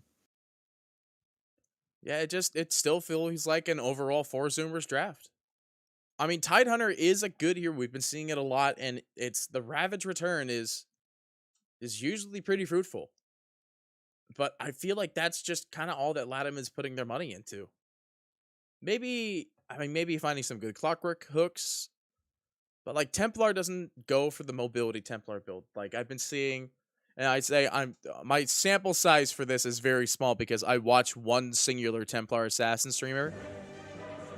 Oh boy. And every now and again you see the build that you do for the blink traps. Oh, the Ags? Yeah.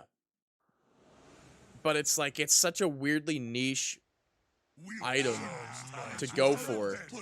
But I feel like that's what is going to happen for Latam is that he's going to have to go for some sort of high mobility deal to kind of contest the globability of the Keeper of the Light. Well, and we'll have to see because we have seen a lot more Templar Assassins go for the Blink tag. They'll just get a casual Blightstone and then go for the Blink tag, or just because the timings are way faster. If you spend too much time in the jungle, then usually you're losing a lot more ground somewhere else. And especially with this Bloodseeker, and the Earth Spirit pick makes more sense the more I think about it. He's scouting for the for the mid ward already. He's even quelling down the trees here, and you can see that Nana is trying to sort of find the ideal spot, and Gunner's just like, I'm gonna keep quelling them trees, boy. You ain't gonna get no aggressive ward early. He's just walking along the range, walking. Nighttime, man. Nighttime. Who said it was good to make it nighttime for the pregame? So much more clowny stuff happens because it's nighttime. I think it's the Night Stalker players that go for the passive at level 1. That's what's going. Actually, no, because Void's even better in darkness as well. So yes. The battle begins. It's the people who get silenced that make the world run, Pete. Exactly. People who just aren't happy at the start of Dota 2. That's why it's dark at the very beginning. And then as soon as the game starts, you see the light, just like in a gladiator battle. That's what they did it. They based off a gladiator battle. You start and you sit in complete darkness, and then you go up the stage, and all of a sudden it's sunny as hell, and you lose your eyesight, and then you just die because somebody just throws an arrow at your face. The more I think about this Earth Spirit pick, the more I do. Of teams we have in our region. Well, they've got to check their keyboard, their mouse, and you need to make sure their headset's not on backwards. What else? I don't think I've ever put my headset on backwards. I don't think I can because the wire is in such an annoying spot. You see, the issue I have is I have my cable routed to the right of me, but it plugs in on the left side, so it's across my body. So one time I put it on backwards, and I was in an FPS game, and I had no idea where anything was. It's the most disorienting experience of my life. But it will be a DC. If there's that packet lost there, I don't. What region is Latam? Latam, I think Are they're they both S or USC. NA? Okay. Well, they're essay, but I think that we're playing on USC. I didn't see any server Yeah. hopping discussion before. That's always an interesting one because I remember like probably maybe 3 years ago, like a long time ago. it's 3 years ago feels so long because the last year has taken forever to just end. But Yes. yeah, like maybe 3 or 4 years ago, I remember when I was casting in like a more not super serious tournament. I wasn't getting asked to cast for BTS stuff 4 years ago. Alone. Um, I remember that like it was on a random ticket that we were doing, and the mod or the admin asked if there was a server preference, and one team said one thing and the other team said the other thing. And I think that the verdict that they decided to go with was it was a coin flip, and whoever won the coin flip got the choice on what server you picked. That's risky business. Yeah, that was like really bad. Easy to say this tournament no longer exists. So it's it's been gone for Good quite some riddance. time. Good riddance. Well, I mean, we saw in the previous game where it was between Peru and USC that they were just going to do it every other. And I mean, they did 1-1, but both games were played on the Peru server. Just because Nice Guys on I believe it was Unknown. Or no, it was EgoBoys. Nice Guys on EgoBoys to just play both games on Peru. But there's really no good solution to that. I feel like it's one of the cruxes of online video gaming. If everybody's not in the same region, there's always going to be problems. I think I might have Oh, found out what the issue might have been on this TA. For some reason, it says that she still needs to purchase a courier. wait a sec, Pete. They're playing tic tac toe. Cast. Oh, It's over. well, You missed it. That's game's already over. I saw it. Well, no, because that was an orange X right there, so that wasn't a one. Oh, round 2. All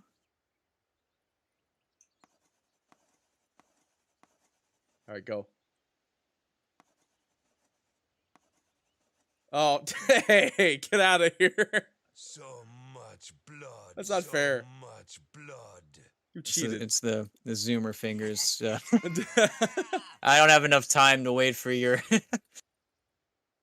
But What? 'Cause Nana's you back. didn't want me to try to draw a circle? Hang on. There you go. That's the worst circle I've ever drawn. Ooh. Hang on. There you go. Some googly eyes in Oh, there. And that's a all the lot of pings.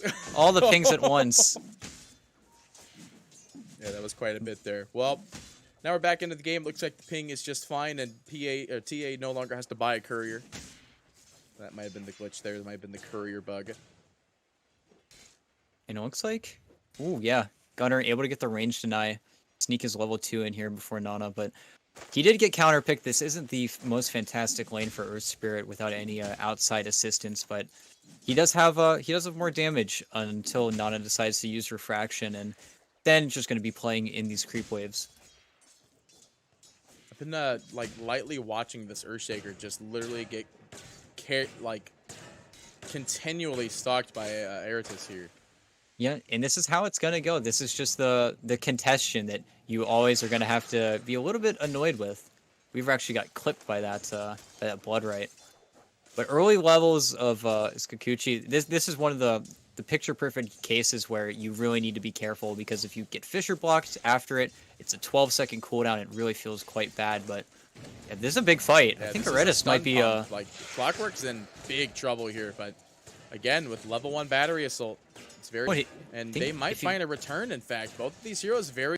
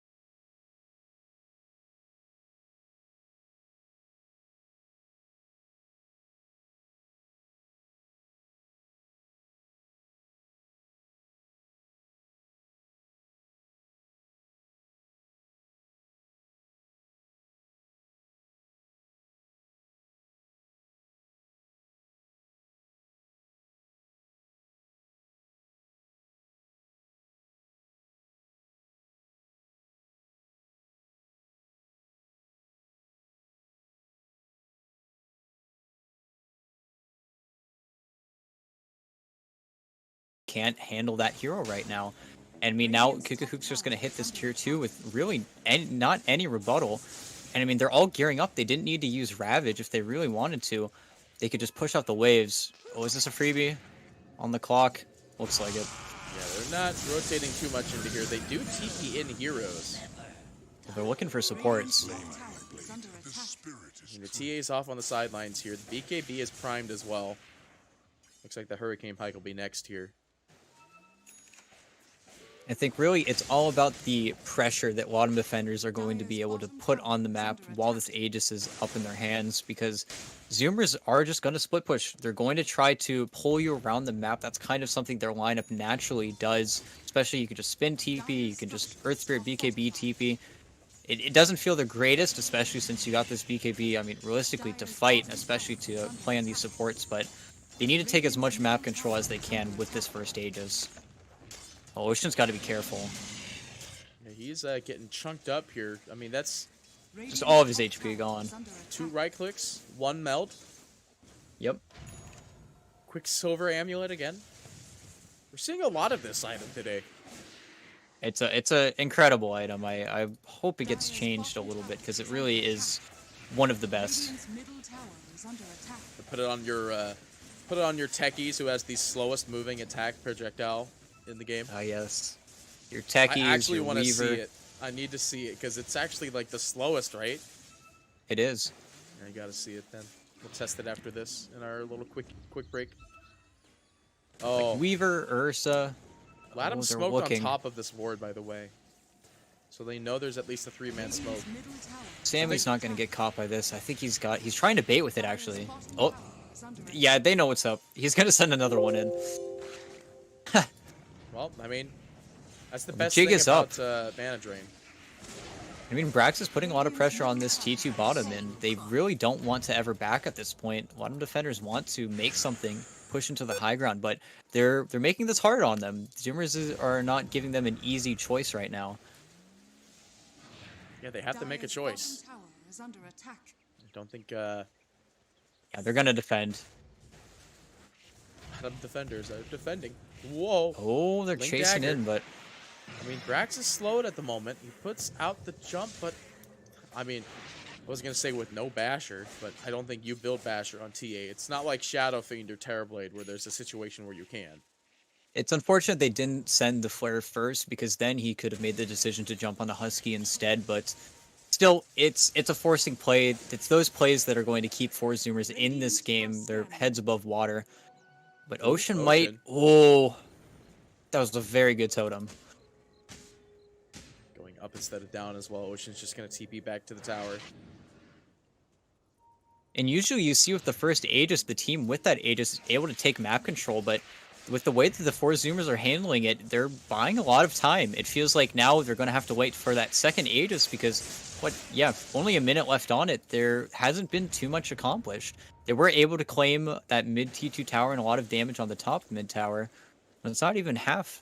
They haven't really been able to utilize this time very effectively, but... Well, this might be the best utilization of said time, as again, the Finger Ravage Wombo combo.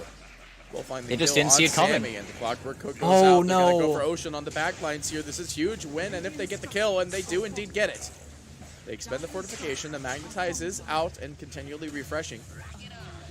And this is exactly what they needed to do. Again, they just caught him off guard. They weren't ready for it, and because they know that they want to play in these side lanes, Valkyrie, Yeah, the Rupture is there. 7 seconds he on wants Aegis. to die. Yeah, there it goes. This is much like last game where it was the Medusa wants death. They are Oh, and he gonna didn't force blink him out. Back. Well, it looks like they're going to be fine with this, though. I mean, they still not they the lost a worst hero off of it. situation. Is under attack. Yeah, they lost Valkyrie. They did losing Sammy Boy initially was quite rough, but they got a little bit ahead of themselves, and breaching high ground without Ravage is really difficult. But they did make something of that Aegis. Almost a tier 3 dead, only 1,000 HP left on it. But now I think Zoomers are going to want to make a play. They don't want to sit idly by. All right, they smoked up. They do have the Echo Slam available. The Blink Dagger is live. They will throw out a flare, but they know that there's some damage on this mid. Not Oh, enough. Nana? I mean, Oh, they he's- break. he is a Ocean target broke. to go, but it's such a hard target to kill. He has to be careful. Clockwork Oh, hooks Ocean. in. Ocean 4 steps out immediately. Keeper. And that just kills it. He's got a DD on TA. I don't think they want to fight this. Silence goes out. Oh! Oh! He does get ruptured. I'll take that. Does have BKB, He's looking, though. if he needs to BKB it. He's a Yeah, little bit gonna late. have to. It's half HP right now. BKB's off it a little bit there. I think that negates them wanting to go for it, basically. But that is a 10-second. Yeah, they are going to reset off that. If anything, they're going to try to bait them around this cliff. I don't know if they want to stay here if you're Latam, though. Okay. Yeah, well, they immediately find the kill onto Moonlight there, and that's just the micro Omni Slash. Here, this is next on this to-do list, and he is dead as well.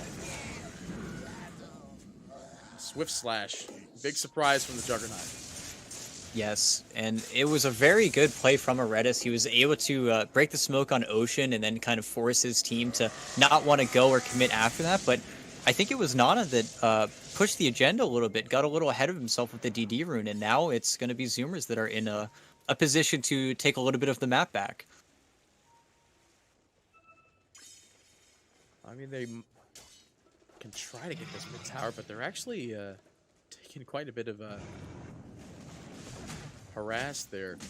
I mean, the TA is still alive, the Ravage is still there, but with no finger. Ooh, let's look at our new neutral Dire's items top here. tower is under attack. Cloak and the robe is actually found. I don't know who would take the robe. Probably Tide. He's got the Essence Ring, Probably. though. Essence Ring is one of those items you never want to give up, to be honest. It's very, it's always good on your hero. Well, But now looks like- Valkyrie needs to be so careful whenever he uses Ravage. it We're looks kind like- of is Dire's nearing the tower mid game. is under attack. Looks like Zoomers did end up getting the tower in this trade, so they got more map domination than the previous, though. The roll goes in, and they find this kill on the Lion. And I believe I saw a E-Blade go out by Gunner. Yep, there it is. Yes. And, all right, well, this tower's going down. This is the Ravage. Oh, they don't Immediately, though, have there's the no lockdown. finger. There's no stun. There's no follow-up. They had to let him go, and I think that was a huge misplay there. The Lion bought back late, too. I mean, I think It the seemed call like a was very Lion big buy. miscommunication. I mean, it had to be either they didn't tell Lion to buy back and they were expecting it, or they told Lion to buy back and he didn't do it until right then and there. Well, and at the same time, Aretis was just a little bit too far away. He had no impact on that fight. He wasn't catching anyone, and now that they don't have Ravage, I mean, just talking about how Valkyrie needs to be way more selective with how he uses it, they thought they were going to get another free Sammy Boy pick. I mean, even initiating on the Jug when he already had the healing ward down, they killed the healing ward during the Ravage, but it just wasn't enough damage. Okuga who needs to be Top so lane. careful. Yeah, Kuka needs to be extremely careful here. They're trying Because to they poise will. for it. Oh, They find the first stun, but he's already in the invis. if Ocean had the shard, maybe, but I think he's got the Yule Scepter flying out instead. I mean, they want to keep But yeah, going. he's back. Dire's Yeah. top tower is under They attack. want this top Now that tower. Ravage is gone. Yeah, it's a free tower, and I mean, they might click on the ranged at least a little bit here. They do see the Weaver for a time. We'll disengage for that. Oh, Clockwork? Oh, I thought he was going to hook him. They even pinged him, too. And with Oh, the there's TP that out, hook, though. yeah, they're going. Yeah, they want him now. They know that there's one less hero here. The finger and the combo goes out, but with no Ravage and all these force stabs, Sammy can just leave. And Oh, it's now a they're perfect looking for this bait. kill onto the Clockwork. He's going to be in trouble here. The Magnetize to claim the kill. Meanwhile, on the back lines, though, you do see that Kuka holds looking for a pickoff, but will have to reset. Bounce back off to the sideline here, though. Gunner Oh, losing on a lot of Gunner. HP is going to be force staffed out, though. The reflect is They're there, so but all low. the four Zoomers HP is, yes, very low, but they find the Echo on a Kuka hold, but Jug trying to make the full Omni Slash work, and he will get the full Omni. Oh, and Doesn't Weaver? have the Swift Slash when and if he needs it. He's going to need to do it sooner rather than later. He does get hit with the E-Blade, but I think he actually Manta dodged his own ally. He E-Blade. died. Will go down, but the Clockwork with hook back up again. Don't know where he hooked. I think he went up as we are seeing Gunner slowly die to this Roshan, and TA is hunting. Dire's But top Husky will go down to Eratus. And now this Roshan's up, actually. I think Latam Yeah, they're just defenders, going to go like, right in. Yeah. tower They're like, is under attack. no, don't mind if I do. And that fight was so messy. It was honestly, they did what every single team does with this Keeper of the Light. And they're going to buy back on him as well, where they sent Earth Spirit bottom. They show it. They immediately get jumped by the Latam defenders, but the jump wasn't really that impressive. They did have Ravage whenever that fight broke out. So they just bring back Gunner, and that Magnetized did so much damage to everyone. Everyone was so low, but then Kukahoop came back around, and the Swarm is just so annoying. The Zoomer heroes really are terrible at killing it, and it kept Ocean out of the majority of that fight. He was really playing on the edge, trying to just do whatever he could. But now it's going to refocus. The map is all about Roshan yet again, and it's on a pen's head. If anybody gives this up, any ground is given around this Roche pit, then it's just going to lead to the other team getting Aegis and cheese. I always feel like it's after like the 33 or the 30-minute game. It's like after 30 minutes, it's always about Roshan. That is always what it's about after 30 minutes, because it's just, that's the survivability. People like bank everything on that. The closest thing you have is how many smokes do you have left? And Latam defenders, they do have one available, and they're going in. They're looking for they want to blink Ravage another target possibly if they can get Sammy Boy in the same way they have before, but it's a smoke v smoke. Sammy is the one in there. They're gonna get do find Brax. the Oh, they immediate blocked blink, it. but the clockwork hook gets blocked by Kukahook. I mean, the jig is up for both sides, but this is looking pretty bad for Valkyrie. Blade. Oh, he got fogged. Actually traps both of them in there, but they'll be fine. Alright, well, the smoke has been broke, but Ocean still has his available, but I mean, it's got like 3 seconds on it, so probably not. It's going for the Shard next. Remember when everybody was taking Shard every single time? Yes. It's such a good ability. The bonus It echo really stun. stops you from being dead. Like, usually you'd Q, maybe go in an ultimate, but having to get close to Enchant Totem always kind of hurts. It's just so obnoxious as well. It feels like it lasts forever, the Fissure. Just stays there. And then walking on it's a perk. Everything else is good. Yeah, the walking on it part is more the extra little bit. I mean, that's what it was at the very beginning. It was just, you could walk over Fissure, and that was it. Well, now with MKB on TA, with MKB on TA, no buybacks. This is really the game is getting closer and closer. They keep on throwing these smokes at each other, and Gunner's waiting to be relocated top. They see the supports. If they do find this Lion, Moonlight is broken. I'll take that as tribute. Neither team really wants to start the fight though. They both want to be reactive. I mean, that's the thing. We've been seeing Latam defenders do their opener just to kill Sammy every single time. But, like, Sammy, he's sitting at 2,300 HP now. Might be a little bit harder to get that insta-gib. Well, now with the double Ethblade, any hero that gets gone on, they need to be careful who they are Ethblading, but there isn't going to be that same amount of burst. I mean, they just have so many items on Zoomers. They've really split the map up well. That and the Midases, I mean, they're pulling away net worth-wise. They're pinging where they are, and poor Zoomers is just like, all right, we're going to walk into this Roche. We know you just flared it. We can literally see it. And This is the third smoke. yeah, they smoke up for the attempted regain. But immediately they go for Oh Gunner, my but they drop goodness, the the double BKB. Omni down, and they force stab double down too. They will end up getting the TA as well. That's getting this clockwork. You see that the line is going to one direction, while the rest of the team going the complete opposite way. Zoomers will be able to claim 3 kills with that one, and undoubtedly the Roche. Oh, As there's a DD in the DD pit. here. And it was unfortunate. I don't know why Nana decided to break the tension. He should have let someone else initiate first because he immediately BKB'd. That was the fastest BKB I've ever seen from Gunner. That was crazy.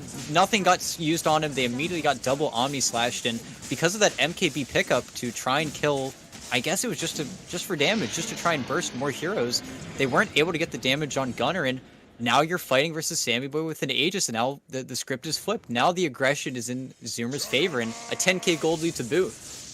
Yeah, just looking at the net worth graph, there was a decent period of time, actually, where the net worth was in Latam's favor. But now 10k difference is a very hard one to sort of look at, and since 4 Zoomers can remain uncontested like they are, I mean, I say that they lose Ocean to the bot lane in the meantime.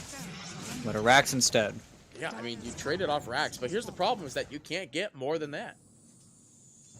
Like, Yeah, they will have to reset, go for these T2s, but you know, they'll go for the mid, tier 2. I imagine that's just where they would stop. Well, there's no creeps available, so they're just going to reset completely here.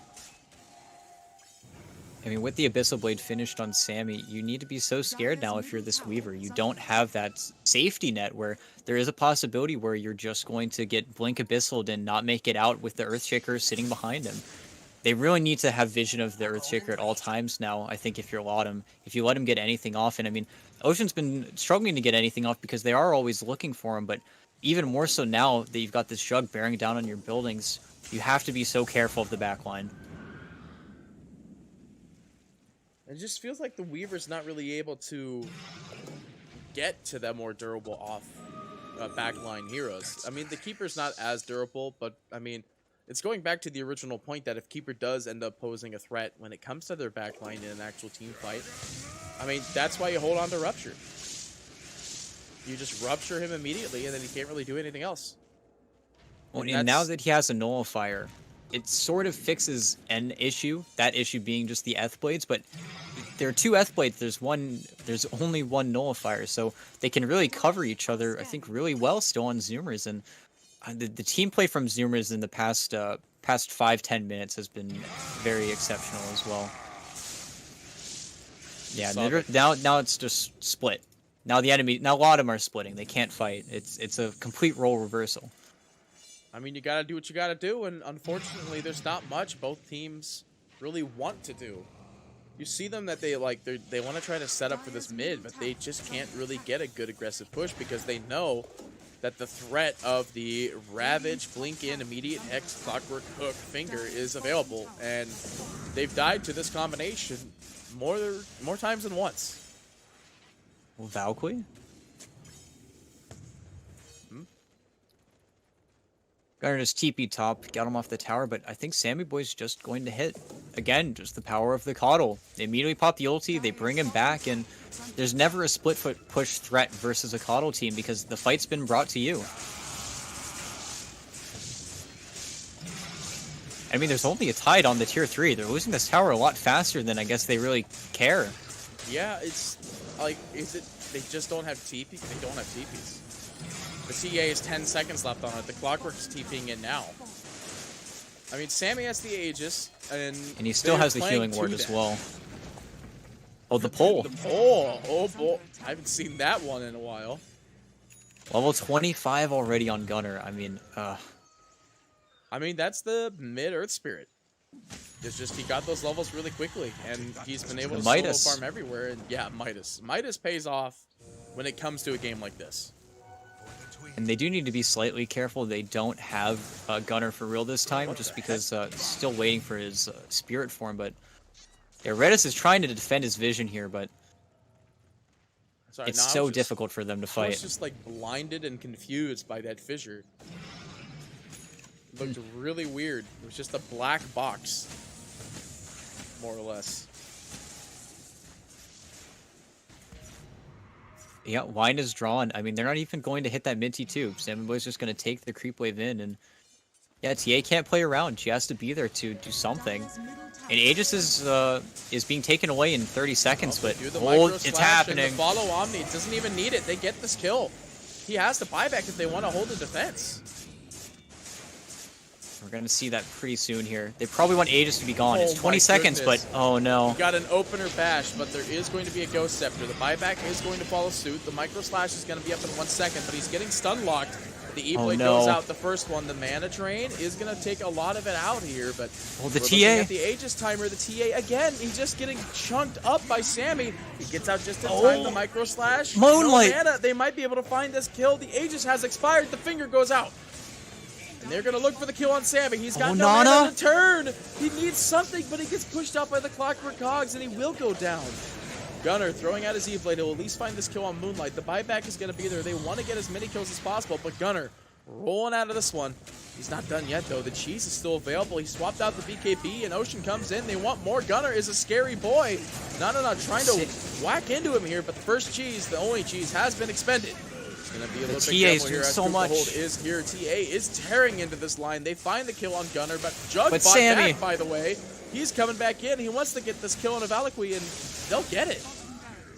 The only one alive versus is the world. and he can't help. And is this it? I think that with the Sammy Boy buyback, I mean, he can't show on the wave. He's going to just get bashed up. He's going to get fissured. I think this is GG. I mean, there's no T2. They're kind of figuring out what they want to do. I mean, they need creeps to run into the mid if they want to get this. Blink away. They want to bait it. Ocean starts the TP. I thought he was going to do the whole cancel, turn around, and echo, but it's not up for another 5. And, I mean, Moonlight was so perfect in that fight. He actually was the linchpin at the end there. He was keeping them so stunned up. He was keeping Sammy Boy kited so well. And the immediate go whenever the Aegis popped stopped the Aegis regen. That was what the finger did. It stopped him from healing to full. Meanwhile, Kukahook was 1v3ing. I mean, it was a desperate hold, and I don't know, Kukahook's trying to do it, but I feel like they're just going to be Megas in a few moments here. Now, there's no buybacks. We've already seen. Oh, and he got a DD as well. Detonated. Yeah, the TA, or the DD. I mean, this is a dead tower. At least for me, it is a dead snake. Yeah, nothing they can do. I mean, they will be respawning on supports in a few seconds here, but I don't think it's worth it to defend either. If they lose anyone, it's just going to be an even bigger problem, but this is going to be Megas, almost assuredly. I mean, Latam can defend Megas. That's not really their biggest issue, but it is a concern of a sort. The bigger problem is you're just going to go late game versus Jug. Yeah, he's just so powerful on this Juggernaut. I think one of the ultimate late game carries, and Kukahook bought a Divine. Yep. It's he had to. Way. He has to. And you saw in that fight where it was just the TA just going into Gunner, just hitting him over and over and over again, and he's got 40 armor. He does not care about the TA's damage at this point. As soon as he pops BKB, Nana just doesn't have the net worth to compete with the enemy team at this point. And now it's almost like the TA is a liability, and without all these buybacks, it feels like Zoomers need to do so little to win at this point. Rocha spawning in 2 minutes as well. If they really wanted to be safe, that would be the end-all be-all. I mean, this will be either the refresher shard or the axe. And I mean, just looking at some reserve ags or agi that are still available, more or less. Oh boy. There goes the micro slash. Spin. Oh, nice. Flicker was good, but not good enough. Gem is on the ground. And you even see Sammy Boy walking his recipe Aghanim's Blessing just in case they get an Ags in the Roche, which I guess that is going to be the end of the game most likely. He even says no cares, nah, he gives it to himself. Yeah. He consumed it and just made sure he picked up the gem. Oh, he's gonna get the gold anyway, right? If he does have to pick it up, but there are some fantastic ags, but I think most of his teammates don't want it or already have one of their own. Yeah, because you don't really need the chant totem jumps.